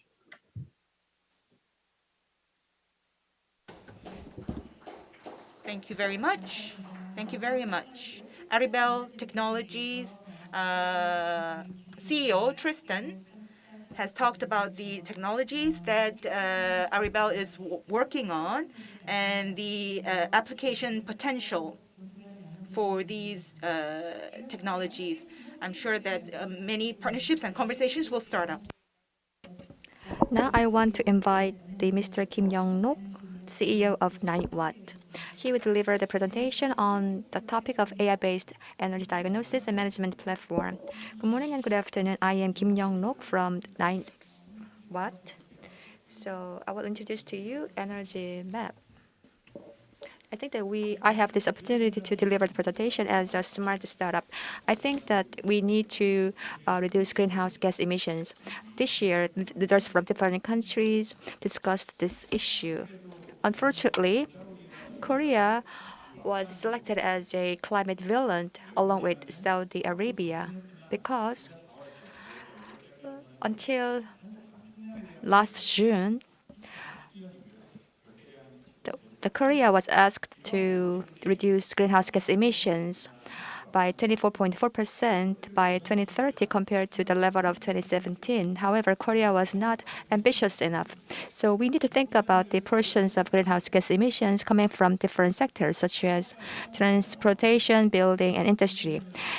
Yes, we can introduce renewable energy or the electric vehicles in order to decrease greenhouse gas emissions for the transportation and industry. So this way we can quantify the reduction. However, the building sector has a different story. Building has a higher portion of the emissions. However, it's not easy to quantify the energy consumption of the individual buildings. And it's not easy to gather such the data and prove how much reduction was achieved. Therefore, the Korea made the green remodeling mandatory. Then this means that the constructions or remodeling should start from 2025. Then consumers are quite confused from where to start. That this will cost more than buying a car. And for a car, you can have the data, you can find the information. Based on that, you can make a judgment. However, it's not easy to make a decision. So in case of the lighting, you cannot know the performance of the lighting and how good a lighting is because you are not the expert on the lighting system. And there are the systems that will help us reduce emissions, but the system providers do not know where those systems can generate the biggest results. So they're just insisting at an exhibition that their products are best, then the consumers should buy those products. So in the past, previously, the human being should intervene. The human being should analyze the building and they recommended a optimized system. But such a human intervention took time and also it led to deviations and also the variations in results. Depending on the time and effort spent, you can have different results.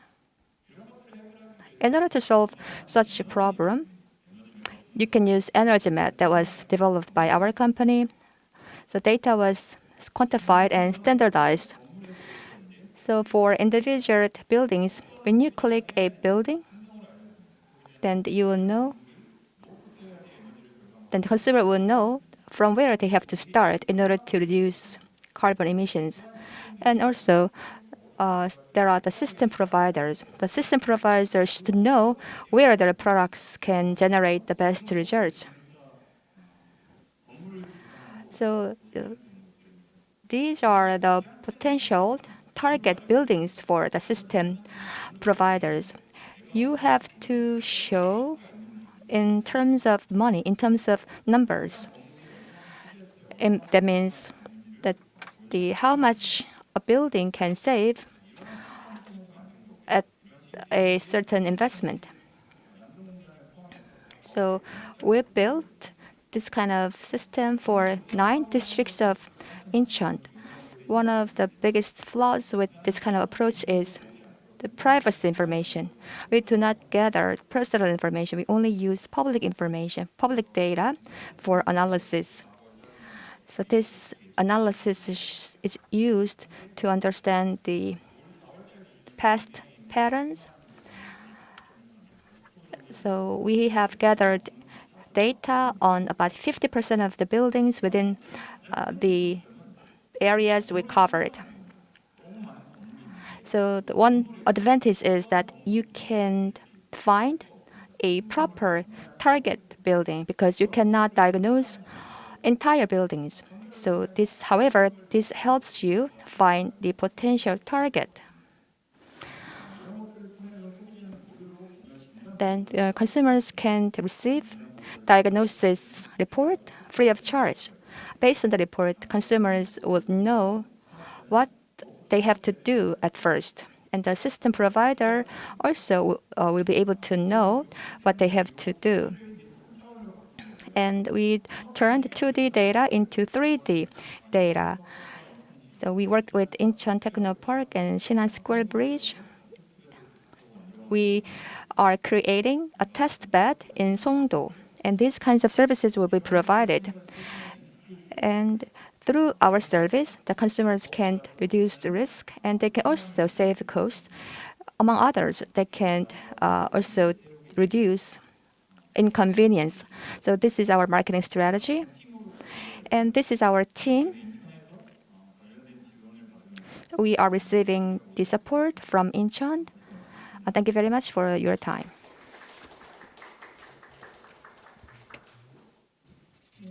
Thank you very much. That was Young-no Kim from 9watt. Now we are having pitching session from the startup companies. Next, we have from Joy Drone, Ben who will be talking about the drone ecosystem evolution for smart cities. So he will be talking about drones, I think. So my curiosity is piqued. So Mr. Ben, would you like to start? Hello, my name is Ben from Joy Drone. Thank you very much for inviting me to this international symposium on smart cities. Joy Drone is a commercial drone manufacturer set up in 2016. I will be talking about what we are doing in the commercial drone application sector through my presentation today. As you know very well, the smart city is an era that is with us today. And in the operation of smart cities, I believe that drones will play a crucial role. It can be used as a device for monitoring various systems. It can be used for delivery. It can be used as an air taxi or flying taxi. It can be used for traffic monitoring or for environmental measurements even. But if this era is brought to the present and made to be here to stay, we have to scale up. And the solutions out there have to become easy to operate. And ultimately, an application-based ecosystem has to emerge, has to be created for the operability of the drones. And the smartphones that we're all using, we have an app store, right? And so the apps that are out there in the market have become standardized so that they can be bought and sold easily through our smartphones. So the same process will have to be initiated for drones so that drones become more operable and pervasive in smart cities. So we are in phase 2 today. So if we look at the roadblocks to drone adoption for smart cities, there are 3 challenges that we face. First of all, the drone itself is not very reliable, so that's a big risk. So think about it. If a drone drops from the air in a rural area, it's not as dangerous, or it will not have such fatal results as compared to an urban area. So that's a very big accident potential that we will have to try to eliminate to enhance the reliability of the drones. And it will have to be easier to operate. Currently, the drones can only be operated by trained professionals. So the drones will have to be much more easier to operate. And so we need solutions so that even laymen or untrained people can operate the drones, so that the drones can become much more prevalent. And also, there are many manufacturers out there producing drones, but these drones are not compatible enough. So the clients and the companies, if they want to switch from drone to drone, there is overlapping investment that they have to make. So just as we have seen standardization of other devices, such standardization and compatibility enhancement will have to take place in the drone industry so that we have standards and operating system compatible operating systems for drones to be applied to smart cities. So how are we approaching these challenges in JoyDrone? First of all, for reliability, we are coming up with a modular design for drones to guarantee safety, and we want to speedily customize our designs to meet client needs.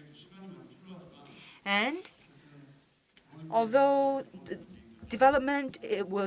development will take time, we want to be able to come up with drones that can actually collect data. We want to collect all this data to analyze the environment in which drones operate, the wind, humidity, speed, height, and so on. And so we are looking for partnerships for this kind of flight-related data collection and analysis. And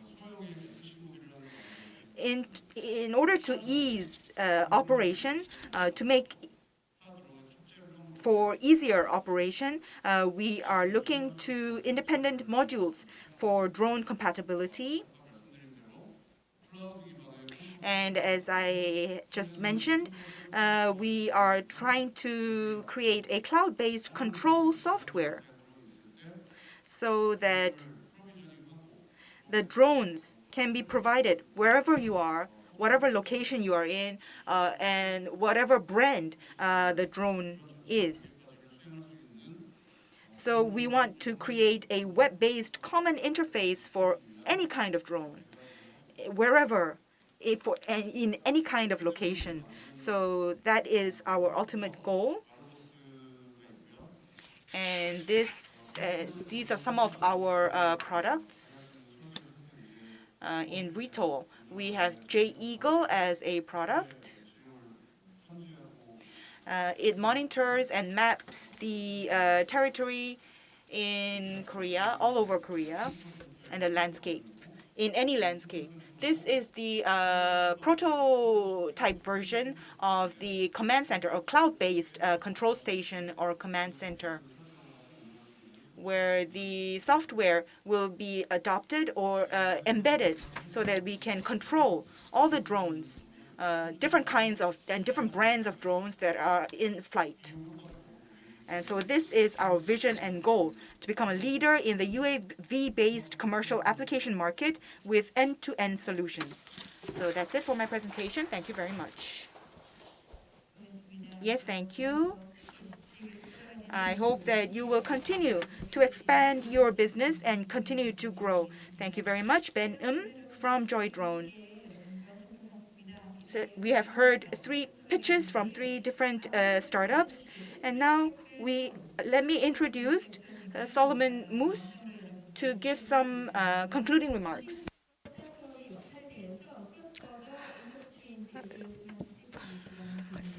And he will deliver the summary speech. So let's invite Solomon Moose. Ladies and gentlemen, it's with great honor that I come here for the closing of the Korea and France International Symposium on Smart Cities, organized by the Incheon Free Economic Zone, with partnership from Incheon Smart Cities, the French Embassy, Business France, the French Chamber, and Stanford Center. My name is Solomon, and I am the head of the French Tech here in Korea, as well as I'm leading the activity for Eurazeo in Korea, a French private equity fund which has invested massively in the smart city sectors for many years. We had today some incredible participants and distinguished guests, which I would like to thank deeply. We had 3 sessions around some of the key themes of smart cities, from the urban planning and policies to the smart and sustainable cities, finishing off with technology and innovation. This final session on technology and innovation was of particular interest for me, representing the French Tech, as we've seen some incredible solutions for making the world more smart, more clean, and better looking forward. We had 2 great accelerators and incubators from France, Creative Valley, as well as from Korea with Incheon Technopark. And we had 3 incredible startups being able to introduce the innovative solutions that they've built throughout the years to make the world a better place. In France, Aribal Technology, which is also a member of the French Tech. And in Korea, with 9 Watts and Joy Drone. Again, a big thank you for all the participants and all the speakers for making this such an incredible event. I will finish off with a few words, giving a few thoughts on the smart city, on the challenges it faces for tomorrow, and also introducing a bit more on the French Tech in this incredible community that we've been building throughout the years, in which we are continuing to grow, hopefully with your help. Smart cities is a new paradigm. It is fostered by data convergence and new entrants. It is disrupting the old world, providing new solutions, and revolutionizing the way we need to think about some very old problems. It is providing solutions to industrial matters of the Industry 4.0, how we can produce better, how we can produce more sustainably. These are key challenges for how we need to work and how we need to think tomorrow. Smart cities is also an urban matter, a prop tech, like we like to call it, being able to connect the buildings and manage better the facilities. Smart city is also about infrastructure and about energy, the backbone of how the smart city can work and needs to work down the road to make it more sustainable. Logistics has always been one of the keys of the way we live. And the smart city tries to find solutions to the last minute or last mile delivery, to the more complex supply chain issues we are already facing. Finally, smart homes is something we hear a lot, but there's so much more to do.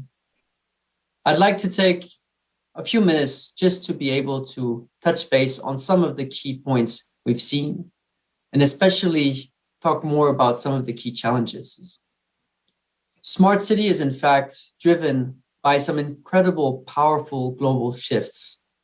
This is an international issue, and this is why it's so important for companies and countries to work together. Climate change is one of them. We've seen that 60% of carbon emissions come from the cities.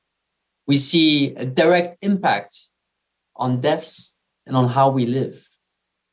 Significant changes are required to reach a carbon neutrality for us and for the cities of tomorrow. New urban behaviors is also one of the key aspects of the challenge. We are seeing a rise for on-demand economy to be able to make all services and products accessible to the greater number. This is a democratization of what we have, but we need to provide it to more people. The rise of usage versus ownership is also one of the key challenges we face, but we see more and more people taking more and more conscience of the problems faced of just trying to have the latest or the new product down the road. Being able to look into solutions of secondhand or of renting are some of the solutions that are being created by some of the innovative startups we're seeing. Finally, the rise of digital solutions is one of the keys to making smart city more connected, especially in a time when we see that more and more people are disconnected with all the information. We view that 10%, in fact, increase in the connectedness of the world can be achieved with smart city application. And the same goes for the climate change. 10 to 50% of potential reduction in CO2 emissions can be achieved with smart city application. These are real solutions for, unfortunately, too true of a problem. We're seeing new models to foster the development of EV. We have seen an incredible growth in Europe from 7% of EV sales to 14%, but this is an international trend. This is provided from new ways of charging, new ways of expanding into new vehicles and services for the EV solutions, as well as new models for intensive use of EV. We're also seeing a shift to potentially more autonomous driving solutions or remote operated vehicles. Can be from the robotaxi to the autonomous trucking, as well as teledriving, which is offering a transitional path to a full autonomous service. COVID and post-COVID supply chain disruption is still one of the main issues. COVID has not gone, unfortunately. New mutations seem to pop up every now and then, and we still have to face some of those key challenges in the supply chain. But digitalization has offered solutions. The last mile delivery in e-commerce has become, in fact, a reality for many people. And we are seeing an incredible green carbon footprints conscious with people wanting to know what is their impact on the world. Finally, one of the last points I wanted to raise was in terms of the real estate. This is one of the key issues for many of the developed countries, as well as countries being in development. Real estate needs to be made more affordable. Innovation in startups is bringing some solutions. For example, democratizing investments by making it a more affordable way to purchase your home. Access to home ownership is being offered with alternative solutions, such as fractional home ownership. And we are still seeing a liquidity being provided to these relatively unliquid assets to be able to help into the transaction and at the end of the day to purchase your home. We're also seeing a real sustainable conscience when we look at improving our property and not just letting it rot. These are different solutions to some of the key problems, which provides us with hope in terms of what we can see for the world of tomorrow. I'd like to finish on a short introduction of the French Tech and hopefully see you all at one of our French Tech community events. The French Tech is in fact the name for a vibrant ecosystem of tech startups based from France. These are international startups from all nationalities that have come to France with one clear objective, making the best innovative solutions for some of the world's problems and building them into international leaders. France and Korea face, in fact, the same challenges for its startup ecosystem. We have a market which is very mature, but still relatively small when we compare to the rest of the world. This is why a French or Korean startup needs to think from the start to become a global startup. The French Tech is here by building a strong local ecosystem to be able to provide the strength and this brand recognition to help those startups become more global. We've created an ecosystem of over 20,000 startups, close to 10 billion raised in 2021, which is an incredible increase compared to the previous years, and a very strong unicorn machine, making new unicorns practically every month for the past few months. This has a direct impact on the real economy with job creation, now close to 1 million. And this vibrant ecosystem is providing a positive impact on the way we're creating new solutions for existing problems. The French Tech is also an index, several in fact. The next 40, the 40 most, let's say, biggest startups in France, to the French Tech 120, going forwards with a new index created recently on the green tech, providing a label for some of the most innovative, sustainable solutions made by French startups. Finally, the French Tech is a global network. With 64 French Tech communities across the globe, we are connecting each community with each other and with the French Central community. This is a community open on the world in which looks to create more and more international relationship with its partners across the seas. This is what we've done with the French Tech Seoul. Opening up our French Tech in Korea was for us a key to achieve several missions. One of the first one was be able to develop and create more networks and connections between French and Korean startups, and within the French and Korean startup ecosystem. It's also a community and a network built to be able to help others create business investment opportunities for startups in France and in Korea.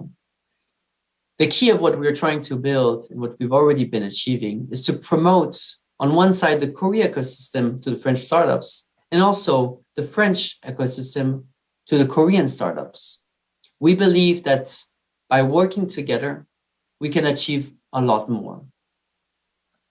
Our activities in Globe, just to mention a few, market access, understanding how each market works, as well as networking, being able to network with our different members.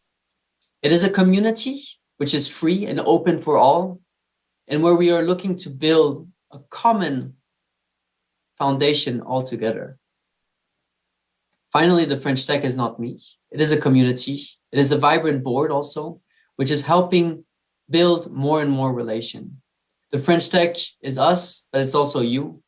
And we welcome you to join this free and open network to hopefully build together, hand in hand, a greater future for tomorrow. I thank you all for the time you have provided today. Again, a big thank you to the organizers of this event and to the different speakers and partners that have joined.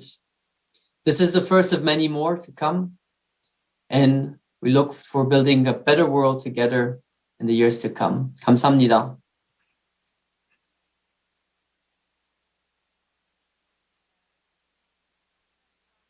Thank you very much. As was mentioned by Mr. Solomon, we have been given a lot of food for thought about what we can do to activate startups even more and to broaden and brighten the future of smart cities here in Korea as well as in France. This brings us to the close of the 2021 IFEZ Smart City Symposium. I would like to thank everyone for their active participation, and it was a very productive and useful time for all of us, personally for me too, because I could share the knowledge and experience of startups in the smart city sector of France and Korea. And I hope that on the way, these very important players will continue to receive your support. And so with another expression of gratitude, I'd like to announce the close of the 2021 IFEZ Smart City Symposium. Thank you very much.